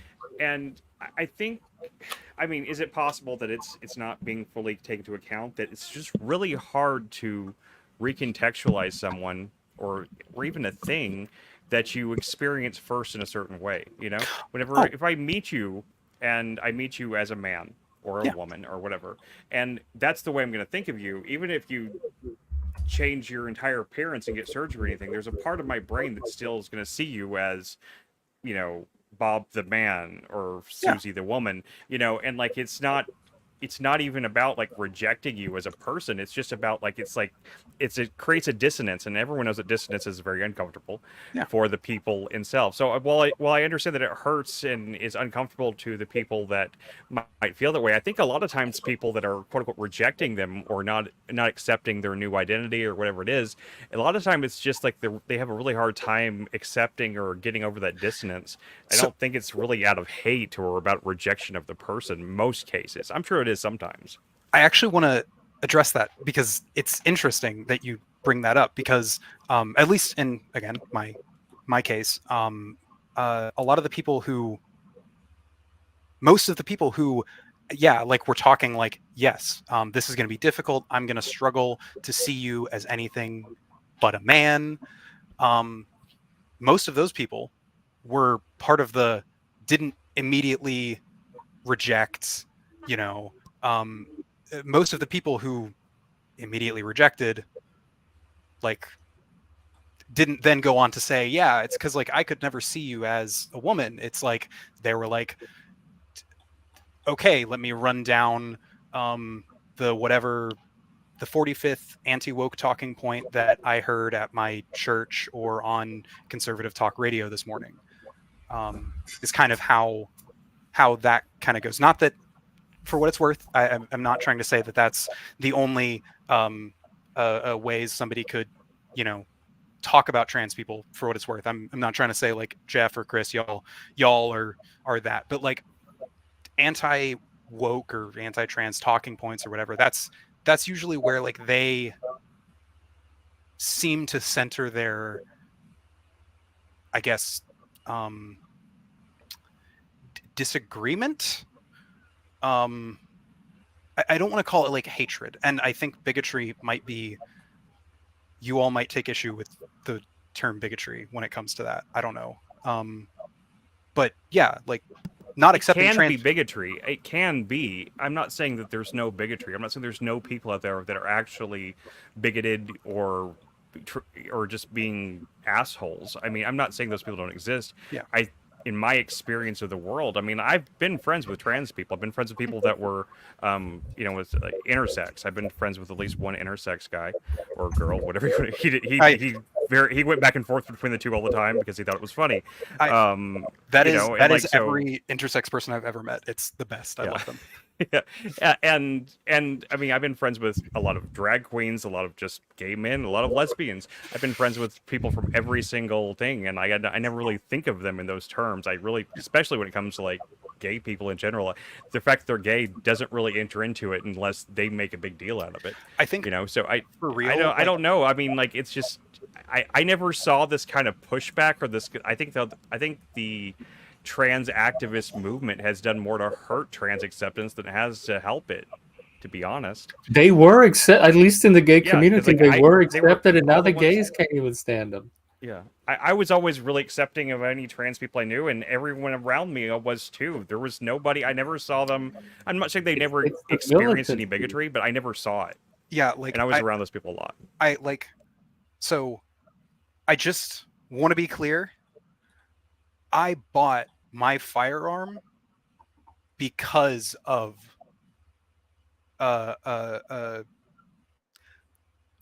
bigotry. It's a complicated thing. I understand guns aren't like whatever. They're not like actually that great for self-defense. I was traveling alone at night a lot for work, driving a big truck, and I'd stop at gas stations. Yeah, that's wise. You should do People, that. well, but I bought that after I was threatened twice. Oh, driving wow. through By the South. strangers? Yes, by strangers.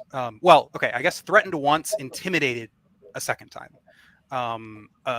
Because I had nail polish on.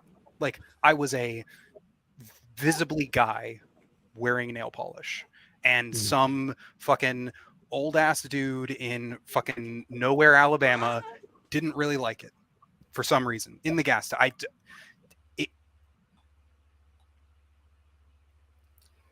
I have not experienced any violence myself personally, but I have been worried about experiencing violence before, and I think that is part of where we still need to do a lot of work. Even though we have come a lot farther, there are very much still people and places where that's not the case. And in some cases, I think we've gone off in, like the wrong directions. We've gone forward, but like forward in the incorrect direction, you know? But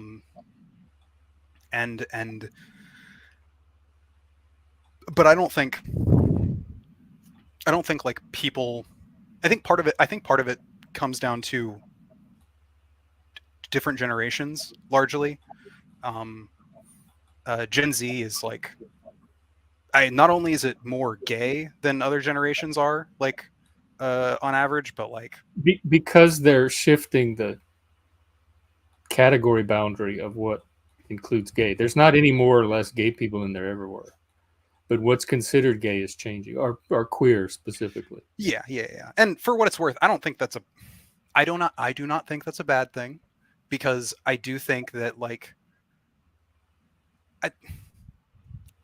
I think the queer liberation movement has been overall positive for people, and I think that the people who like fucking started it probably would say the same thing. The gays who were throwing bricks at Stonewall probably would say the same thing today. Well, I wasn't one of those.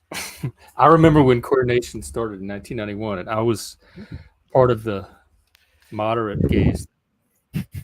Kind of fought against it and did not think it was going to help our cause. The moderate gays. Well, the mainstream, more liberal gays that wanted marriage and not, Yeah. and the queers were the ones that saw that as assimilation and fought against it. So, for what it's worth, they were more militant. They wanted a more activist approach. Yeah. I wanted a collaborative integrationist approach. For what it's worth, I don't think that integration is bad on its like face. I don't think there's anything wrong with integration. Integrating like gay people and mainstreaming being gay, right? Well, now we're like heteronormative cis gays or something to the queer movement. They're the ones that are reframing us as the enemy now. Yeah, there is some of that, and I think it's very frustrating because it's like I have seen usually it's cis white gay men usually, but not exclusively, who will like do the whole why I left the left and like switch over to the right as this like pretty much one of those. I'm talking more like Milo Yiannopoulos. I don't think you. I wouldn't lump you in with, yeah, no, I was just saying I wouldn't lump you in with Milo. I'm not. Yeah. Milo has been agree funny with some for of a his second or points, two, like, but as a person, he's like fingernails on a chalkboard. Yeah, right. Yeah, he has made a couple of jokes that I thought was funny in the past. I'll admit I've laughed at things he said, but other than that, he's completely worthless. Well, see, unlike Steven Crowder, Milo Yiannopoulos sometimes actually is a comedian. You're right. Yeah, that's I true. like Steven too.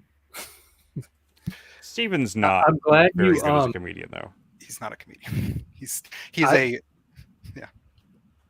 He's cringe as fuck when he tries to be funny. the I fairy accept that. green man witchcraft. I used to be a radical fairy, believe it or not, before I realized God. that they weren't really my tribe. I definitely relate to the feeling of like not feeling safe and the rejection and all of that. I'm very glad you shared that because it does help me get a different perspective on it. It's a lot different like now, I think, or at least here where I am in Washington. I don't necessarily feel specifically in Seattle. I'm sure if I were to leave Seattle, like it might feel differently, but I'm not really worried. I find the state, at least this side of the Cascades, pretty much anywhere you go, you should be okay. Okay, that's pretty cool. I know. I will say, seeing the number of rainbow flags in businesses, I thought I would find it cringe at first. It just kind of brightens up the place, though. Not upset about it. I mean, it is cringe though. Whenever capitalists, corporations have tried to pretend to be pro-gay in order to but make of all money, the that's things come on. to fight about, I don't care. Rainbow flag in a And window, I can tolerate. And also, It doesn't bother me. usually like those like rainbow flags are usually in like small like mom and pop places. Like I don't know. Usually. Partially because like I don't know. There's been a move to, I guess, try and stop corporations from being pro-gay or not anti-gay. It's like I don't think it's about getting them being anti-gay. I just don't think that it just doesn't seem to be a need for them to be pro-gay or pro-straight or anything. I mean, but it's fine if they want to do that. That's freedom of expression. They're free to do it. I just think it's kind of cringe. That's all. But I can think it's cringe. It doesn't mean I'm going to change anything about it. Yeah, no. The thing that I'm talking about is like the Target stuff, where like Target got a bunch of bomb threats. Some of that stuff went kind of far. Even I'm a really liberal person, and some of the stuff they had, some of the merchandise for children, even made me kind of go like, "What the fuck?" I mean, some of this shit was taking it way too far. I'm in the kink community. Like I'm about as they come, but not for kids. Kids were never part of that agenda. Oh well, yeah. I mean, I think that's. Oh God, Jeff, aren't you ready for next year's kink at Pride discussion? Aren't you ready? Are you ready for it? I quit. Aren't you going excited? To but that came from the left and the gender people, like the drag queens and the gender people. They don't want kink at Pride because it's too sexual. And they want it family friendly, and they go do all this other shit like stripping in front of kids. Okay. So for what it's worth, the kink Welcome, at Pride. Trad, by the way. Go ahead. Welcome. I came here because I needed some intelligent conversation. I was just on a panel that was like the worst panel I've ever been on. I quit after like 5 minutes. Oh no, who's familiar with the channel Chaotic? Oh yeah, you were on that the other day too, and they were it was like you against 7 or 8 people. Oh no, I like that. That wasn't bad. The thing I was just on, it was. Do you know who Chris Chan is? Oh God. It was like basically being hosted by like a Chris Chan wannabe. It was the most uncomfortable thing I've ever been in. Is that Angel? That's a thing that exists. A Chris Chan wannabe. Yeah, it's like this guy needs to evolve to being Chris Chan level. But Lib, I wanted to finish hearing what you had to say. You were about to say about. Oh yeah, kink at Pride. Yeah, we shouldn't have kink at Pride. I feel like it's not a. So, or rather, we have Folsom and we have Dory Alley for things like that. I kind of agree that maybe there's a consent element to that kind of stuff. There is. It's a big, and then I'm not saying that like everything at Pride is kink, but like I am saying there is indisputably a lot of things that shouldn't be at Pride. That are, and we should be, I think, better about. I would give that. Yeah. And I don't think drag queens should be stripping in front of kids at Pride either. Well, yeah. No. What the fuck? No. I mean, drag queens can be in front of kids, but they shouldn't fucking strip in front of them. God. Nobody should strip. Wow. I'm gonna go for a hot take. I don't think anyone should strip in front of kids. Drag queen or no. Yeah. It's a real hot take you got there, but I'm going to go ahead and go on a limb and join you on that one. Yeah, I don't understand like where. I mean, I understand wanting to push boundaries. I'm a boundary pusher. I have it in my life. I've always been the kind of person to try to exist at some kind of margin when I was younger, at least when I did music and stuff like that. I've done my share of transgressive jokes and shit like that, but I just don't understand. I understand like the impulse to want to push back against norms, but whenever you start pushing back norms, like, oh no, it's fine to bring your children to this obviously body burlesque show, and then we're going to notice the kids in the crowd, and then we're gonna shove like sex toys in their faces and stuff. Like, I'm just like, what? And what part of this did you think this was gonna be okay with somebody? And then they get all shocked. They get all just like, oh, I can't believe this happened. We can't believe the conservatives are mad at us for this. I'm like, come on. Not only conservatives, though. Yeah, I know, but I'm saying, but of course the conservatives are going to be mad about it. Of course you knew that. Don't sit there and pretend like you didn't know what you were doing. I don't understand. They're like clutching their pearls or their pearl necklaces. Look, okay. All I can say is, while I do agree with most of this, I also am a firm believer in pedocon theory. So I'm not sure that. Sorry, actually, do you know what I'm talking about? Well, I want to try to keep my channel as long as I can. Is there a way to describe it? Conservatives have a very strange habit there are a lot of them, of being people who like children a little bit too much. And if you read queer theory, the left has an actual agenda to sexualize children because they see childhood innocence as a construct of the patriarchy that they have to liberate children from. And the earlier they allow their natural sexuality to emerge. And I'm not sure what piece of theory you got that from, but I'll go ahead and their own writings. Michel Foucault, Gail Rubin had a the founding thinkers in queer theory. So the postmodernists, there was a big open letter in the 70s that they wrote basically saying like this stuff needs to be normalized. It was in Europe, not America. Lowering the age of consent is in their writings. That is one of their agendas. Yeah, I'm not denying what you say on the right, but don't overlook it on the left either. No. But you're talking about some philosophers writing on queer theory, even like influential authors writing on queer theory is probably important. But then you have. But what's in those writings is being reflected in some of the queer pedagogy we are seeing in the schools and at the drag shows and the drag readings. There's a direct through line to it. I would love to see evidence that it is. In fact, Little Miss Hot Mess, the one who runs Drag Queen Story Out, wrote an entire academic paper outlining this, saying this is absolutely our agenda. All right.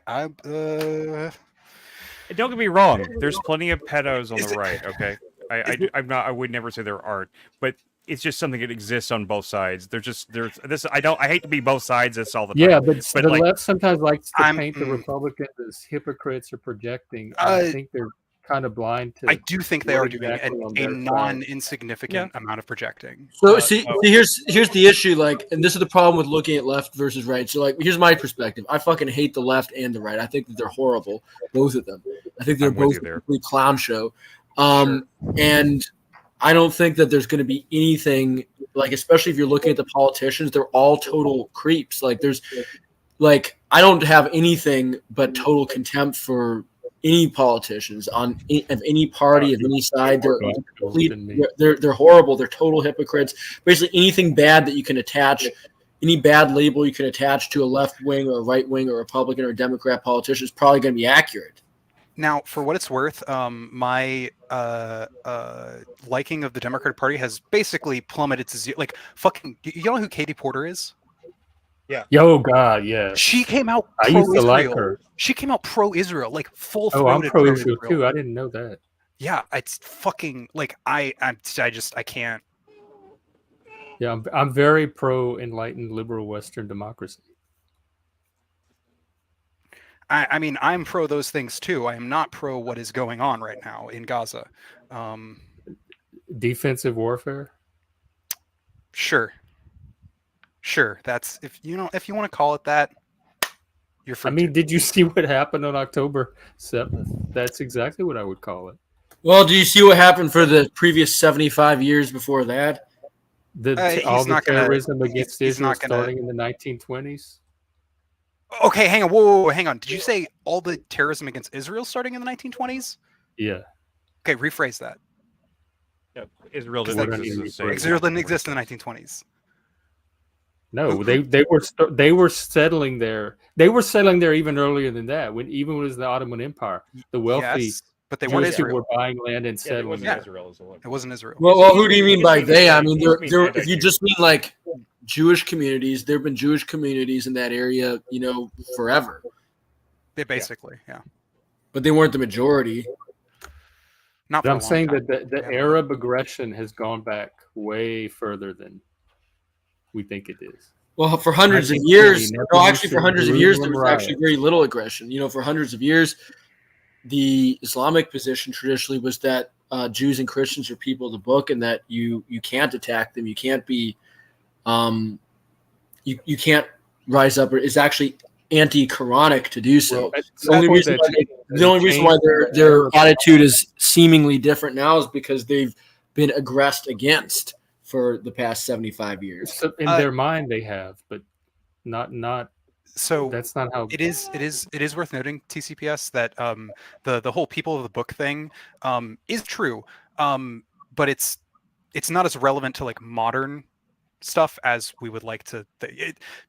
The history. I wasn't talking about the modern era. I was talking about for the hundreds, because people like to say that like Islam is an anti-Semitic religion. That's just stupid. It's not. No, it isn't.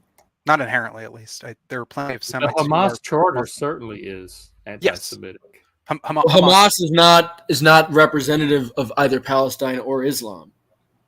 It's representative of Gaza. I know it is not. When was the last election in Gaza, Jeff? When was the last election? Show me where Hamas ends and Gaza begins, because we'd had this conversation the other day on the stream. Hamas is the legitimate government of Gaza. Okay, it was an act of the state of Gaza. Wait. And if that's not true, then they are an occupying force in Gaza, and Israel is liberating them currently. Well, I mean, they're liberating lots of Palestinian children from the breath in their lungs. So that is unquestionably true. Right, Jeff? Okay, that's true. But to be fair, listen. Mm-hmm. And somebody made this point in the Discord the other day. So this isn't my point, but I think it's a really good one. People, you could have made the same argument when we went to invade Germany to stop Hitler. I mean, what? There weren't innocent Germans. Actually, well, here's the difference, though. I don't think nobody would, in the right mind, would claim that the Allies were punching down against Hitler, but I also no. Dispossessed for 75 years. In warfare, there's always civilian casualties. This isn't warfare. Hang on, Chris. Is this warfare though? Is this warfare? Because they're targeting civilians, or they're targeting Hamas with civilians around them. Is Hamas uses them for human shield? Sure, and Israel is saying that thousands of Palestinians is a acceptable loss for bombing Hamas, right? 500 civilians dying in a artillery strike is acceptable because they killed a couple Hamas fighters, right? That's the argument, at least, right? I think it's a little more complicated than that. I understand have a problem the perspective. With what Israel's doing in Gaza right now. Say again, Jeff.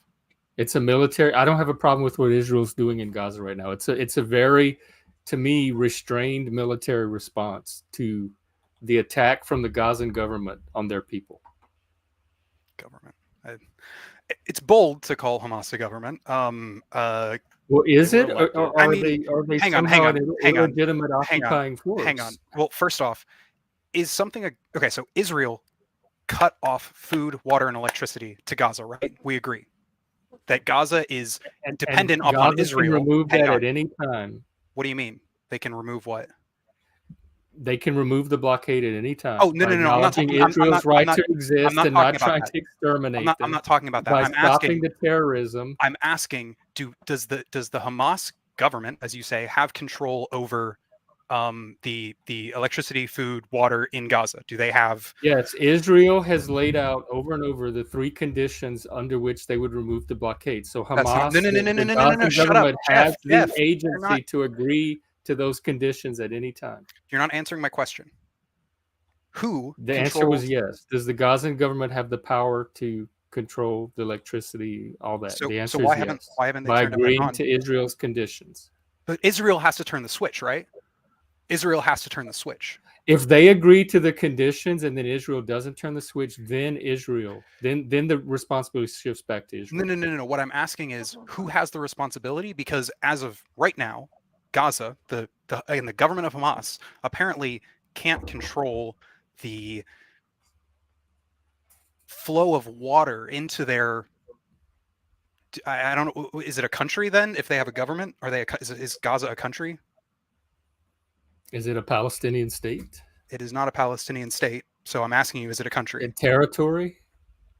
Sure. If they have a government, what is it? Do they? Like, I mean, I guess I'm asking, like, does Hamas function as a government? Is my question. Does Hamas function in a way that we would ascribe as a government? That's one of the points of debate, because if it's not a government, and they were democratically elected, but if it's not, hang on, Jeff. Actually, I want to. No. I want to hit this. When were they democratically elected? Do you know what year, Jeff? Like 2005 or something. 2007. How old is half the population of Gaza? But that doesn't. Jeff, that's a question. Under 14. So that means before half of that has nothing to do with whether they're a legitimate. It does talk about. The it amount does of have something to do with doesn't determine whether a government's legitimate or not. That's not the metric. No, what determines is the will of the people. And if half of the people weren't even fucking born when the decision was made to who the government is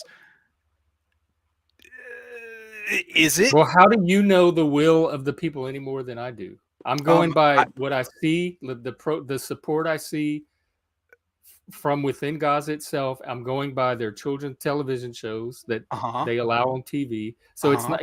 It's either this occupying force that's imposing this totalitarian regime on Gaza, or Gaza is. There's a synergy between Hamas and the Gazan people. So you understand, if there is. I'm just saying if there is. I'm not saying that there is, but if there is, don't you understand that it could possibly be because they were pushed? Like, the reason people become extremists is because they're pushed into that position by the fact that they feel an existential threat against themselves. And that's what the Palestinians have felt for years and years. They feel like they need some sort of extreme movement like Hamas, because that's the only movement that can put an end to the way that they've suffered for decades. They feel that subjectively. I don't think that justifies terrorism. And all they have to do is learn to coexist with Israel. They don't want Israel. Learn to coexist with people that have been committing acts of terrorism against their civilians for decades. Learn to coexist with their abusers. The acts of terrorism were initiated by the Arabs in the land when Israel tried to settle in the first place. They don't want the Israeli people. You mean the acts of resistance? I mean, obviously, yeah, people are going to resist if you try to dispossess them of their land. That's just human nature. That's not what happened. And it was Britain's land to settle anyway. Well, and they originally, even when it was under the Ottoman Empire, the wealthy Jews would go and buy land that the Ottomans sold to them. That's not dispossessing Arabs from their land. And even then, they were targeted. Who it is, like, Jewish people in Palestine were targeted by Arabs. There was no Palestinian state. When? The Palestine is a. I'm talking about, like, Palestine, the region, the Arab, like, southern Levant. Yes. There was Arab aggression from the start. What time period are you talking about? Tried to settle there way back during the Ottoman Empire, and the Balfour Declaration or World War I. Balfour Declaration was in the 1940s. That was after the fall of the Ottoman Empire. So you would have been 1917 or whatever happened. Yeah, whatever happened in 1917. After World War I, when British got the mandate. The Balfour Declaration was 1917. Oh, I'm sorry, I got it confused with something else. Yeah, no, you're right. The British one was earlier. So the point is, like, from the beginning, when Israelis tried to settle there, they were met with aggression. I thought you had it earlier. I didn't came back up the bottle. So you understand though that first of all, I would say that there's always going to be some of that, right? Like there's always going to be if people are being dispossessed of their land and being thrown out in favor of another group, there's going to be aggression. That's not how they were settled. They didn't go in there and throw all the Palestinians off the land and settle it. They settled near and around existing Arabs, and the Arabs did not want them there. Then what? How did the 750, 800,000 Palestinians get You displaced? talking about the Nakba after the war of aggression against Israel was Arab states attacked them? There was no Nakba before that. That was the consequence of a war of aggression on their part. So they don't get to become innocent victims after that when they're the ones. If they hadn't started the war in the first place, there would have been no Nakba. Actually, okay. So this is all well and good. So every time the Palestinians are the aggressors, they suddenly become the oppressed victims. So I do have a question. Why is it relevant that in 1917 Arabs were violent against Jewish settlers to the Palestinian kid who just exploded by an Israeli bomb? It's relevant because people keep trying to frame the narrative as one of Israeli aggression versus Palestinian innocence, and it's actually the reverse. And if anything, what happened on October 7th, do you think it might have early on? So you're basically just cherry picking. You're saying like, well, let's take some example of something that happened where like Arabs, like where like Arab tribes in the area weren't happy with. I don't even know when you're claiming this happened. This was like in the early 1900s that there was. It happened consistently from the beginning when they tried to say it's not just one event. It's a consistent pattern of aggression. Well, it's a consistent pattern of because they did not want Israeli people to settle there at all. No, so, what it is, and I don't know exactly what you're talking about, but I'm familiar, with the sorts of things that would happen, with the sorts of conflicts that would happen, throughout history in this region. Typically, what it would be that there would be too many people, and it wasn't always Jews. It could be, any sort of group that was urban and educated and wealthy, and they settle in the area, and they would start, essentially, they would do things that were oppressive to the locals. They would do things like excessively tax the locals, excessively basically lord it over the locals. This happened all the time in Europe. It happened all the time in Anatolia with groups like Greeks and Armenians as well. And obviously I'm not, justifying what happened to Greeks and Armenians under the Ottoman Empire, but one of the reasons why it got popular support is because this sort of stuff was happening, that these people, they did tend to be wealthier and they would tend to use that in order to oppress and dispossess the people that were native to the areas in many cases, and that's stoked the fires of animosity. But you're presenting this very one-sided picture that I suspect is actually much... Show me your side. Show me the people using their money, lording money over people, whatever that means, is not the same as terrorism. Or no, I'm saying that, but I'm saying that throughout history, there's always been this sort of conflict, and it's been two-sided. And you're looking at the side that's like, oh, look at these Palestinian terrorists. You're not looking at what's happened on the Israeli side, the way that the Israelis slowly, and I'll admit it was a slow process, but slowly ended up dispossessing Palestinians of their land and moving them into basically these ghettos. As a result of a war of aggression against Israel. And I have looked at the Israeli side. I just haven't seen anything that's justified the level of terrorism that we see now. I do have a question because I have to pee really bad. Okay, actually, go pee. I'll ask your question because I do want to. Okay, I'll be right back. Y'all keep talking.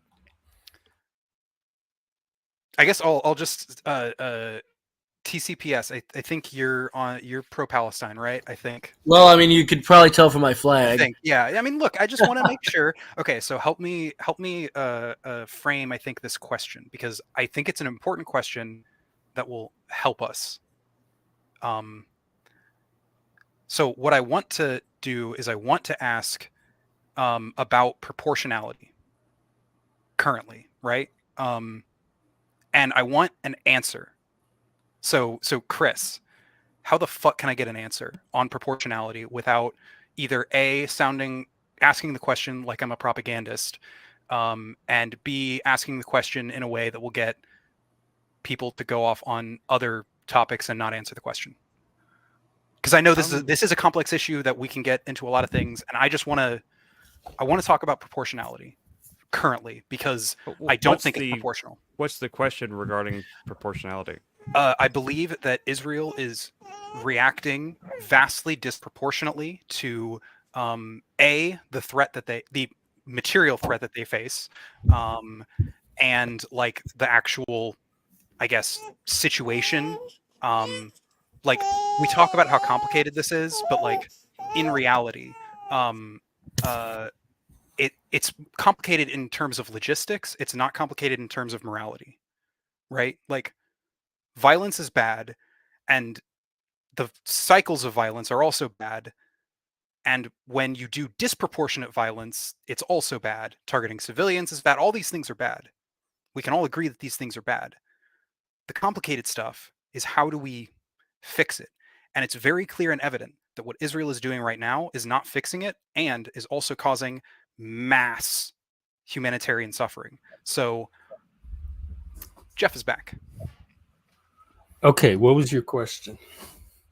Regarding proportionality in the ongoing campaign in the Gaza Strip, do you believe that Israel's current activities, their military operations, are proportional to the 10-7?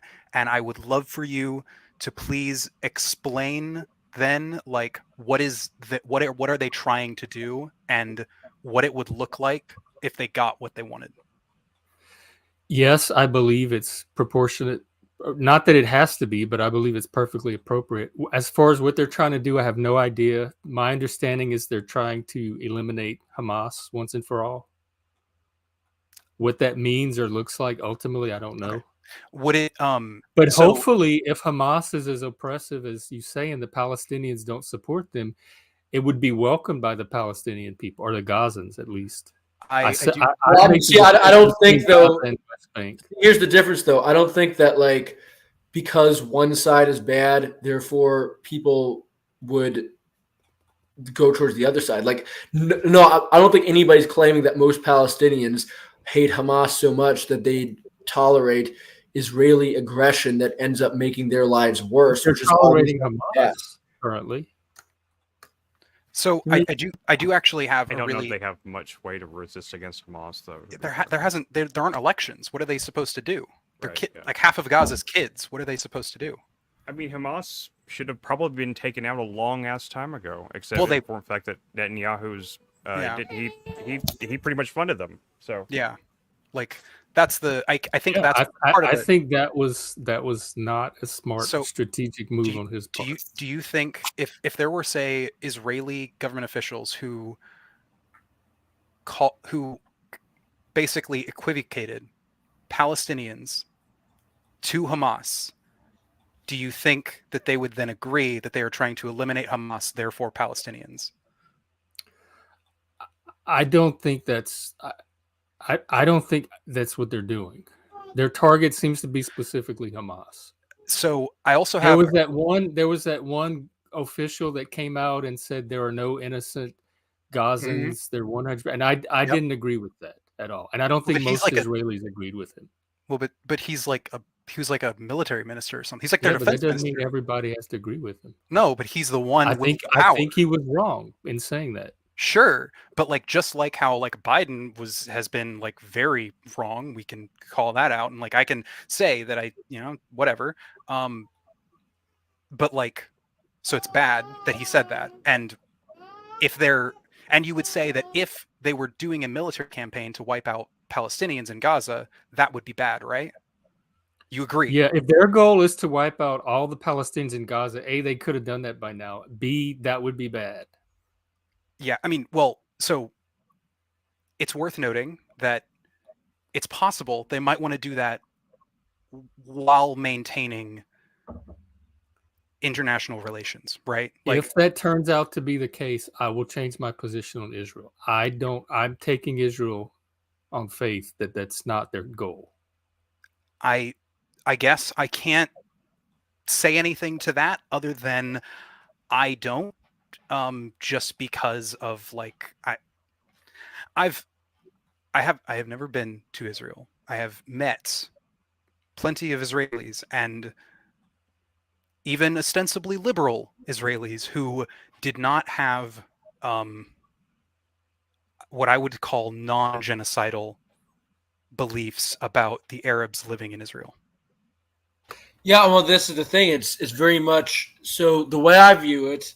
Actually, also, really fast, I do want to make a clarification on that. What I mean, and by the people I'm talking about, live in the West Bank. They're not like affiliated with Gaza. They don't like the West Bank. I don't support you. If there are genocidal Israelis, I condemn them. I condemn those. But I don't think they're the majority. The way I look at it is because I look at the history of the way that the Palestinians have been treated. Essentially, the best that I can see, like the best sort of parallel I can see right now, is that America and the West, by supporting Israel, are acting as though, let's say it was South Africa in the 1980s, and it would be like America and the West supporting, the white Afrikaners against the, black South Africans supporting apartheid. I mean, essentially that's what's been going on now for the last 75 years, is that these people have been treated as second-class citizens. They've been forced into these urban ghettos in places like the West Bank, in places like Jerusalem, in places like the Gaza Strip. Palestine is one of the poorest parts of the world. Israel is the richest country outside the West. It's incredibly obvious that there is an apartheid regime that's been going on for quite a while. I haven't seen evidence of one. I know that's the narrative, and there's a lot of propaganda that's trying to frame it that way. I have not seen evidence of an apartheid regime. If it were apartheid, then yes, your analogy might hold. But I don't accept that it's an apartheid regime. In fact, we debated with Roenn for hours on this the other day, and he was supposed to send me some evidence of the actual apartheid laws, and I have yet to receive them from him.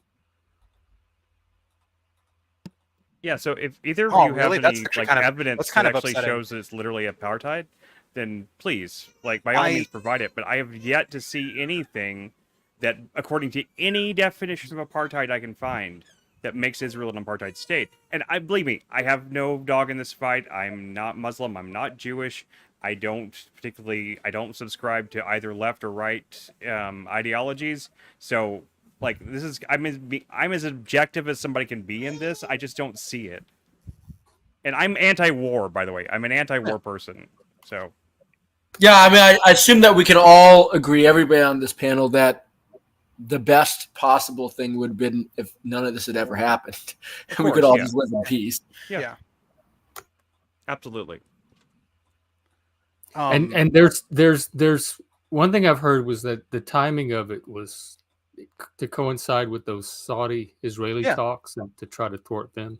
Yeah, no, that was absolutely. I mean, we don't know, but I think we can pretty definitely say that Hamas meant for it to fuck things up. They were definitely trying to, I guess, bait Israel into doing their ethnic cleansing, into exterminating them entirely. Yeah. Well, that's kind of why would Hamas do that? Oh, I mean, sorry.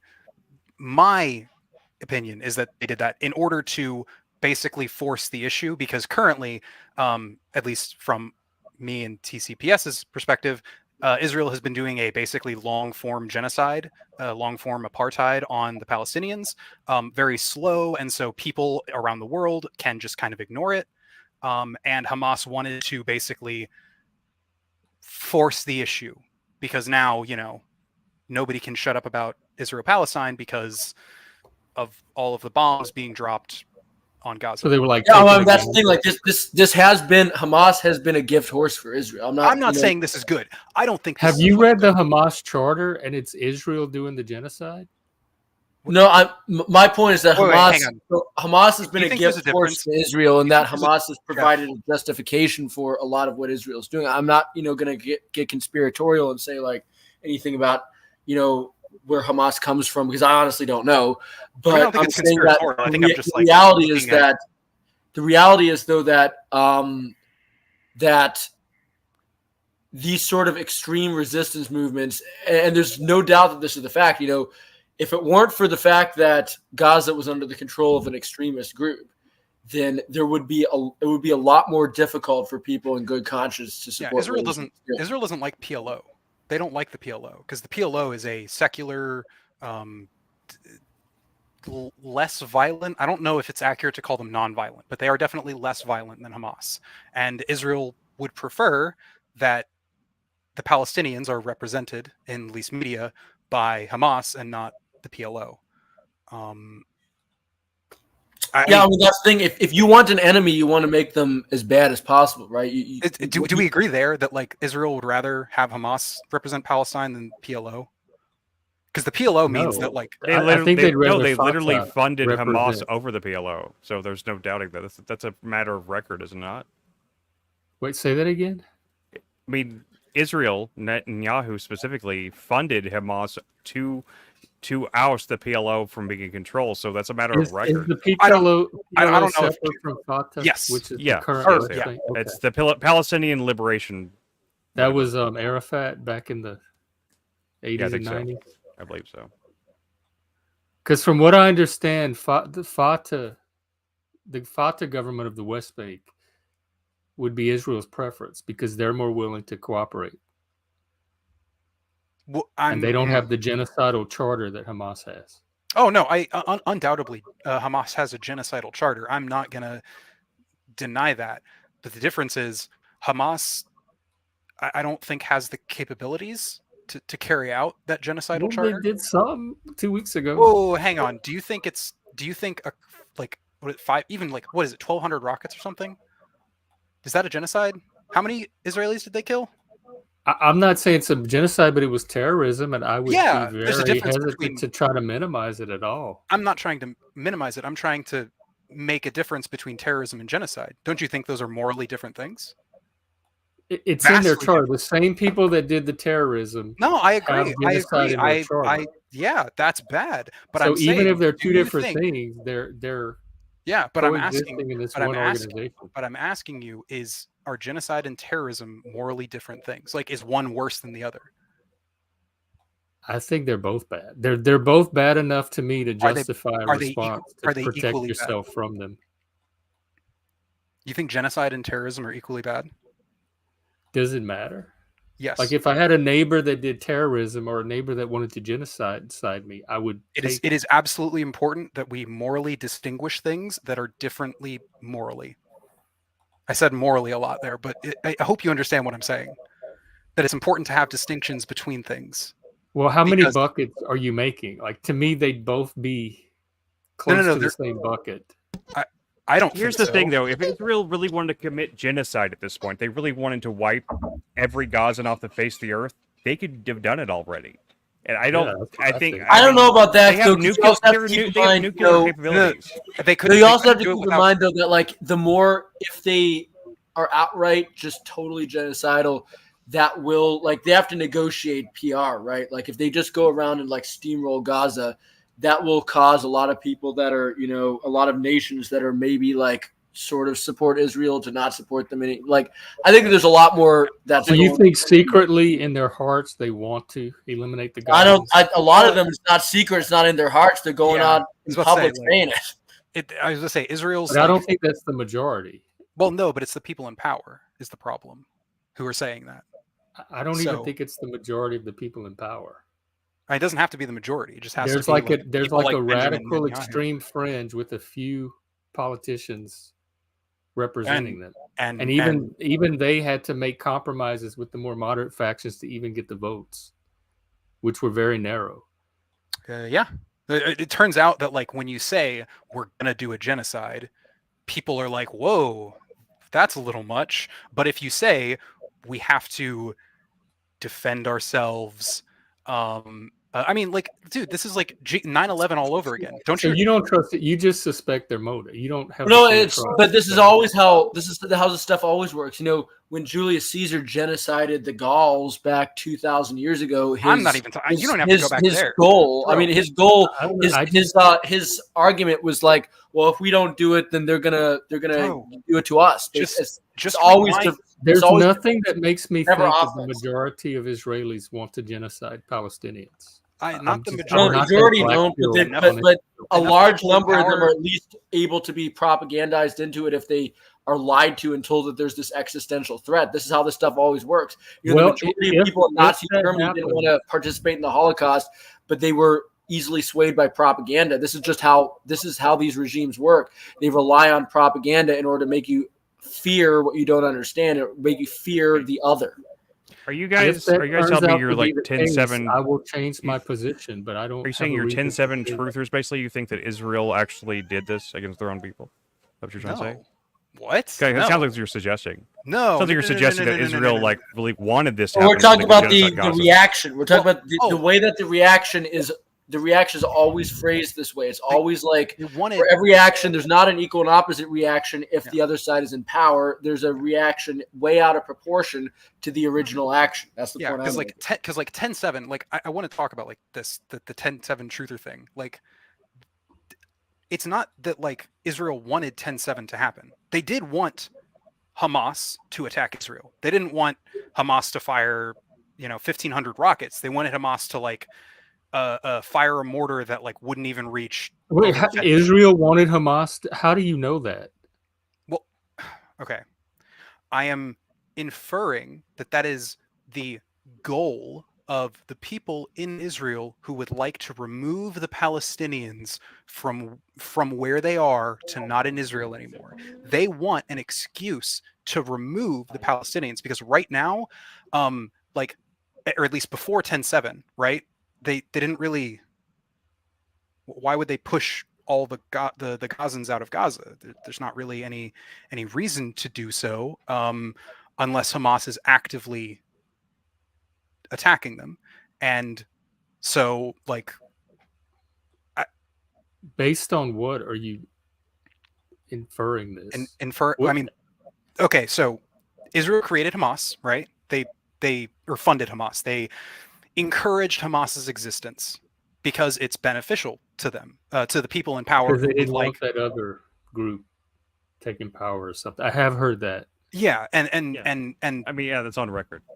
And so like they want Hamas there, and I think we can infer that part of the reason that they want Hamas there is because Hamas is a radical Islamist group who want to genocide Jews, and that is a much easier. No. That's for PR wise. It's much easier to oppose Hamas than it is like something like the PLO.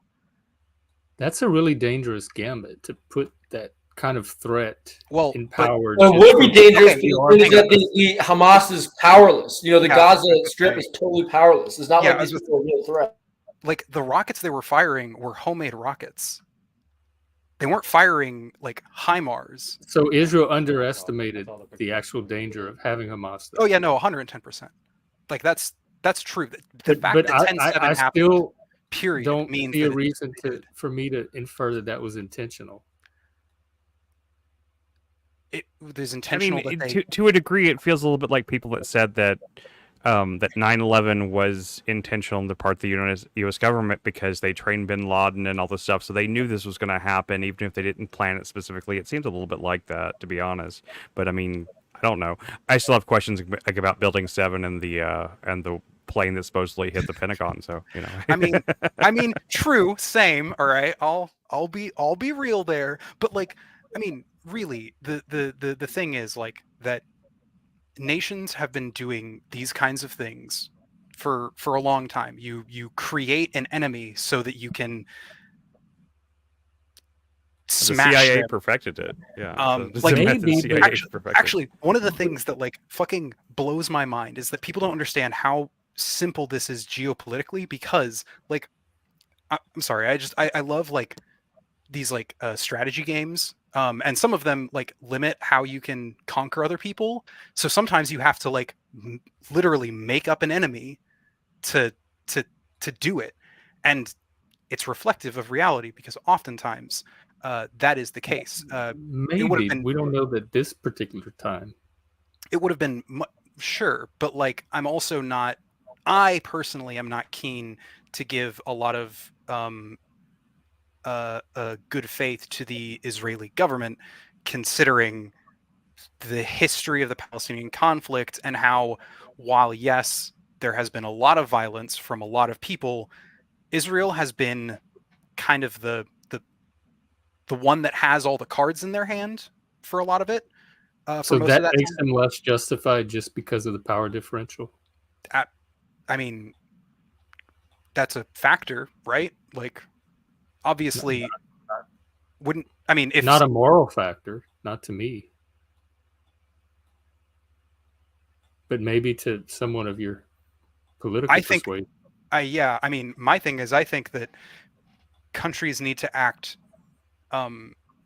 proportionally, broadly. Like, for instance, if as a response to 9/11, we had, say, glassed the Middle East, I would say that was wrong, right? Would you agree? If we had glassed the Middle East in response to 9/11. Well, we did that after Pearl Harbor. We glassed Japan. We glassed 2 cities.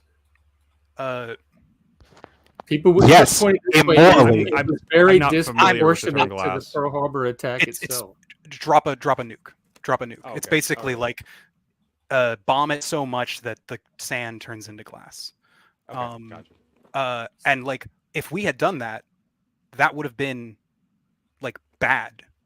It would have been disproportionate in the same way that in World War II, you're right. Actually, dropping the nukes was disproportionate. We definitely shouldn't have done that. I think it was wrong of us to drop the nukes in Japan. There we go. I said it. It arguably saved a lot of lives because it ended the war, though. Yeah, and I don't the problem, know that it was wrong. So it's a more complicated situation than that, unfortunately. I used to agree. It very much is. We're being simplistic, but that's what else can we do, though? I'm pointing out that I oppose the drop. I oppose what we did in World War II, which was dropping the 2 nukes, because based on what I understand, I don't believe that was a proportional response to the situation. I don't. Where does this idea that proportionate response is what's required in a war or when you're under attack, that you must respond proportionally? I don't hold that value. You respond. I don't know. I don't know why you wouldn't hold that. Neutralize the threat. It doesn't have to be proportionate. Well, okay. So when you say neutralize the threat, you have to. Threats are all proportional. So the threat that Hamas, the actual threat that Hamas poses to Israel, right? Not their charter. I understand they want to kill all Jews. I'm not saying that that's good or we should even let them, right? However, their ability to do that is very, very low. So when they, when they do their terrorism, okay, like, you can't call that them attempting to do their genocide, because like they don't have but just even the capability. Terrorism is enough. Like just what happened on October 7th is enough, whether it's genocide or not. Okay, so but my question, so like I guess part of my issue is that like you seem to be like, you are fine with admitting that Israel is in the wrong and doing an ethnic cleansing if they're actually like marching through Gaza, shooting people in the street. I didn't say that. I don't think they're doing an ethnic cleansing. No. I'm not saying if it turns out that their goal is to eliminate every single Palestinian in Gaza, then I will change my position. Well, are you familiar with the concept of soft power? The idea that you don't necessarily have to go outright and do it, that you can do it via, ethnic cleansing, even the idea of ethnic cleansing versus genocide. That's speculation, though. There's nothing that. Yeah, what I'm saying is, Jeff, is that the only way that you'll be able to figure that out is after the Palestinians are all dead. So, but that hasn't happened yet. It hasn't even come close to happening. I think Israel's gone out of their way to minimize the casualties. If that was true, they wouldn't have cut off the water. They could have, if they wanted to eliminate. If that was the case, why would they? Hang on. No. Hang on. You can't say that and then they cut off the water. Do you know how many days does it take? How many days can humans last without water, Jeff? How many days? So you think cutting off the water was an act of genocide? I think that it was a disproportionate response that was collective punishment, aka a war crime. I think that I don't have the same reason to think that you do. We're either working off. Oh, hang on. No. Hang on. It was a war crime. Let's not. like cutting off the water and power. Hey, listen, Jeff, would you agree with the statement that doing any act that could lead to the massive scale death of non-combatants, women, children, the elderly is a war crime? Okay, so it's not so much of a question as it is, do you agree that the UN said it? Because I take them to the Hague and get a ruling. Well, the problem is hang on. Consequences. The problem is the U.S. exists, and the U.S. is defending everything Israel does. You do know that like there was a UN resolution to like condemn the stuff, and the only person who voted. And what would that have done exactly? Oh, nothing.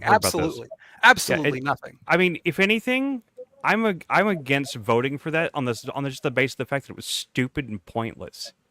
Do something or don't. Don't give me these resolutions like when they try to censure the president and shit like that. Some fucking stupid as shit. Oh yeah, no, I'm more talking about like, look, Israel is doing things that the international community has recognized as war crimes, and that we have recognized as war crimes when other people do them. So why is it now when Israel does collective punishment, which is, I don't understand what other thing you could describe cutting off the water and power to 2.4 million people as? Like, I don't know how you could describe it as anything other than collective punishment, but collective punishment is a war crime. And like, I don't understand why you think that's okay for Israel to do, because obviously you're okay with everything Israel's done. Why are you okay with them doing war crimes? That was it, Jeff. Oh, I don't know. I don't know if this is a war crime. It just said, look, I'm Googling it right now. They turned the water back on. No, they didn't. 6 days sorry. ago. Hang on. Israel resumes water supply to southern Gaza after U.S. pressure. So the U.S. was not supporting them. They were telling them to turn the water back on, and they did. Okay, Jeff. Also, though, the claims are that even though the water is back on, there's no electricity to run the pumps, and the pipes have been blown up.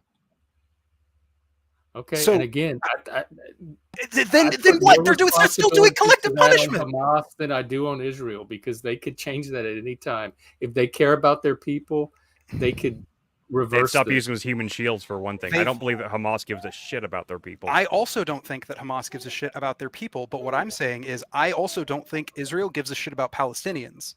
Yo, I mean, they make it clear. They make it clear that they don't like these people. They view them as less than human. Hang on, Jeff. No, Jeff. If you care about a civilian population, I don't know why they cut the water off. Because I have no way of knowing that, and justifiable neither do you, reason you're privy to information that we don't. Neither. I am. In fact, God told me that Netanyahu turned off the water because he wants to kill every single Palestinian. Okay. Well, then go with that, because I don't have that revelation. Well, he also said that you will get a dream tonight, and you will then believe me and can be convinced. Okay. Well, I look forward to your dream tomorrow. I look forward to it. If I have that dream, I'll come on and tell everyone about it. Okay. So after Googling collective punishment, on the Wikipedia page, collective punishment is a punishment or sanction imposed on a group of acts allegedly perpetrated by a member of that group, which could be an ethnic or political group, or just the family and friends or neighbors of the perpetrator. Because individuals who are not responsible for the wrong acts are targeted, collective punishment is not compatible with the basic principles of individual responsibility. The punished group may often have no direct association with the perpetrator other than living in the same area and cannot be assumed to exercise control over the perpetrator's actions. Collective punishment is a war crime prohibited by treaty in both international and non-international armed conflicts, more specifically, Common Article 33 of the Geneva Conventions and Additional Protocol 2. Would you like the link? We have a process for resolving that, right? Mm-hmm. If that's what they did, I think what happened on October 7th is still worse than whatever you. So, well, you understand we might theoretically have a process, but if you have the largest and most powerful country in the world, the United States, is going to stand by Israel, one that told him to turn the water on. The one that refused over and over again, refused to sanction them for anything that they've done. You understand that, like, the collective punishment that Lib was talking about was turning off the water, and the U.S. is the one that said turn it back on. Yeah, the U.S. How is that standing by Israel and supporting collective punishment? No, the U.S. isn't. Well, I mean, I guess in a roundabout way, kind of actually now are supporting the collective punishment. Well, because now like they still have their aircraft carriers over. We still have our aircraft carriers over there. We're preventing any other countries from getting involved, which is honestly probably good. I don't really want to see Israel break out into fucking World War III, even though Hezbollah still will probably be jumping the border and attacking Israel. There was a guy on the stream last night that works for the State Department. He's in Lebanon right now, and he said that the U.S. has targets all around that region that they're wanting to bomb, that like belong to Iran or something, and that they're very eager to get involved and start bombing assets. Oh yeah, well, of course, America's eager to get involved. I'll tell you what, the United States military has never met a war it doesn't love. That's true. That's true. All right. I'm very anti-war. I fucking hate war. America fucking loves it though. I just accept it as part of human nature and the human condition. I'm not naive enough to think that we're going to ever live in a world without war in our lifetime. I mean, sure. So, yeah, I hate it too. I would prefer there not to be war, but I'm realistic about it at the same time. I mean, I guess that's fair. There wouldn't be wars if terrorists wouldn't be bombing music festivals. Can I actually really fast have a really quick... That music festival is a little weird. Like, I'm not... No. People died there. It was fucked up. Right?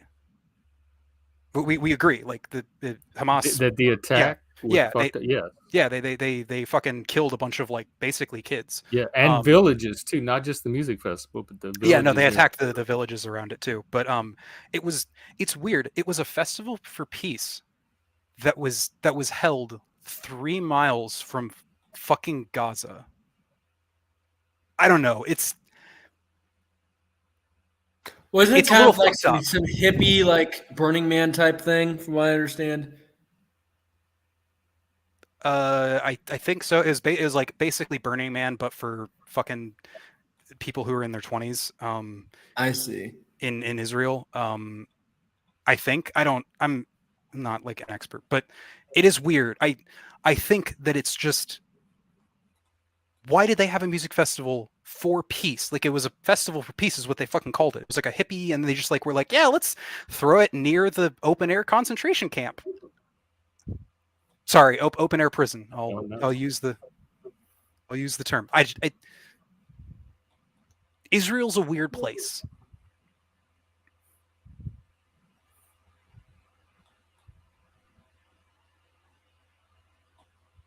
I think Gaza's weird, dude. More weird. I think we're weird. The Western, educated, industrial, rich, and democratic world. I mean, that's fair. We are. Yeah, we really are, and we take.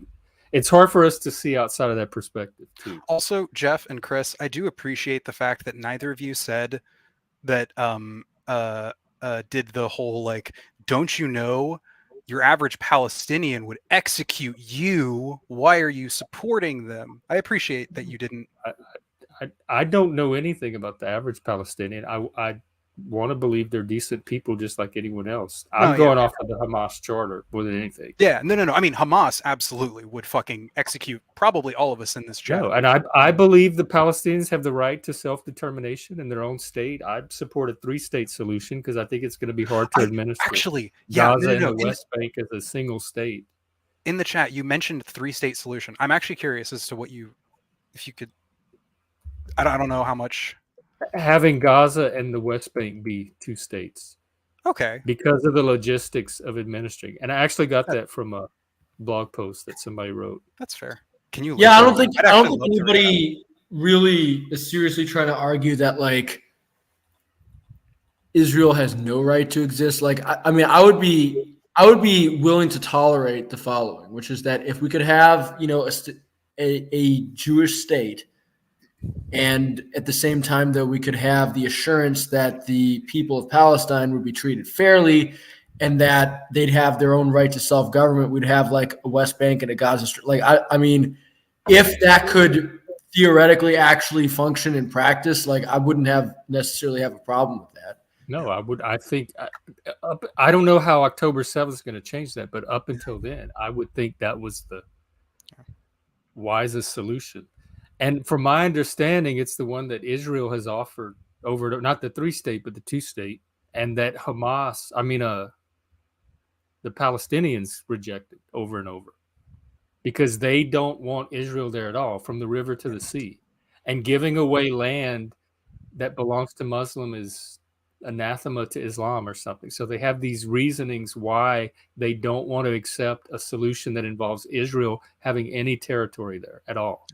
Well, theoretically, though, if they were in an Islamic state, if this were like a unified caliphate the way it was under the Ottomans or under the Abbasids or something like that, there would be no problem with having, a large number of like Jewish landowners in the area. Because again, it's basically comes down to as long as people follow the rules. In Islam, as long as you follow the rules, if you're a Christian or a Jew, as long as you don't resist the Islamic government, then you're okay. Yeah, and unfortunately, the historic idea of caliphates has kind of died with the Ottomans. The modern caliphates are not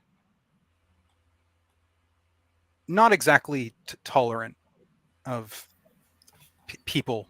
Well, the modern Islamic states, though, they're not really Islamic states at all. I mean, Iran is a mess. Iran is a complete joke where, like, literally, they've done surveys about this. One of the results of Iran being so aggressive, like far more aggressive than you're supposed to be as an Islamic country, is that most people there don't even like take Islam seriously anymore. Well, most people there don't take Islam seriously because Iran had a period of like basically westernization in, I think it was either the 60s or the 70s. I don't know. Someone can like, it was like in the 60s or 70s, Iran had like a period of like westernization, and they broadly kind of secularized. And basically, and that's the thing is that, and then they suddenly were like expected you to be this super strict Shia Muslim again, and it didn't work. And they still have like one of the lowest birth rates in the world. Like it's clearly whatever they're doing, which by the way, again, is not what you're supposed to do if you're a Muslim anyway, is not working. I don't care about. My family needs me, so I'm gonna go ahead and go. So goodbye to everybody. Yeah, Bye. we're at 4 hours now. Roenn just showed up. Lindsay's getting hungry. I know Roenn. Yeah, so maybe Roenn will come on and keep it going with you guys. If you guys are still streaming later, whenever, I assume you're probably gonna stream much longer because I know Machine starts in like half an hour, doesn't he? Oh right. Maybe this can move to Machines. Yeah, definitely. Anyways, but it's been a really great conversation. I will be on Machine later, so I'm the Machine Lines later. So I'll see you guys later. Okay, his proposed start time. It's been a really great conversation. I appreciate both of you guys very much. Absolutely. And thank you. Nice meeting you, Chris. Nice meeting you. Okay, take care. I'll see you tomorrow. Be well. Machine's proposed start time is half an hour, but he's usually about half an hour late. That's funny. That sounds about right for like about every streamer I know. My streamer of choice is always at least 20 minutes late. Who's your streamer of choice? Oh God, you're gonna fucking hate me. Actually, so is TCPS. It's definitely Vosh. It's fucking Vosh. Kyle Kulinski. I mean, I like. Well, the interesting thing about Vosh is that like I've only seen like 3 debates he did, and I thought he won 2 out of the 3. I'm not gonna lie. Well, you must not have seen the one against Andrew or PF Young. I haven't seen. I've not seen either one of those. I loved the PF Young one. I hate all the ones he does with Andrew because, like, honestly, I don't think anyone wins those. He doesn't answer the question. He goes like Andrew has very simple questions that for some reason he doesn't ever answer, and then he accuses Andrew of all this stuff that he doesn't back up. No, I haven't seen that one. The 2 that I'd say he definitely won against Brandon Martinez, and he definitely won against Wheat Waffles, if you know who that is. Okay, Wheat Waffles. Describe Wheat Waffles, and I'll probably know which debate you're talking about. He's like this incel weirdo who goes around telling men that they should commit suicide unless they're really hot. What? Oh, okay. So it was an incel. Yeah. Vosh is actually really good on like. Well, I don't like Vosh, but I'm kind of glad he won against him. That's his. If it makes you feel any better, Vosh is usually pretty okay on like incel and like men's issues, stuff like that. Like, I think that's probably his least disagreeable thing, because like basically everything else is everyone just fucking hates, somewhat justifiably.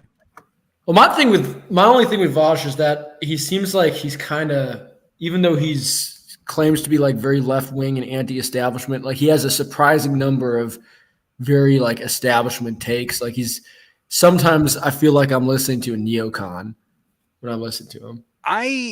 From Vosh with Vosh. Yeah. So I only think you can think that if you don't like know what a neocon is. I guess like I don't agree with that. He doesn't sound like a fucking neocon. I don't think I've ever heard him sound like at least when he's talking seriously. We all make memes, obviously. LARPing as a neocon is the most fun thing to do. That's why I play Squad. I love LARPing, going through the desert shooting people. No, I will say one person though that's sort of kind of part of his, I guess somebody that's similar to him that I do actually like quite a bit is Destiny, because I feel like Destiny's actually very. I started out liking him, but I did too. Actually, the Destiny JonTron debate is the thing that like pushed me away from the alt-right. Actually, which that's an old thing. Oh no, it's 3 against 1. No, so the reason I like Destiny is because I think he's really good when he's talking about like relationships, and because on my channel, Traditional Culture Preservation Society, I talk a lot about like relationships and what I think the West gets totally wrong. And frankly, I mean, my whole actual position is basically just that like tribal societies and hunter-gatherer societies are like better than our society. And Destiny, he doesn't exactly come out and say that, but a lot of the things he talks about that he says, hey, you know, men and women understand each other, need to understand each other better, and they need to like do this and that. Like he's literally, although he maybe doesn't realize that, he's just basically saying he's basically describing what people do in a lot of tribal hunter-gatherer societies that happens to be a lot better and more adaptive than what they're doing in our society. And I appreciate him for that reason. As much as maybe at a smaller scale, but the society we live in is definitely not at that scale. I like indoor plumbing, and running water and modern medicine. So I think I haven't used modern medicine in 10 years, and I'm incredibly healthy and feel wonderful as a result. So that's just my 2 cents. I'm sure, but like really, you should probably good. If you're healthy, that's a good thing. If you're healthy, like that's good. I couldn't. I'm not even sure that there are old like actual treatments for fucking ADHD. You see, I go into I grew up in Appalachia, so I'm familiar with, you know, there's a lot of herbal. I mean, basically, if you're in a lot of like really, really rural parts of the mountains in the United States, there's basically shamans still. Like, I mean, I have friends of mine, people that I know that I would say are basically just shamans, and, you know, and their healing methods work. I mean, I would never, ever tell anybody that they should go to like some big pharma allopathic doctor when, you know, there's so many people out there that are not part of that system that do extremely well. Do you think it's worth taking into consideration that there are also a number of people who are taking advantage of that idea and like basically being quacks and like selling people? Yeah, absolutely. But my point is that there's a number of people within the, you know, ordinary official medical establishment that are the same way. Like, yeah, obviously you have to discriminate between the good and the bad. And, you know, one of the negative things about, and I assume that you'll agree with this, one of the negative things about the capitalistic system is that it rewards people that are just unscrupulous and are trying to make a buck. And one of the reasons why I think that, a traditional like tribal society is better is that it's a lot harder to get away with that sort of shit in a tribal society than it is in a, consumerist capitalist economy like ours. Yeah, on like small, scales, little small communities can be really, really helpful and good for people. But I don't think that means we need to, stop production of ibuprofen, or I don't know, stop doing cancer. I don't think we necessarily need to stop production. I'm not going to give like some radical Luddite position. Okay, that's what I thought you were. That's what I thought you were. I was actually about to say, like, Jeff. Ooh, it might not be 3-on-1. I might be over here on your side. My point is, but my position is a unique position. It's an unusual position. I'll grant, but my position is that the modernity that we're all dependent on, I'm dependent on it. Again, I don't use modern medicine, but I'm talking to you guys on YouTube. But my point is that the modern paradigm and the modern technological system, for all its apparent benefits, the costs do finally outweigh the benefits. And the ultimate cost is that we are actually going to end up, that society is going to end up crashing and burning. That we're going to end up in a very bad place. That, let's say like the Aboriginal Australians, eventually they were screwed by colonialism, but they had 70,000 years of basically having a relatively adaptive, functional society from, the northern tip of Queensland down to Tasmania. And we're going to struggle, I think, to make it to 300 years because we're playing this game basically of we're participating in the rise and fall of civilizations. Well, if there's a rise, there's going to be a fall, and we're going to be screwed when that fall happens. I think that fall will happen in not, a huge you're breaking up. Well, if it makes you feel any better, TCPS, before civilization collapses, the climate will probably collapse first. So well, that's another aspect of modernity, right? Though, but like if we were still living a hunter-gatherer lifestyle, we wouldn't have to worry about that. And this is something that I think needs to be discussed because basically human beings are happiest and best adjusted and healthiest when they're still, basically living their natural lifestyle. We're all creatures. All beings, basically have an evolutionary path. Right, our closest ancestors are the chimpanzees and the bonobos, and they're happiest living in the jungle. Well, we are happiest living in, a relatively simple, small-scale sort of society, and you try to transpose us to these basically zoos, which is what modern life is like we're being kept as zoo animals, and we don't really we don't flourish as a result. We behave as other zoo animals do in a very negative fashion. And what we're going to end up doing is we're going to end up destroying ourselves. And most likely we're going to just have a really bad, chaotic collapse of our civilization as a result. So TS, actually, that's one scenario. By the way, Roenn, hi, welcome. What's up? Hey, not a lot. Wait, real quick. Who's the Vosh fan and who's the Destiny fan here? Oh God! See, this is how it's gonna get onto a 2v2, Jeff. All right, you don't understand. I'm neither one fan, so I'm just gonna sit in the corner. I'm the Vosh fan. Enjoy.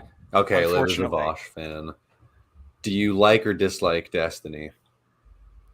I appreciate that Destiny is the one his debate pulled me out of the alt-right pipeline. But I think he has largely had kind of smooth brain takes basically ever since. I think he's stupid and kind of petty. Also, he was like defending that fucking what was that Kenosha shooter? What was his name? Kyle Rittenhouse. Kyle Rittenhouse. He was like defending Kyle Rittenhouse like basically from the start, which I cringe. Yeah, I don't really like Destiny. Interesting. TCPS, you're the Destiny fan. No, I would say that I'm the person who's listened to a very small number of Destiny's debates, mostly against like Manosphere, Red Pill people like Fresh and Fit, and I think he does a really good job at dismantling their bullshit. So I wouldn't say I'm a Destiny fan. I would say I'm somebody that what I've seen of Destiny, which is admittedly isn't that much, I've been pretty positively inclined towards. I do think he does do good against Fresh and Fit. I have seen some of those like clips on like TikTok and stuff, and I think he does pretty good. Though, look, okay, Fresh and Fit are like idiots, so take that how he does you very will. well against like red pill people. He's good at pushing back against that kind of stuff. I'm a pretty big fan of both Vosh and Destiny. I kind of watch them both pretty regularly. There's a subreddit called Destiny Vosh Loyalists that I'm a part of. God! We are committed to bringing the friendship back together. No, don't! Oh my God! We need more Destiny Vosh content, even if it's fighting. I don't care. They belong together. Did you watch when him and Destiny were in DC and talking to all of those politicians and stuff? Yeah, I watched a good chunk of that. I was busy and I didn't catch like the last half of their panel with Emma, but I watched the first, I think, like 30 minutes of it. Yeah, it was fine. The politicians were kind of lame, but the three personalities on there were good and dynamic.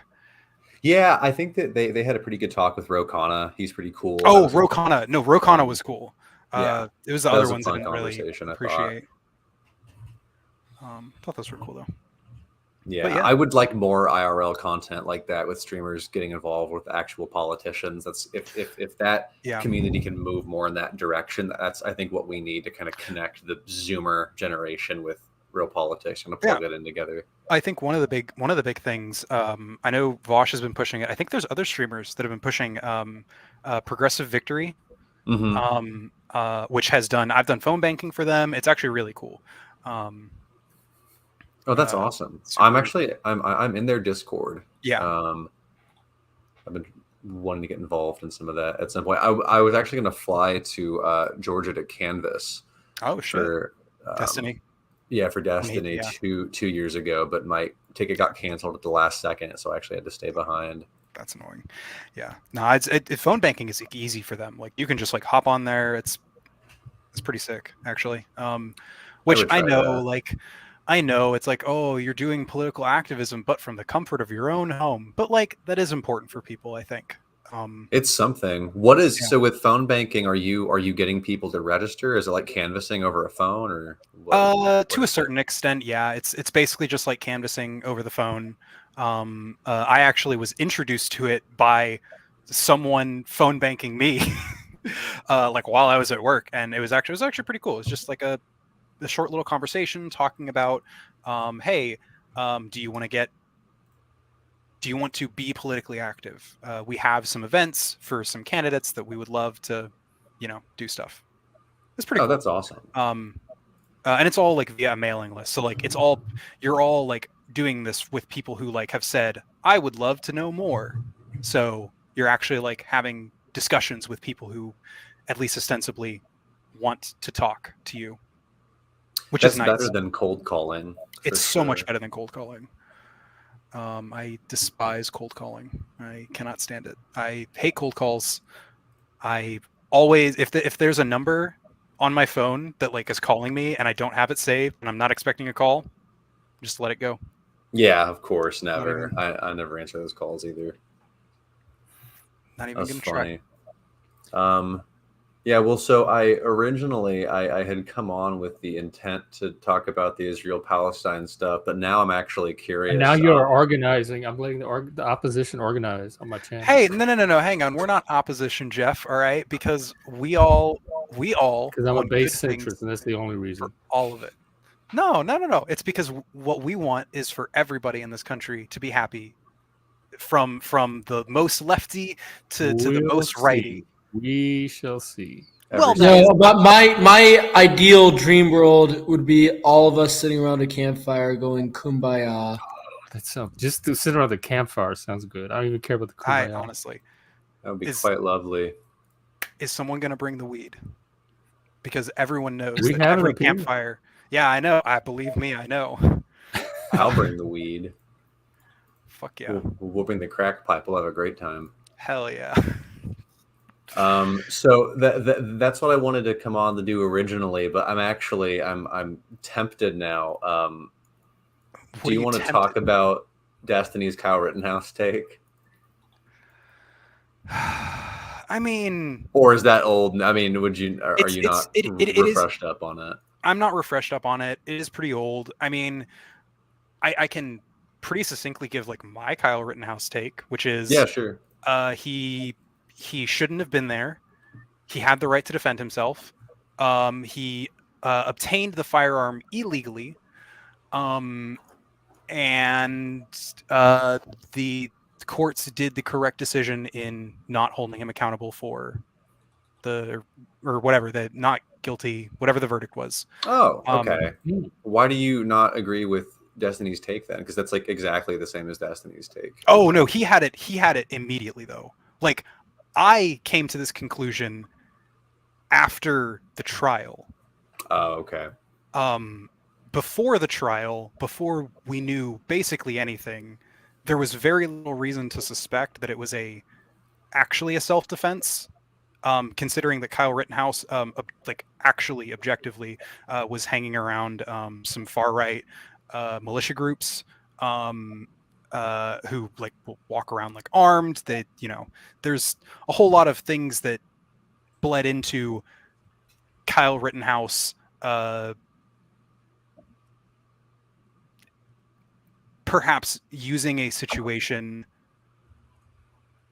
to enact violence. And maybe that is even what he actually did. But that's intentions. And at the very least, that's not what happened. What happened was, dude came up on him. He definitely fired. And then after it was what was it? It was the second group of people, because he shot one person and then he shot two people, right? Like, he shot one person, fled the scene, and then more people approached him, and then he shot two more people, right? I'm not sure. I only remember the time where the guy died because he was coming at him after Kyle had already like shown his weapon, and that guy like continued to approach. He was carrying something that gave Kyle the the probable reason to open fire on him in self-defense is what the court ruled. Yeah. Yeah, I mean, that's basically, so my understanding of that too was that Destiny came to that take after watching the videos of all the angles of that thing happening that were then later shown in court. I don't know if he had that take immediately, but I mean, yeah, like given the videos, given the Kyle, the guy knowing that Rittenhouse had the weapon, he kept coming at him anyway. Like, he shouldn't have been there. It was a stupid thing of him to do. But once he was in that situation, I agree that it became self-defense. And that was my memory of all that Destiny's take was. But if he arrived at that early and overzealously, then that's... because I remember, because that was one of the few times back then where I was watching the actual Vosh stream, and Vosh got on a stream with Destiny on it, and like, that was when Destiny, it was like right after Kenosha had happened, and it was like, not all the videos had come out, but like people were talking about it, and there was a whole fucking panel of people who were basically like condemning Kyle, and then Destiny was like, y'all, I don't think, because Destiny was on his like anti-lefty arc at the time. Sure. And he just was like reflexively like, yes, the left does a thing, let me do the opposite. Yeah, I mean, I guess if that's the case, that's kind of cringe. Then, I mean, my memory was that view after seeing the videos and then being like, this looked like self-defense, but and I think it broadly, was like 3 years ago. Yeah, and that's I think for whatever, like, I think that's how most, at least of the people I want like watching do things. Like, I was not a fan of like Hassan's take on the hospital stuff. Right. The hospital bombing, because like he came out and like was immediately, and it was like, this is just such a weird, like, I don't know. I mean, I do still think it was Israel, but like not in the same way. Like, it's a whole that is a complicated issue. It is, yeah. I mean, I don't know. I haven't dived into it deep enough to have an opinion on it that's worth anything. But it's my understanding that pretty much everybody in the West is saying that it was Hamas. But Hamas maintains that it was Israel, right? Yeah, part of the issue is that Israel, like, initially after the strike, claimed credit for the strike. That's right. And then they deleted it, and then they made a different claim. And now they're I think what they're on right now is that it was a different jihadist group. It was like the Palestinian jihadist something who had a rocket misfire. So we must be off of Kyle Rittenhouse. Yeah, we're a little bit off of Kyle Rittenhouse. Yeah, we kind of. I was just talking about on everything. Yeah, I was just talking about broadly, like when people rush to conclusions, especially on like breaking news. This is actually, if you want to get back on Israel-Palestine, this is actually a big issue in the Israel-Palestine conflict.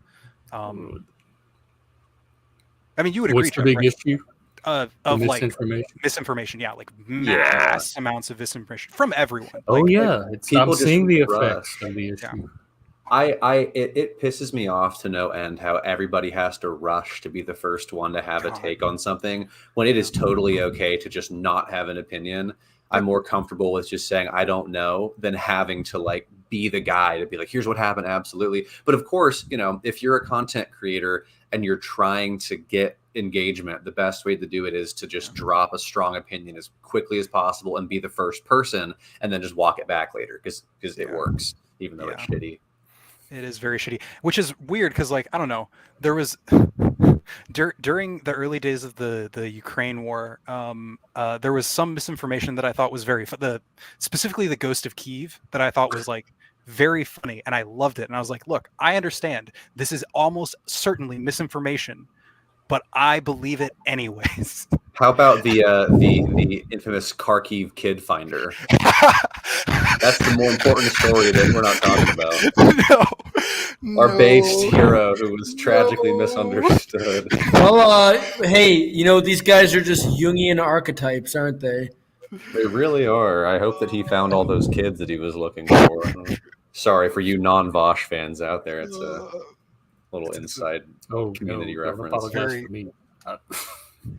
There was a I'll send you the meme, Jeff. It was pretty silly, but it was very silly. But I enjoyed it. I like the one too that some person was like, "Oh, we found the ghost of Kiev," and it was like a picture of Sam Hyde in like an F-40 or something, or like it was so silly. Oh my god, that's good. Yeah. Okay, let me ask a couple of clarifying questions. I want to ask Jeff a couple things here, because I feel like in our conversations we've just kind of stalemated at like needing primary sources, which is fair and fine. Well, you were going to send me the apartheid laws. Yes, because we talked about that yesterday. And you were going to send me the sources that show the displacement of the Palestinian villages prior to the war. Yes, those two things are what I need to get to. I've been very busy doing stuff with my girlfriend today. I had to do this event actually where it's called Walk a Mile in Her Shoes, where I had to put on these heels around our fucking college campus, and it was me and like 20 other dudes. It's like a sorority event that they were holding, and then so it's like men have to walk in the fucking worst. To show like solidarity with women or whatever, and like I did it because it's my girlfriend, but I was like, fuck, these things hurt. Yeah, there's somewhere. I'll probably put it in the Discord later. Get that circulated. This is this was the most painful thing of my entire life. Yeah, no, heels fucking suck. No padding. I feel like if there was padding in these, it would be okay, but it's just like a one piece of rubber and then the ground. How long did you walk?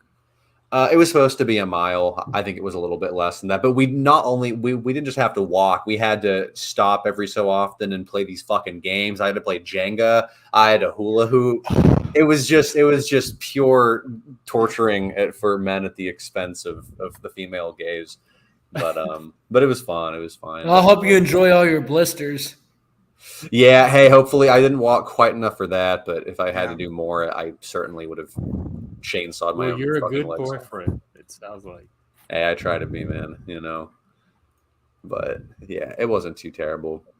So, and yeah, because of that, I was unable to get you your sources, but I will compile them at some point. I just, it's hard to like, because even if I find a source, then we'll just get in the rabbit hole of like, is it like a reputable source or not? Like, just the law, the actual laws on the books, the actual laws. That, I mean, I found plenty source. On the Wikipedia page that I believe I sent you for Israel and apartheid, or apartheid. There's a link to at least 10 to 15 UN reports where they say that Israel's treatment of the Arabs. But an reaches apartheid, like the South standard of Africa, had apartheid. actual laws on the books. Yeah, Apartheid. and so there have again been over, I think, a dozen UN reports saying that they believe that Israel meets the qualification. I mean, so you keep saying, you keep talking about the laws, like actual laws on the books. So I don't know if you're aware, Gen X Jeff, but like according to the official laws, Black Americans got the right to vote in all U.S. states. I already tried this TCPS in 1870.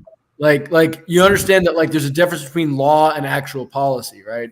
But claiming something's an apartheid state versus analogizing it to apartheid culture is two different things. He's trying to make the claim that Israel is an apartheid state, and I haven't seen evidence of that. Yeah, I mean, I can. So I mean, I can. Everything go I've the seen UN actually report. says that everyone's treated equally under the law. There's even places in Israel that are majority. Yeah, but my point is, but everybody was treated equally. According to the law, everybody was treated equally regardless of skin color in America since the 1860s. But obviously, that's different from calling something an apartheid state. What you're saying, that like the apartheid seems to be subjective, and I'm looking for some kind of objective. Yeah, I don't think Jeff is contesting that Palestinians in Israel definitely face some level of discrimination by the state of Israel. I have read that too. It's similar to like black people here in the U.S. They have a harder time achieving social mobility than the Israelis do. But that's different than calling Israel an apartheid state. Yeah. Well, I mean, it's trying to not let Roenn get away with that kind of sloppy rhetoric. I mean, it's so whenever I say that they are an apartheid state, that can mean one of two things. That can either mean that there are currently laws on the books that treat Palestinians as second-class or it's a rhetorical citizens, or it could be the fact that it's been that way for a very, very long time, and then they just got rid of those laws like in the past generation, which still that doesn't really show me the change ones the material they got conditions rid of very much, right? Previously had them. Yes, I mean, so that's what I will compile for you. And again, there's the dozen UN reports that say it, and then these are all like 50-page reports that like list every law back to back to back. So, I mean, that's I think a good place to start. But at some point, I will go through that.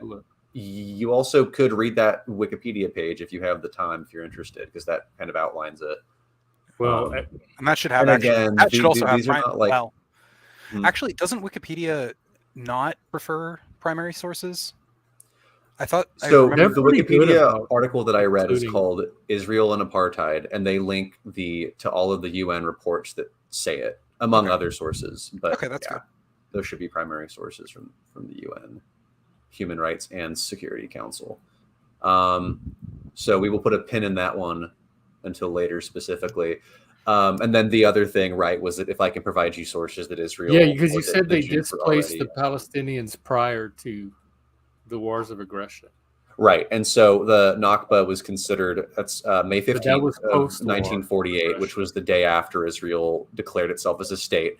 And so my claim was that, if I understand your claim, it is that the Jews moved in and they were building a bunch of houses and settlements, but they did not displace any Palestinians. They were just building their own things. And on then, the land that Britain... Right. So...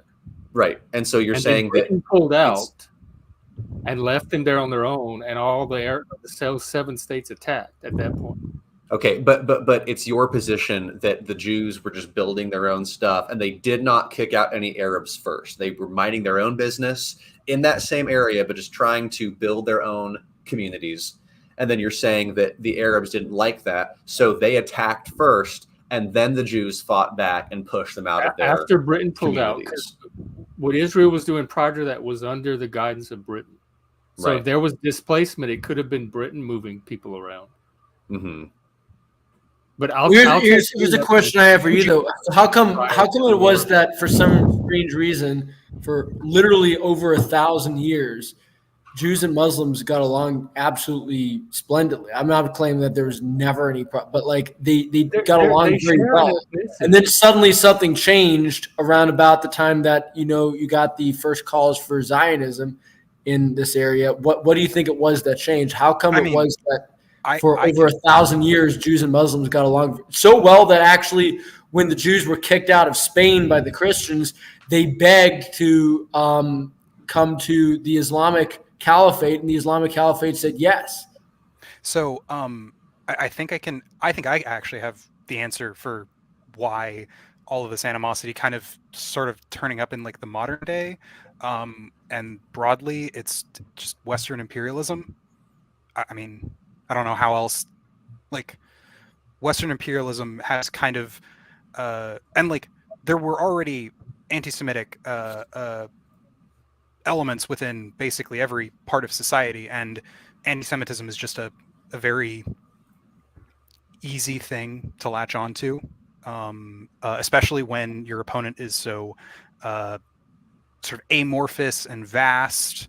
It's just easier to blame it on the Jews. And yeah, it's Western imperialism that caused it. Like I think it's not unreasonable to say that Western imperialism had a profound effect on the Arab world. Well, I mean, that's the problem, is that essentially what you've got is, because like if you look back a few hundred years ago, like any sort of anti-Semitic attitudes in, say, the 16th century would have been viewed as ridiculous in the Islamic world, because what threat do Jewish people pose to Muslims in the 16th century? The answer is absolutely none. Yeah, but when you get this, when you get this modern, basically, state that really is Western. I mean, this is the thing with the state of Israel. The state of Israel is not a Jewish state. It's a Western state. It's a Western outpost of imperial power. It is essentially a state that was created by the British. To be a Jewish state. That's the and that's the thing. And by the way, and if you look at like what Jews traditionally believed, traditional Judaism wasn't the bullshit that you're hearing out of Likud today.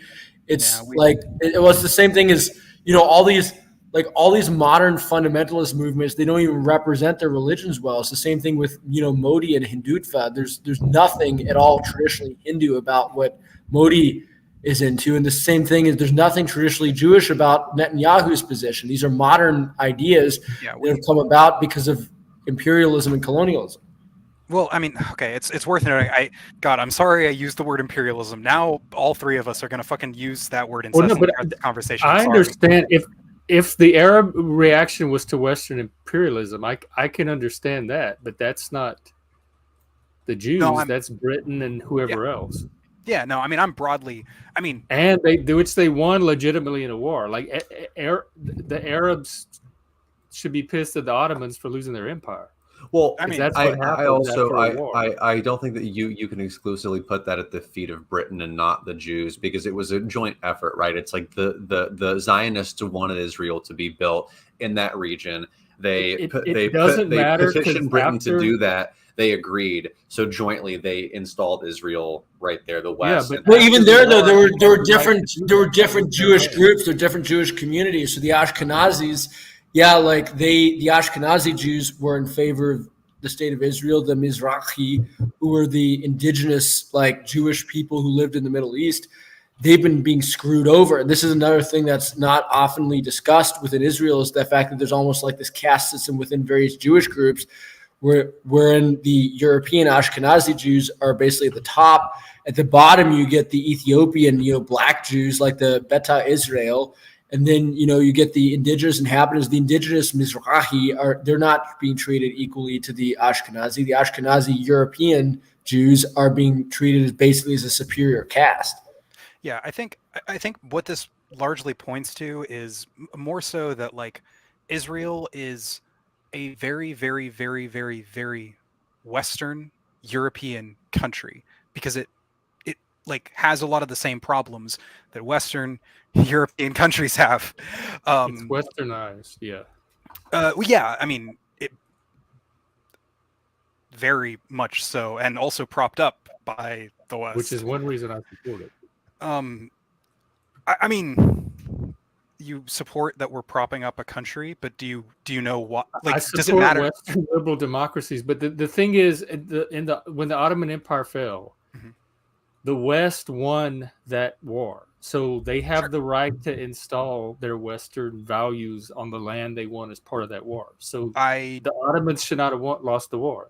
But because they did, that allowed Westernism to come in, whether it was Britain, the Jews, whatever. Some element of Westernism got to legitimately come in as victors of that war at that point. I understand. Well, that sounds like might makes right, though. So you're saying that whoever conquers has the right to conquer. I don't subscribe to that. I don't subscribe to a might makes right sort of Machiavellian ideology like that. Jeff, the issue that we're taking, when you win the war and you win the land as a result of winning the war, that it becomes your land at that point. Yeah, Jeff, you're making a moral argument. So it sounds like the Arabs resent. So you believe? So hang on, Jeff. Though, so you believe that therefore, like when the white Afrikaners dispossessed the Zulu of their land, that was acceptable. When the white man dispossessed the Native Americans of their land, that was acceptable. Yes. Yeah. I mean, he's biting the bullet. Look, well, I have to agree that I have to give you props for being, for being logically consistent there, but I totally disagree with you. Yeah, like axiomatically, I don't think any of us, three of us, agree that like in that like we understand what you're saying in that like that is the way the world works or has worked. Like I understand that, but like that doesn't mean that is good, right? And at least what I'm saying, is I don't think it's good that it works that way. That's fine. That's a fair position to have. It's just it's not based in. Do you think realistic? I'm not talking about realism. We're talking about morals, though. I know. I have been saying this from the start. Me and Roenn talked about this like for hours. My position is based on things as they are, and a lot of these positions are based on things as we wish they would be. Well, I think that you can have it both ways, like because our laws, at least ideally, are downstream of our values, right? So that's why we make laws and we change laws all the time. That's why we establish the UN and the concept of international laws, right? So that whenever countries violate that we have some way to enforce that upon them. So yeah, I mean, you can say that it's just how the world works, that, the strong step on the weak. And we had all that when Britain had the Palestine Mandate with the League of Nations. And I think I'm freezing. Damn it. Just a little bit. Your video is freezing, but your audio is not. I'm freezing up. I didn't catch anything. Oh, okay. Are you back? I think so far. Testing. Yeah, I mean, so... Nope. Oh, still bad. Well, why would the strong even necessarily have to step on the weak? Again, to beat the dead horse. I'm getting the low signal icon. TCPS. I don't think, like, he's not talking about like that it's good or right that the strong are stomping on the weak, but the strong are stomping on the weak, and that's how like the world has been, and pretending like us morally decrying it does anything isn't useful to the conversation. Well, but the thing is that my starting position when I've passionate and caring, that's all admirable, but you're going to crash into reality at some point. Well, but hang on, but is to some point 70,000 years? Because my point is that if you look for 70,000 years, the entire continent of Australia managed to basically have a population that was relatively speaking flourishing. Yeah, they were in a primitive material condition, but they were relatively speaking flourishing for 70,000 years. And actually there was no, there were no big guys that there were no big civilizations that lorded over the lesser people. There was no imperialism. There was no conquering. There was actually very little warfare. The Aboriginal Australians were actually relatively peaceful. And this lasted for 70,000 years. I'm not going to claim that therefore but we should just ignore the Aboriginal Australian experience and say that no, it's just always going to end up being the case that the strong pick on the weak. And no. That's not what he's saying. What he's saying is that in the past, might makes right has basically always been the way things were done. In certain contexts. Yes, in the broadly the West, Europe, most of the world, that's kind of how things were done. At least the ones we're talking about. And what he's saying is that when the Ottomans lost the war and the British were given the power, he's not making a moral judgment on whether or not Britain should have been able to get that, but he's saying that they did get that. Well, I think Jeff is no. I mean, but this is the is-ought fallacy. The fact that something is the case doesn't mean something should be the case. In my conversation with Jeff the other day, my impression, my understanding was that he is making a case that it was morally okay that Britain did that. That's my understanding. Am I wrong about that? Can you hear me? Yes, I can. We can now. I haven't been able to hear like the last 5 minutes. We kept freezing up. Okay. I was trying to elucidate that I'm pretty sure, at least from my conversation with you, that you're not like talking about like the morality of it. What you're saying is that Ottomans lost the war, and because that's how things were done then, and to a certain degree now, Britain legitimately, quote unquote, got that land. You're not saying whether or not it's good that they were able to legitimately acquire that land, but that they did legitimately acquire that land, at least according to. It's nothing to moralize. Like they legally acquired the land. Well, but you're saying that it's okay though, Jeff. Like that's kind of I think what we're trying to get clarification on is not. Are you saying that it was good that they did it, but that you're saying that it was not a moral Britain wrong should have lost the war or not won the war? No, that they established Israel and the kicking out of the Arabs. Up a good point about is and ought. I'm definitely talking about is. Yeah, but not ought. But our disagreement was me saying that I think that process of them creating Israel and then creating the boundaries over where, hundreds of Arab villages were, and then kicking out those Arabs, which we'll get to those sources later. But I'm saying that if that is the case, I'm saying that is morally wrong, and you're saying in your opinion, you would have done it different. And you're saying that was morally fine that they did that. That was our whole disagreement. I have no objection to how Britain did it. They have okay, the right so to yeah. Oh, okay. Yeah. Okay, then never mind. I was wrong. Yeah. We just have different morals then, Jeff. Because you agree that it was okay for them to do it, and we don't. Yeah, and I remember I come from a displaced people. I had that done. Our people had that done to us too. When Britain took over Nova Scotia, they put us all on boats and shipped us out. Legally, that was within their right to do, even though it happened to my people. Sure. Morally, it may not have been. But I've accepted. Wait, no. Oh, hang on. No, hang on. Are you only saying that because you prefer the warm, sunny climate of Louisiana to the cold climate of Nova Scotia? He's still up in Seattle, right? Yeah. Oh, you are? I see. Never mind. I retract my statement. I don't know what's going on with my connection. I only heard part of your question. He was making Jeff's a joke. frozen again. I don't know if y'all can hear me. I can hear you now. Yeah, I mean, I can. Yeah, I might have to do. Trad, I only heard the first part of your question. I didn't hear. You said it wasn't a serious question. Yeah. Oh. He was making a joke. He just said, "Are you just happy because you're not up in the cold, rainy Nova Scotia anymore?" Like everyone's going to have a different moral perspective on that. I'm more concerned with the legal perspective.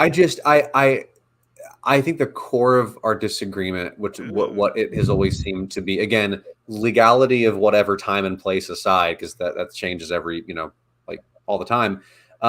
It's just the base morality of like, it is my position, and I think probably most of our position here, that if you come into a country where a pre-existing population of people is living their lives, they have their houses, they're established there, and you by force kick them out and are like, get fucked. I'm waiting on the evidence if that's what happened. Because Israel has the right to settle in their historical homeland. I don't think Israel did anything immoral by settling in that area. The objection on the part of the Arabs seems to be that they're in that area at all.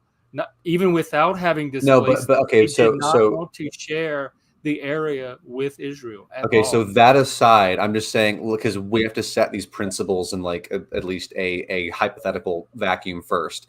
If a population comes in, regardless of whether you think they have a right to that land as their ancestors or whatever, they come in, there's a people there that is already established, and they kick them out of their homes and move them somewhere else. I think that morally that is bad. Do we disagree on that principle? I'd have to know the specific context, and I'd also have to see evidence that that's what happened. Okay. Because my understanding is Britain gave them land and said, you can come settle here, that it didn't involve them taking existing Palestinians and shifting them out. Okay, so and that there were attempts to negotiate a one-state solution where everybody would share the land, and it was the Arabs that did not want that. And we will get to those sources, but I mean, just already the map that I sent you shows that within the borders that Israel established for itself in May of 1948, what is essentially modern day Israel without Gaza or the West Bank, that even within that piece of land that Britain established, and that Israel, I think that the borders after the that war. I think it was the UN partition. I don't know. I mean, it was some joint effort with like Israel, Britain, the UN, but like what they established for themselves in 1948. On that map, there were at least already 200 to 300 Arab villages inside of those borders. And so, are you saying is it your argument that the Jews did not kick the Palestinians out at that point, that they just made the state and they were cool with the Arabs living there? Is that your understanding? That is my understanding, that they were willing to. It was kind of a no man's land. The Arabs didn't have a state. They didn't have political boundaries. They were just existing on the land. Right. So it was my understanding that Israel was willing to share the territory with the Arabs and integrate into a single unified state. And it was the Arabs that said, we don't want to share our land with the Israels. We don't even want them on this land at all. Okay.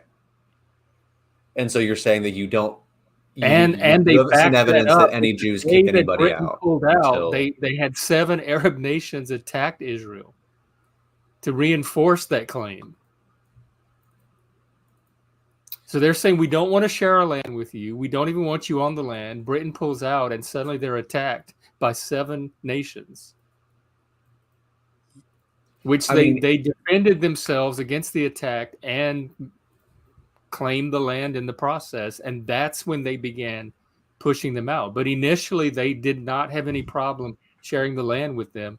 They were willing, the Arabs were willing to share it with them. In fact, in Israel today, there are still Arabs living in Israel, and there are some areas of Israel that are majority Arab. Israel's not pushing them out. So from my understanding, and again, I will send you these sources whenever I dig and find primary ones, more so than I have already, that they had already pushed out many hundreds of thousands of Palestinians before May 15th. So even prior to the Nakba, they were already in the process of doing it. That is my understanding. That's the stuff I was asking for. Okay, and that it was Israel itself doing it and not Britain coming out and clearing them and then giving it to Israel. The people who would become Israel, because we are talking about pre the state of Israel. Yeah, the triple parentheses the people. Jewish state. No, I'm kidding. Okay. So the Zionists. Yes, the Zionists. So even that aside, though, because that is my understanding, even if that's not true, and the Jews just moved in, they declared Israel and didn't even kick out a single Arab. And even if that's true, I would still understand, even in that case, those Arabs fighting back, saying that we don't want y'all to draw your country lines over where 700,000 of us already live. I can understand that, but the Native Americans could say the same thing, et cetera, et cetera. It doesn't change the... Well, yeah, but like morally, we condemn like what we did, what Americans did, right? Like you don't think what we did to the Native Americans. They were not a state. They were not a nation. They were just people living on land. Yeah, but a nation is just people being on land and then declaring themselves a nation. It's just a word. Like it's the principle is that you're people that you live dissolve in the land all of Western civilization when you say that. If every country is just people living on land and there's no political boundaries that are honored. What do you mean political? I'm sorry. I'm confused as to why we're talking about the political boundaries. Like, why are we talking about like what does it matter if because the Palestinians had a state? When Israel settled and the British mandated all of that, there was no Palestinian state. There were just these people living on this kind of neutral no man's land territory. It wasn't like Britain came in and displaced someone out of their country or their state. They just wait. Okay, and just because we could say that about any nation, that America is just a bunch of people living on land and borders. No. It's not that. Well, hang on. I'm sorry. I think you may have gone away a little bit from the point Roenn was trying to make, because the point isn't that Israel was then like kicking a bunch of stateless people out. It's that Israel allegedly kicked people out of their homes, even if someone's not after they were attacked in a war of aggression. Well, sure. My point being that like the problem isn't that they were creating a nation state around these borders. I mean, really, the problem was they were kicking people out of their homes after they were attacked in a war. And that's unless they were kicking people out beforehand, in which case it would be they were kicking people out, and then the war was caused by them kicking people out. In which case, it like completely goes on its head. That's assuming. My understanding is the war was caused by the Arabs not wanting them there in the first place, not from being kicked out. That's the impasse where we just that's what Roenn's going to send you the sources on to clarify. Right. That's the impasse we're at, where we just disagree on the facts of the matter, which we can again. I will have to team through that. And I honestly don't know. Like it may be that they kicked some out of their villages, but yeah, I would want to see. My understanding is that it was a cycle. It was a feedback loop of both happening. The Jews moving in, they're trying to kick out Arabs. Arabs fight back. They kick more of them out. They fight back harder. It's just this infinite cycle of that happening. I don't know. I don't think it was. I don't think that it was the case. They were willing to share the land with the Arabs, so they wouldn't be kicking them out. They would be saying, "We come form this nation with us." And the Arabs are I don't even believe here. I don't believe that. I don't believe that's true. Like I'm sure that like what is actually true is somewhere in between what all three of us think, but I don't think that it was like some kumbaya shit. And I'm sure that there's sources out there that could resolve this for us. I can look myself too. But so far in the reading I've done and the articles I've used, I didn't see where Israel came in before the war and started all of this aggression against them. That it was more on the part of the existing settlers. Okay, and that's fair. I will. I will find you those sources. I think that would be important information. I don't think even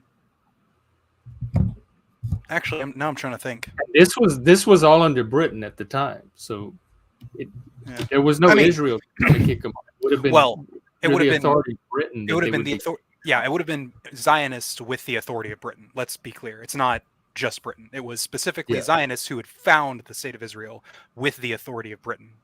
If this was, and they had drawn the borders up, but it had not been ratified, because the U.S. tried to hold up the proceedings, and then that's when Britain pulled out, and they said we're not sticking around any longer, and so it kind of went the official statehood went unresolved, and then the war happened, and then after the war, Israel became a nation as the result of their war efforts. For what it's worth, I also don't like Israel because it's an ethno-state, but because it's a what? Ethno-state, or they allegedly want to be an ethno-state. It's not I think people conflate some of the extreme right-wing fringe elements with Israel itself. I think if you talk to most Israelis, their goal is not to create an ethno-state. And Paul talked about this with that guy today about a Jewish nation versus a nation of Jewish people. Yeah, no, there are definitely. But I do believe that every nation has the right to be sovereign in its homeland. Just as we have the right, Britain has the right, Canadians, whatever. Yeah, I mean, the people who live in a country have the right to. But they're also a multicultural, pluralistic, democratic society. So they don't have a problem with other ethnicities living in their nation. And I still want to see the different laws that treat certain ethnicities different from others, because I haven't found them. Everything I've found says otherwise. I mean, I guess So I think some of this is misinformation and propaganda, and people have bought a certain narrative that doesn't really match the facts on the ground, and that's why I'm so. To some degree, yeah. Like, I mean, there might be some of that. I mean, but it's. Most of these claims come from UN reports. That's the thing that is confusing to me. Is if it's misinformation, why would it be coming from the UN, who are the people that helped establish Israel? I don't know. And a lot of it comes from offices within Israel doing checks on themselves, doing reports saying that they believe that they have an apartheid state. They include and this is just from the Wikipedia article.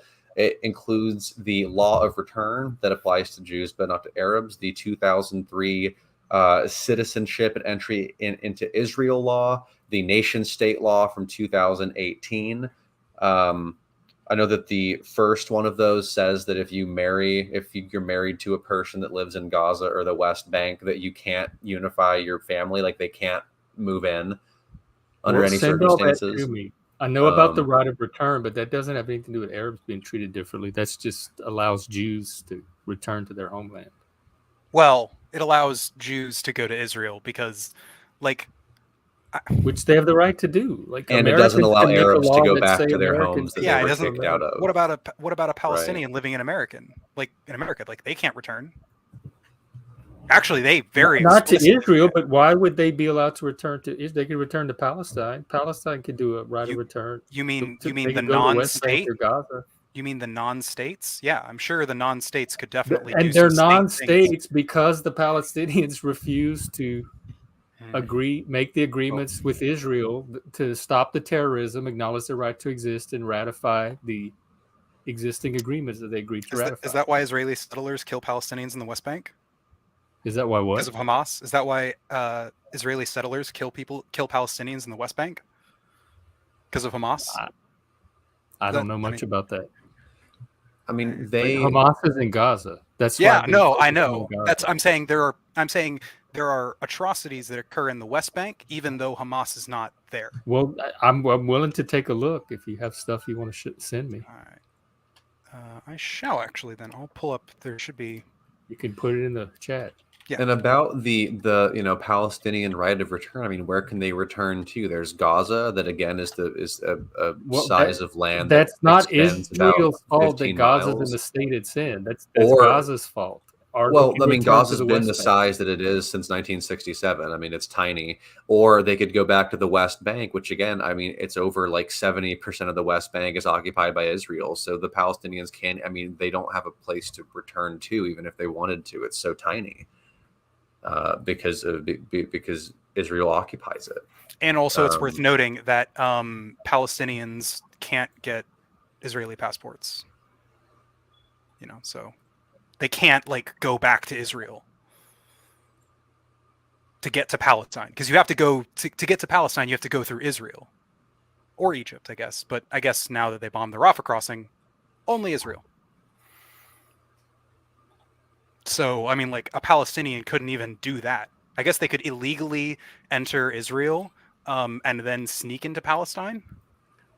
I honestly don't know enough about that. It seems like there would be a way for Palestinians to get to Palestine, but I don't know anything about it.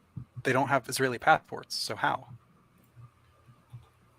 I don't know. I'd have to look. I mean, physically, I'm asking you about physical reality. I don't know the answer. You liked talking about physical. I don't know the situation. I'm not gonna just take your word that that's how it is. I'd have to look into it. Okay, I can look up. Do Palestinians can Palestinians get an Israeli passport?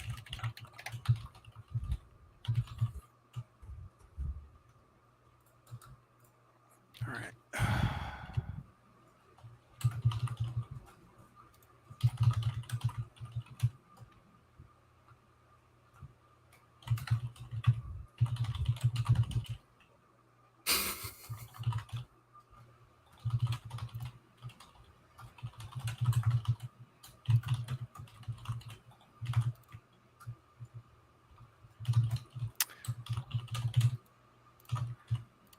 Is Al Jazeera a sufficient news source?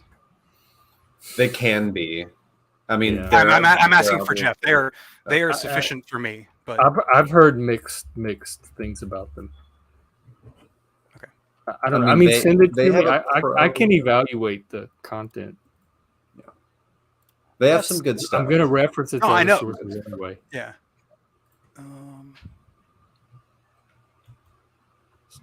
Oh, here we go. NPR, actually. Here's a good NPR one.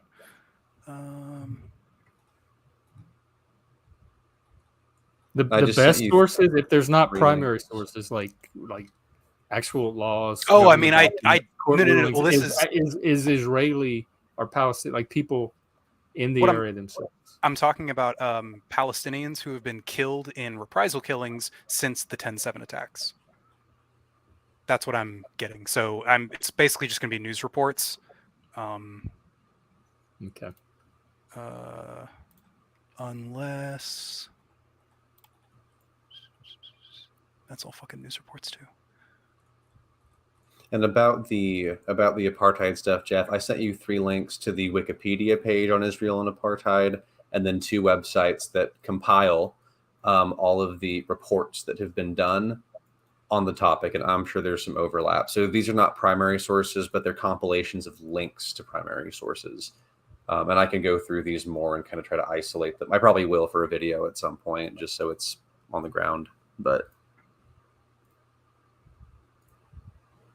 because the first report you sent talks about Israel being one unified state under full Israeli control, but that is only because the Palestinians won't meet Israel's agreements to have their own state. So that's more the Palestinians doing than Israel. Well, then that gets us into the topic of the 2-state solutions, which is also very messy. And that's not as simple as the Palestinians are holding up, not Israel. No. So it's not that simple. Both sides have fucked that up many, many times. And if you look from what I understand now, the current situation, like the way the table stands now, Israel is waiting on the Palestinians.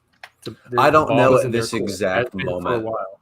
I don't know at this exact, like this year, what is happening, but I know at all the summits throughout the 2000s, certainly. I mean, both sides were very difficult in how they negotiated.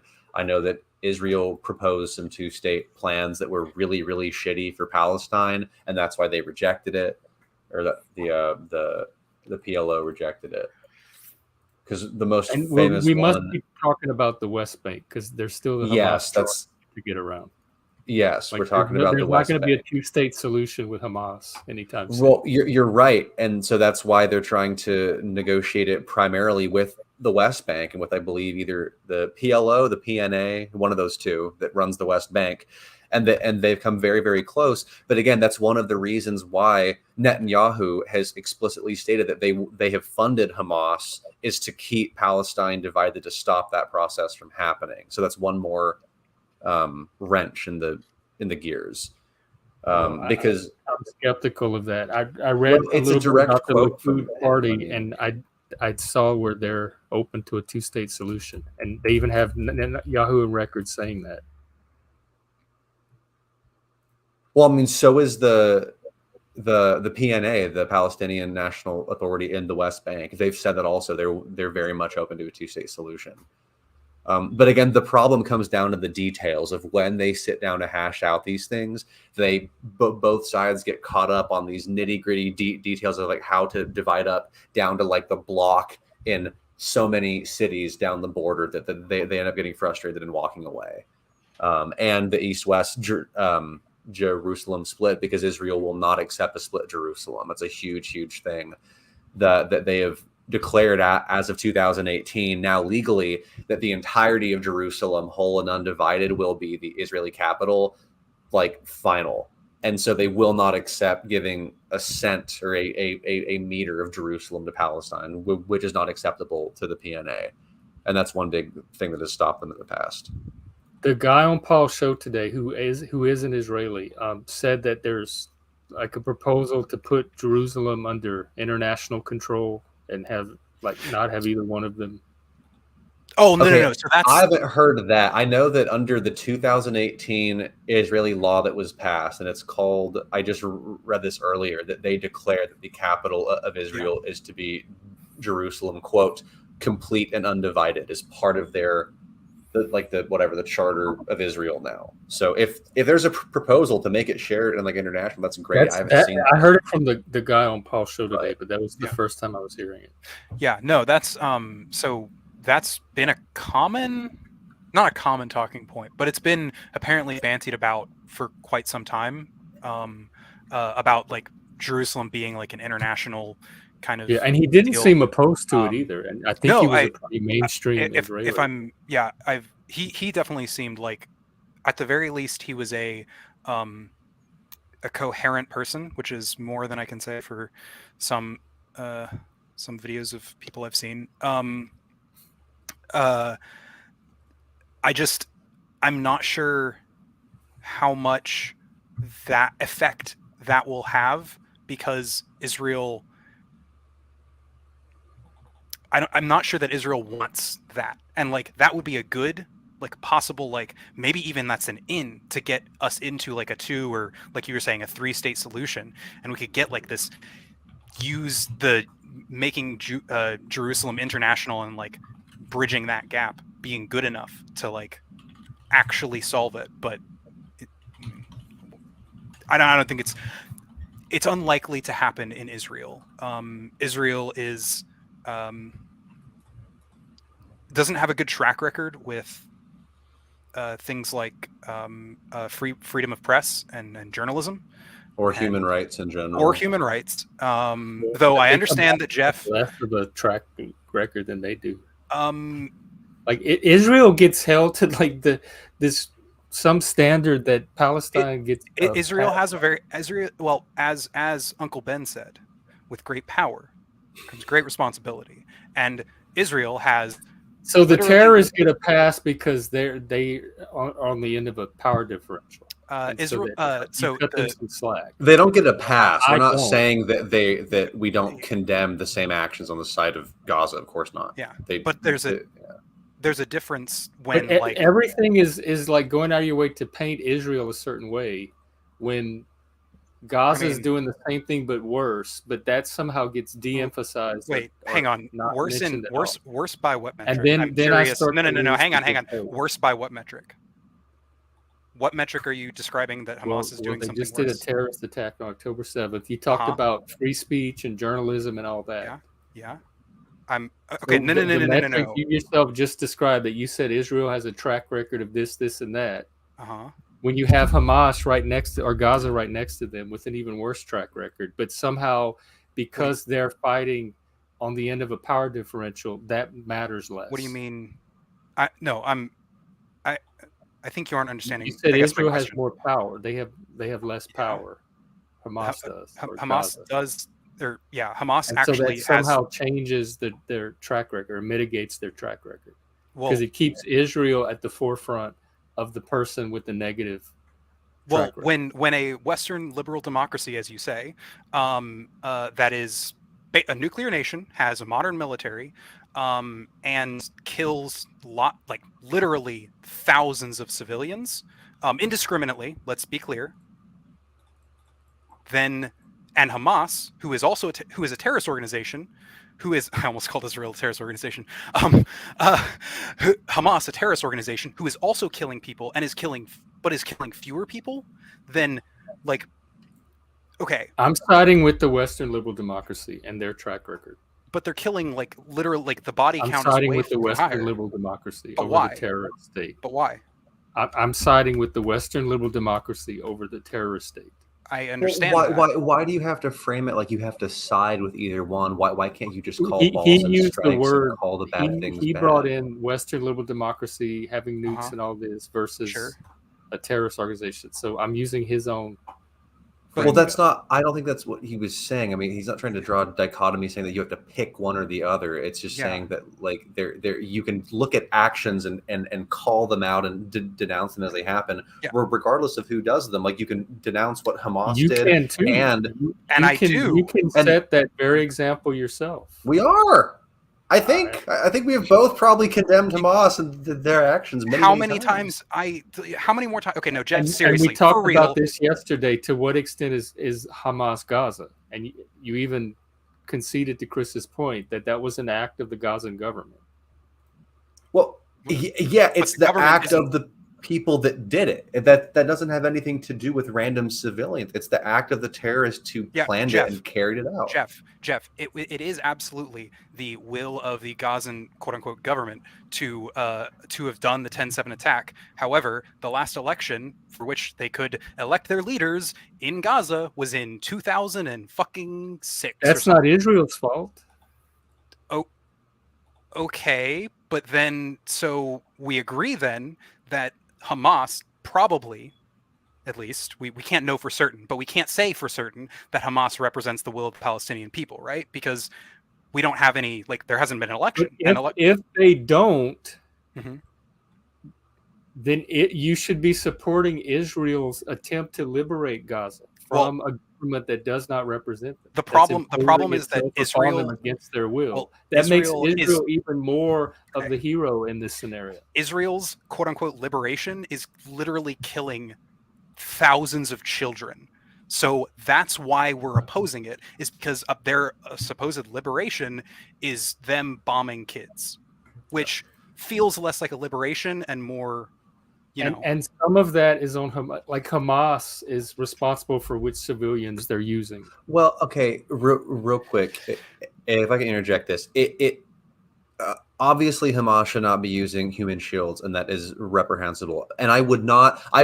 Here's the circumstances under which I would not fault Israel. If they wanted to send special ops into Gaza with feet on the ground and strategically go after the terrorists and just take out every member of Hamas that was involved with that, I would totally support that if they were careful and tactful, even if there were occasional civilian deaths along the way. But they targeted the terrorists and tried their best to only kill them.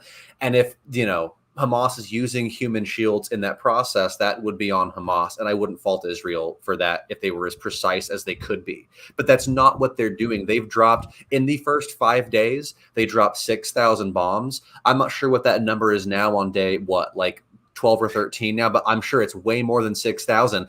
That is not restraint to me. You're right. They could be doing worse. They could nuke all of Gaza, but still, to me, dropping thousands upon thousands of bombs all over that strip is not doing their due diligence to just go after Hamas. That is excessive, and it's wildly just. We just have a different opinion where we would draw that line and what's an acceptable amount of casualties. But I guess so. Thousands. But why?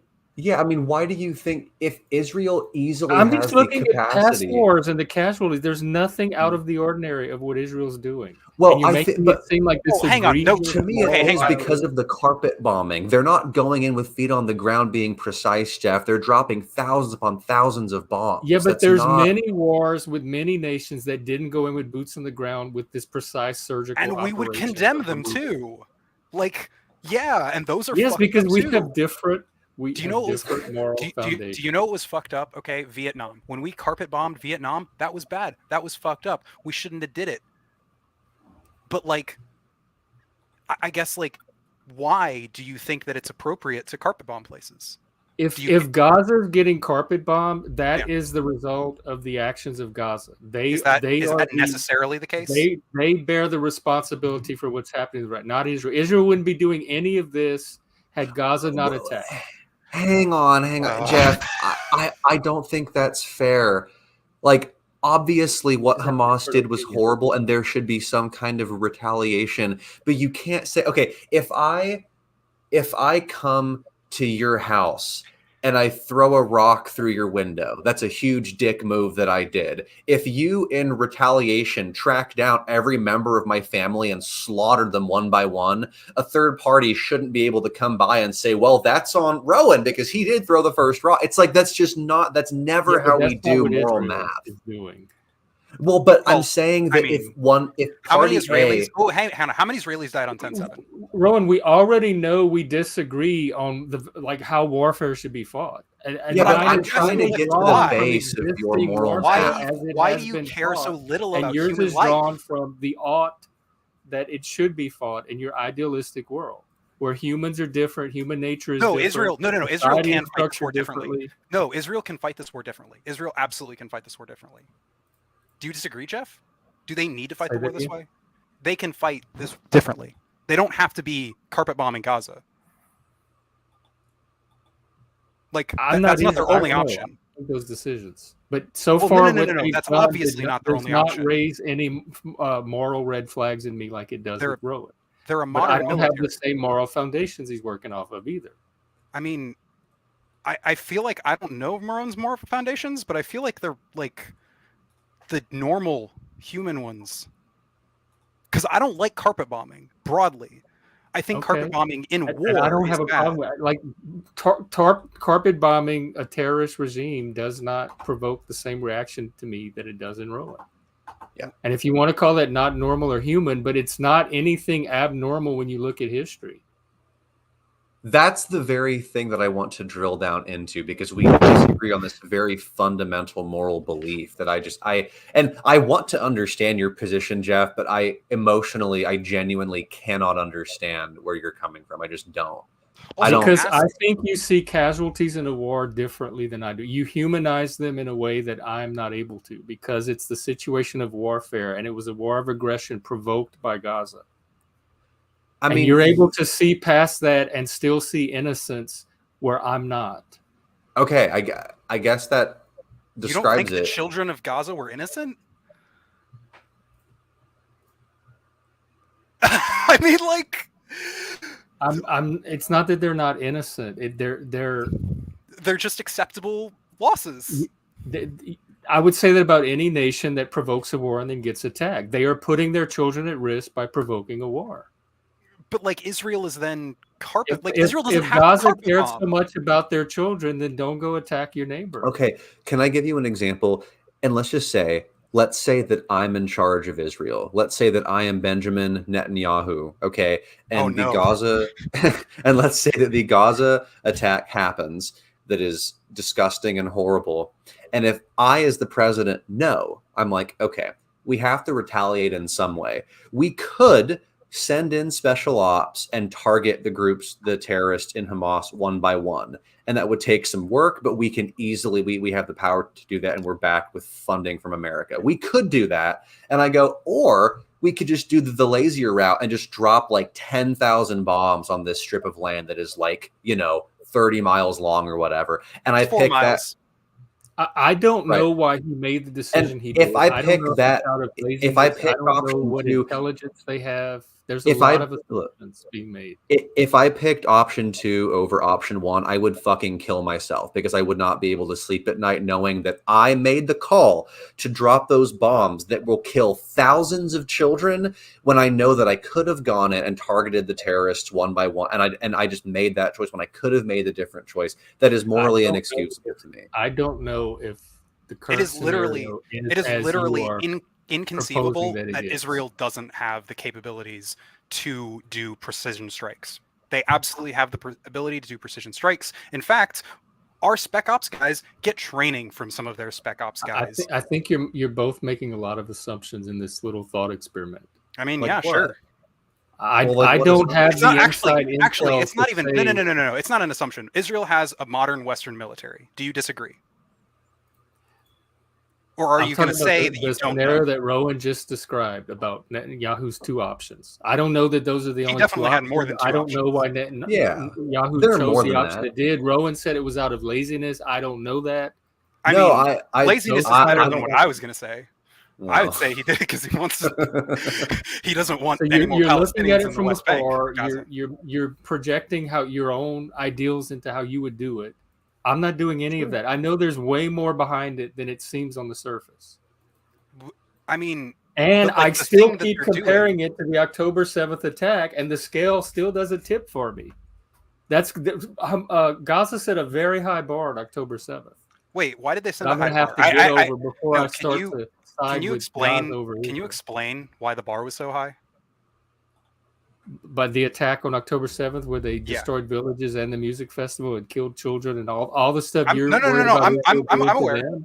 No. I'm asking you for like the specifics on what is like so dramatic that's like forcing the scales, because like a lot of people consider their terrorist attack on October 7th dramatic. No, I do. But like I'm saying, why aren't the thousands of Palestinian children who are dead tipping the scale when it's like a few hundred Israeli dead children is tipping the scale? So what's What's keeping the scale all weighted Because on the Israel Israeli side? is a Western pro-liberal democracy, and Gaza is a terrorist state. A terrorist territory. Yeah. So you're able to see all children as innocent, and I'm able to see the children as the citizens of the different territories there are. The territories themselves have a moral valence that just children abstract don't have for me.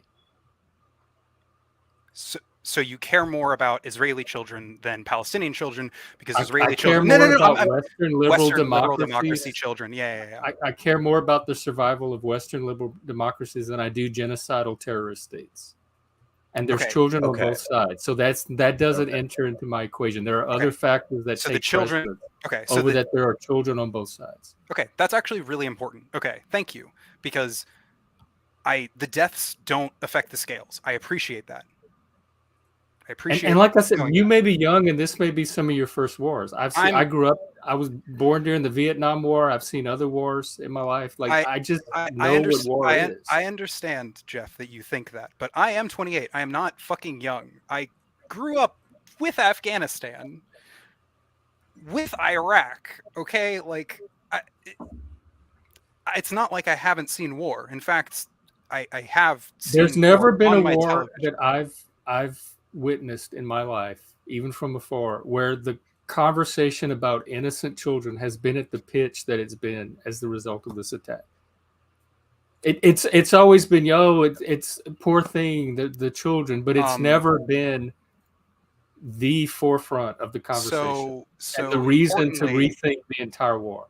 I think we've learned more now after witnessing the horrors of Iraq and Afghanistan. Yeah, I think that's... You may have. I have. No. Hang on. Wow. Iraq. Actually, Afghanistan is an interesting case study on this. Afghanistan, while we did have a significant number of civilian casualties, it was a war which was actually genuinely fought with real rules of engagement, where they attempted to minimize civilian casualties. And they didn't have very many, comparatively. It's probably an important case study. Maybe Israel could look into what we did in Afghanistan. Maybe try out some of our tips and tricks in how to... I don't know why Israel's doing it the way they're doing right now. It does seem to me that they've exercised some restraint. They haven't crossed a moral line of mine. It's possible in the future they will, and then I will change my view, but it hasn't happened yet. Would the moral line be the eradication of the people in the Gaza Strip? But if your moral line is innocent children, any nation's going to cross that when they're being attacked. So that's less of a factor for me. I'm just a realist. Don't worry. The moral line was way before the innocent children. So this is not even about October 7th. This is about your view of Israel itself, which probably goes back to its legitimacy as a nation. No, I think it's about both. So a lot of these talking points are masking people dying. It's about innocent people dying, no matter, because I think that's going to happen in any war. I know. I think that I've figured out kind of the people basic are dying in the inner difference cities right is now. that you all over the world. People are I know dying. you care about the survival of nations and cultures and the values that tend to come from that kind of as a entity in and of themselves. I care less about them when they're terrorist states than when I do when they're Western democracies. Right. And so you seem to care about the survival and the battle between cultures and nations as collective entities.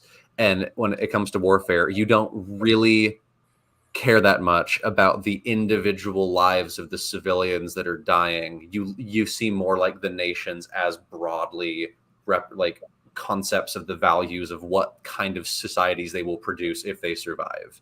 Is that fair to say? That's kind of your perspective on it? More or less. It's not that I don't care about the individual lives, but that's in the abstract. It has no practical bearing. That's kind of down here. Yeah, and it's not going to make me suddenly feel more sympathetic to a terrorist state and less sympathetic to a Western democracy that's been aggressed against. Okay, so that's the difference then, is that I don't look at it like that. I don't see the nation state in this kind of abstract way of I care which one wins or loses.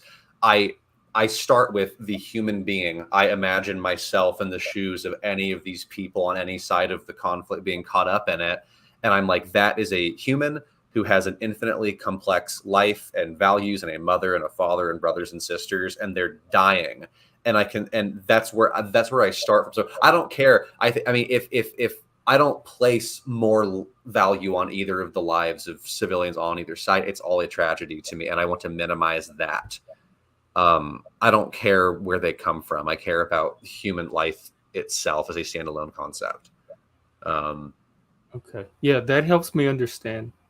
So yeah, okay. that actually, oh God, that actually is a really good explanation, because I actually, I'm gonna use this analogy again too, because it's actually works really well. It's kind of like how nation states work in like fucking strategy games, right? Like there's no individual. It's all the nation, the culture. Yeah, there's no children on the board. It's just the nation survive? Represent the different troops of the nation. And I love those games. I love those games because I don't live that in my daily life. Because my daily life, I'm beset by an unimaginable empathy towards people, which is frustrating. Because I can't do anything to stop it.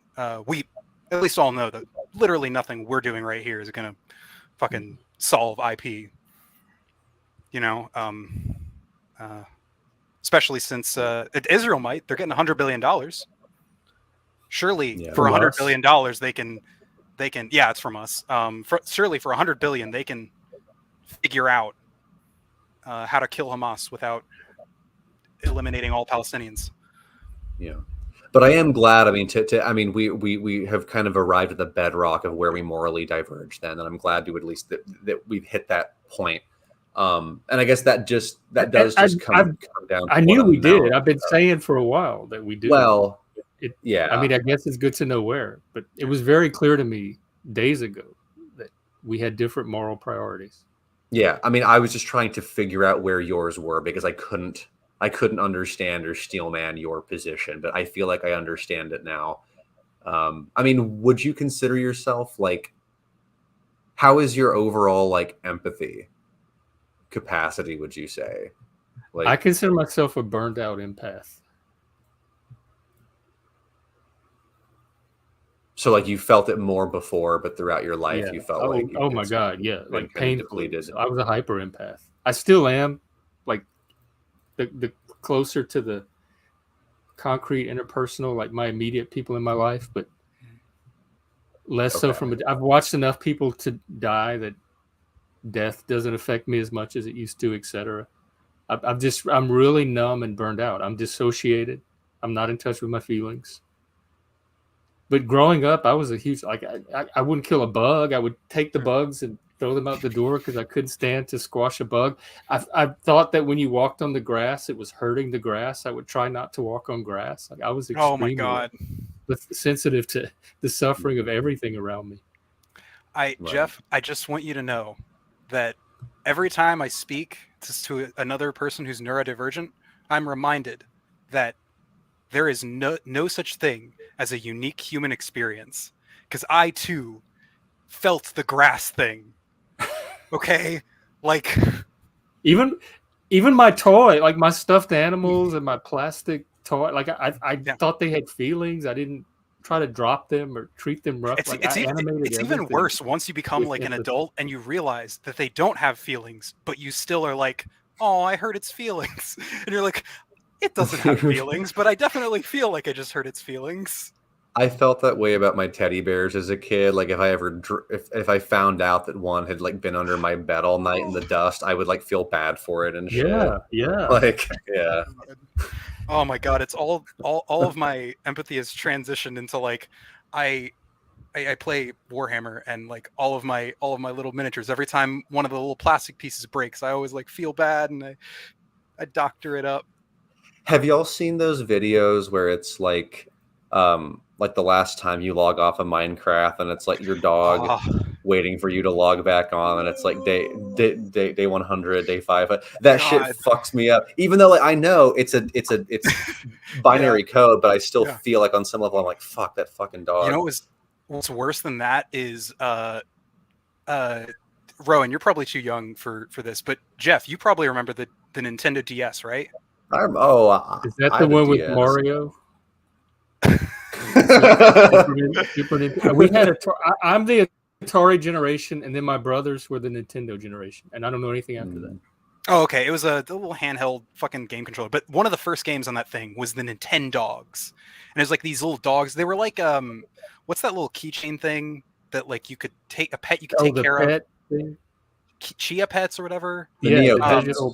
No, not Neopets. I mean, Neopets was a thing, but like the Chia Pets, it's like you take care of it and it like is a living thing, but like in code, you know, kind of vibes. I do remember that. Nintendogs is the same way. And like, what's depressing is like, I don't know why, but in that game, if you don't turn the game on for like a certain number of time and that time has passed, your dogs go away, which like is super fucked up when you think about it. Cause like, I remember turning my DS off when I was like 10 and then turning it back on like 3 years later when I was 14 and it's like Nintendogs, all my dogs are gone. I'm like, oh, they're dead. Like how could they do that? That's such a fucked up mechanic. Yeah. To do, but it is though. I mean, it's I guess it just kind of goes to show, and even I mean, they've done so many studies showing that if you get people to like break or destroy like a mechanical structure like a robot, they don't really feel bad. But if you make it fuzzy and put eyes on it, like make it talk, then people report feeling guilt that they're asked to smash it with a hammer. So our empathy certainly can be manipulated and projected onto things that don't actually have agency. And we are all on on some spectrum of empathy of like what do we ascribe it to and what do we not care. So I do understand, Jeff, like that you know, they are people, they're very far away. It's a conflict that we're not really involved in. I mean, I get on some level, especially, you know, I know you've had quite a bit more life experience than me, and I'm sure that just kind of comes with, you know, with that. But I guess just from my perspective, when you say things like you are saying about justifying their actions, my mind jumps to like, what is that child in Gaza experiencing? What are the parents experiencing? So I'm in that hyper empathetic mindset of like, what is that experience like for all of these families and people? So that's why I have such a response to it that is like in shock of like calling it a horrible position. But I think I understand now that we're just, you've felt that way for a long time about all kinds of things, but you've just kind of grown numb to it, right? Yeah, you harden as you get older. I do. As you get older or go through certain events, and like growing up, they used to have the commercials on TV of the starving children in Africa, and I hated looking at those. But I knew that there was nothing I could do, and that was just the reality of the world. So at some point, you just start to accept a certain amount of suffering. Yeah, and I guess like I don't know, as someone with also at least a little bit of life experience, though, I can't imagine as much as Jeff. Even though Jeff, you do certainly look quite young, you know, you still look probably twice your age. Probably. No, not quite, because that'd make you like 60. Well, I'm Gen X, so yeah. Oh God, I'll be 53 in a few weeks. Oh, that's not too bad. 53. Oh. Still. So you're exactly twice my age right now, Jeff. That's crazy. You what? I'm 26 at the moment. Yeah. Yeah, I am. I could probably be your father's. I probably. Oh God, I'd rather my dad was gay. Come on. Maybe he would have had like better taste. Oh, my dad's I don't know favorite. if I'd bring any better taste. I mean, is your favorite movie better than just Shawshank Redemption? Probably. I don't know if I have a single favorite movie, but there we go. See, that's already better. And it's not still Magnolias or whatever else. Good. I love it. Fight Club. I'm gonna talk about Fight Club. God, speaking of Fight Club. Oh, I love Fight Club. We watched that. I did too. Yeah, Fight Club is always one of those like weird things. People fucking love what's his name, the Durden. Tyler Durden. He's the villain. He's the villain. He's the bad guy. Like that's the. I don't know. There's a lot of people. But he's also the psychopomp that puts you in touch with the parts of yourself that you want to access but can't. So in a sense, he's also the hero. Yeah, Fight Club's one of those weird. Okay, Fight Club's probably not the best example of this, of people not being good at media literacy, because it is kind of a web of a lot of things.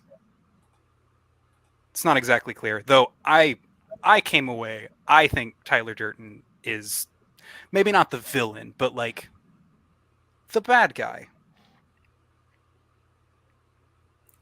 I don't know. One of my favorite shows is True Detective, and those are very flawed heroes. Like it's very morally. Oh, I mean, I love a flawed hero, but like Tyler Durden's not a hero. He might be a protagonist, but he's not a hero. Luke Skywalker is a hero.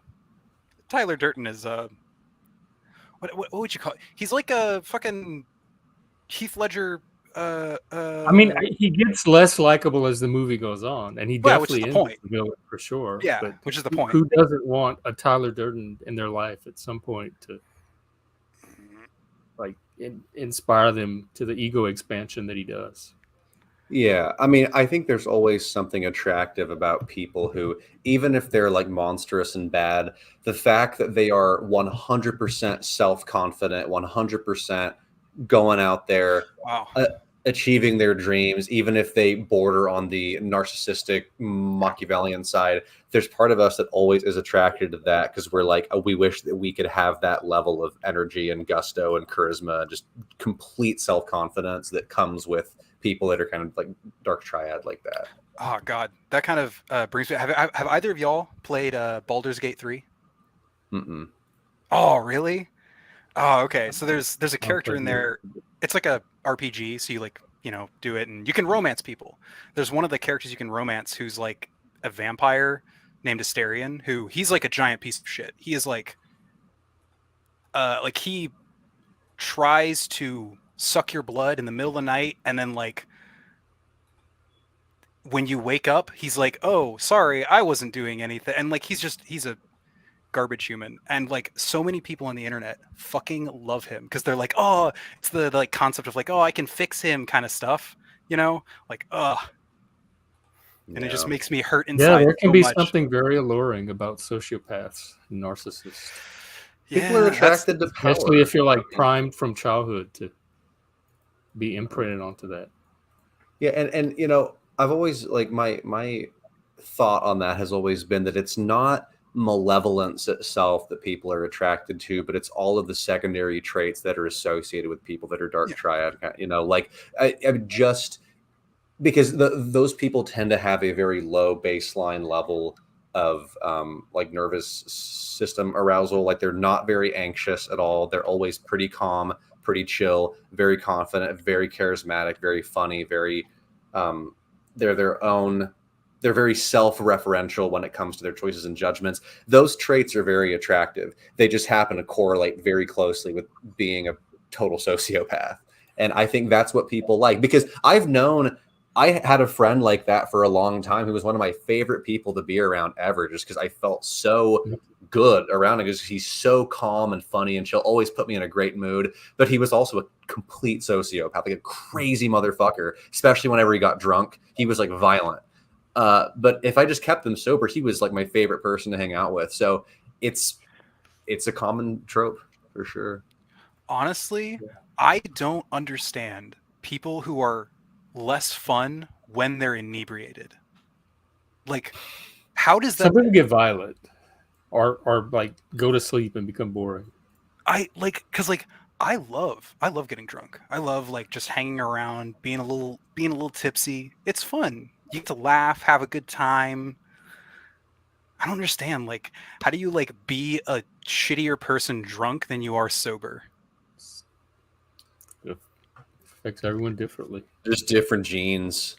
I don't, Be. I'm the same way. I mean, I get drunk and I just it makes me very pro-social and very much like wanting to bond with people and talk and laugh. But I've certainly been around people that they get drunk and it's the opposite. Like they get malevolent and they like to start like hurting people. I knew a guy that he would get drunk and like kick dogs and shit. Like it was super fucked up.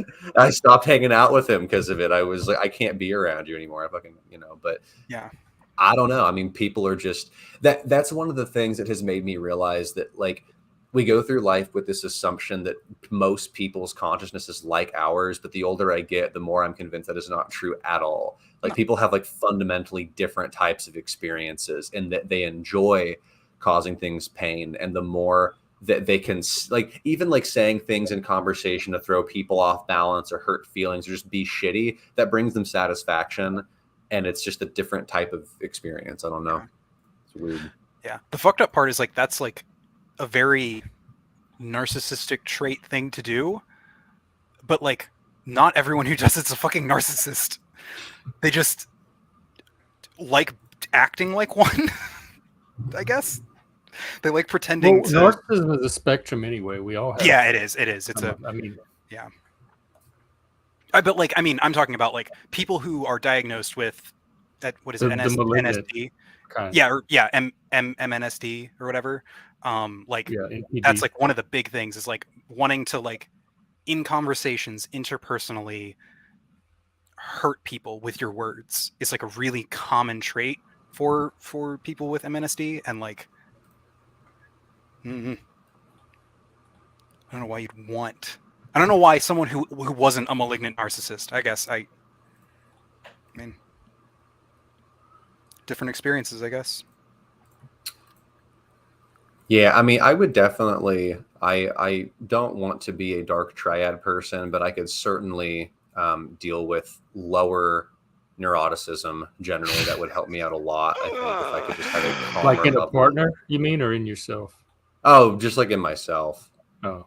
As a person, but also, yeah, like in a partner, I certainly, I'm so not attracted. Your neuroticism doesn't seem all that high. There's really? the Big 5 test you can take online too. I've taken it. I'm very like I'm almost maxed out, and like I'm a very, very anxious person by predisposition. I just don't really show it externally, I guess. But no, I mean, certainly in partners, no, I am so unattracted to people that are like mean and bitchy. I know there are guys that kind of like that in women, like if they're just kind of like cunty, but I'm like I can't. I just want a person that's just real sweet and warm and genuine. Like, yeah, it's one thing if someone's like jokingly being an asshole. Mm-hmm. If you're like occasionally jokingly being an asshole, that's funny. It's not funny when you're just constantly an asshole all the time and like you just kind of exude that. Oh God, this is the most Gen Z, the most vibe. That vibe of like rain clouds and oh God, get talking about one of my exes who was Ramona Flowers. Oh, I remember her. Oh my God, what an awful person. Everyone in that comic book is awful though. That's kind of the point. Except Knives. I think Knives was all right. I think she seemed to be pretty cool. I've only ever seen the movie. I didn't actually watch. Read the comics. The movie was good. It wasn't the same thing as the comics. I think it was just a fundamentally different Scott story. Pilgrim? Yeah, I think that's Chris's favorite movie. I believe it. It's a very good movie. It is like actually stupid. They took this like nihilistic comic that's about like everyone just kind of being a little shitty to each other and I don't know, made it into a kind of sweet movie. I appreciated it. Yeah, fun coming of age thing where he learned all these lessons about how to be a better person and he gets the girl at the end. That was I think my first big movie in theaters like with my friends, and I thought it was the coolest shit ever. Just going to the movie with your friends. Yeah, and just hanging out. It was so cool. That was so great. There was this big theater called the Paradiso in Memphis that me and my friends, like, we wanted to go to like at night so badly, to go to one of like the nighttime showings, but they wouldn't let you in if you were under 16 because they had basically a bunch of ne'er-do-wells causing trouble. And so like I remember it was like the first time we like watched a movie in there. I think it was like a James Bond movie too. It was really mid. Skyfall? It was Skyfall, I think. I enjoyed Skyfall that had Javier Bardem in it.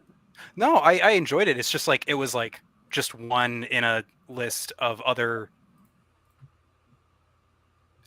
blandish, kind of okay action films that had been released in those years. Right. So like it was just like, oh joy, another action movie. Another boring action movie, I guess. Anyways, y'all are going to be going on another streamer, right? Or at least Jeff was. I don't know if I'm going on, but he's starting in. If he starts on time, in about 12 minutes. Didn't you say earlier that he was supposed to stream like an hour and 15 minutes ago? Yeah. Yeah, this is my longest stream yet. So. Oh shit! Damn, here we go, man. We're going on like 6 hours. Helping it. We've set a record. I don't know how you do it. I came on very late. Oh. Well, Machine Lies goes all night. He does like 11, 12, 14-hour streams. Jesus Christ. Yeah, I actually just subbed to him. I messaged him on Discord and got his channel link. That's so interesting. What content does he make? It's so random. He has you never know who's going to show up. It's just this cavalcade of trolls, and he's into philosophy himself and gives this esoteric take on it. He's an interesting character. This is so interesting. This feels very you never know what you're gonna get. That's why I like it so much. Like some days, if it's boring 1 hour, come back 2 hours later. It'll be a completely different experience. And the best possible. Yeah, I'm going through his videos now. I mean, this is a compliment to him, but this seems like very like schizo posty. Like everything is. We love schizo posters. It's just so different. Yeah, that's what it is, and it's chaos. It's definitely. Trichnological hypnosymbiosis and modulation of bioinformation, consual gigaterror. What is this? This is nuts. We love it. Look, hey, I'll be able to get in some schizo watching in between my Vosh streams, which have always been late for like the past month. Oh, is he streaming tonight too? I don't know if fuck no. He doesn't stream on the weekends. My roommate's a big Vosh fan. I hear him from the room. I believe you. hear him screaming about horses. Yeah, I tune him. I've gotten very good at tuning out Vosh's voice. That's fair. Honestly, I have too. My girlfriend also like watches Vosh a lot, so we'll just like be sitting there watching the Vosh stream in different rooms. That's so funny. A Vosh power couple. A Vosh power quiet. Our other two partners aren't into Vosh yet. Oh, wow. Very good. A Vosh quartet. Pull them into it. Or no, make them actually be Destiny fans. So then you'll have a rage in between the two fandoms that can come out and that would be the worst possible idea. Though actually I could probably get another partner's boyfriend to do it because he's kind of like a neo-lib. He might go for it. He should. I think that there's a lot of value in both of them. I'm to be fair, I'm probably like 60-40, probably towards Destiny, but I do enjoy Vosh a lot. He's very cool and fun. That's fair. And I just appreciate him. Yeah, that is true. I enjoy his like debates with libertarians. It's funny how like I guess like samey the kind of libertarians are, you know, because you got your like I'm stupid and never learned econ libertarian. You've got your like I'm a fascist, but I want to. Your voice is cutting off a little bit, I think. Oh yeah, you just cut out. I don't know if you can hear us. Well, it might be time to end the stream. This might be a good time. Yeah, we totally could. What is Libs? Is that the real name of this person, or is that just? I don't know. He was on Paul's show this morning in the comment. Liberty Holmes. Liberty Holmes. Do they have a YouTube channel that I can sub to, or they just do it? I don't know. I just met him today. I don't know much about him. Casual viewer. All right. Well, Liberty Holmes, if you got a channel, link it. I will subscribe to you. Oh my God, there's like 3 or 4 Liberty Homes on YouTube. There are, and this first one's got a picture. Yeah, and we have some Discords too. So if you're watching or can hear us, you can email me at the address on Gmail that's under my name, and I can send you a link to some of the Discords. Yes, hope to chat and again we stream soon. every day, so feel free to drop by anytime. Chris and I will be on tomorrow afternoon sometime. Sweet. Well, cool, Jeff. Have fun on the machine stream, and I will talk to you later, my dude Reno. You too. Good seeing you. You too. See you, man. Take care. All right, let me play this out. I think I'll put us back on the Ducks, since that's how we started. Yeah, I wanted to work up to larger streams, so this is good. Good conversation. I haven't learned a lot. Well, maybe a little bit. I learned a little bit, which is always good. And we'll be on tomorrow afternoon sometime. So just check the channel. And I guess I'll see you then. Take care. Have a good weekend. I'm pretty exhausted. I might even go take a nap. Okay. Bye.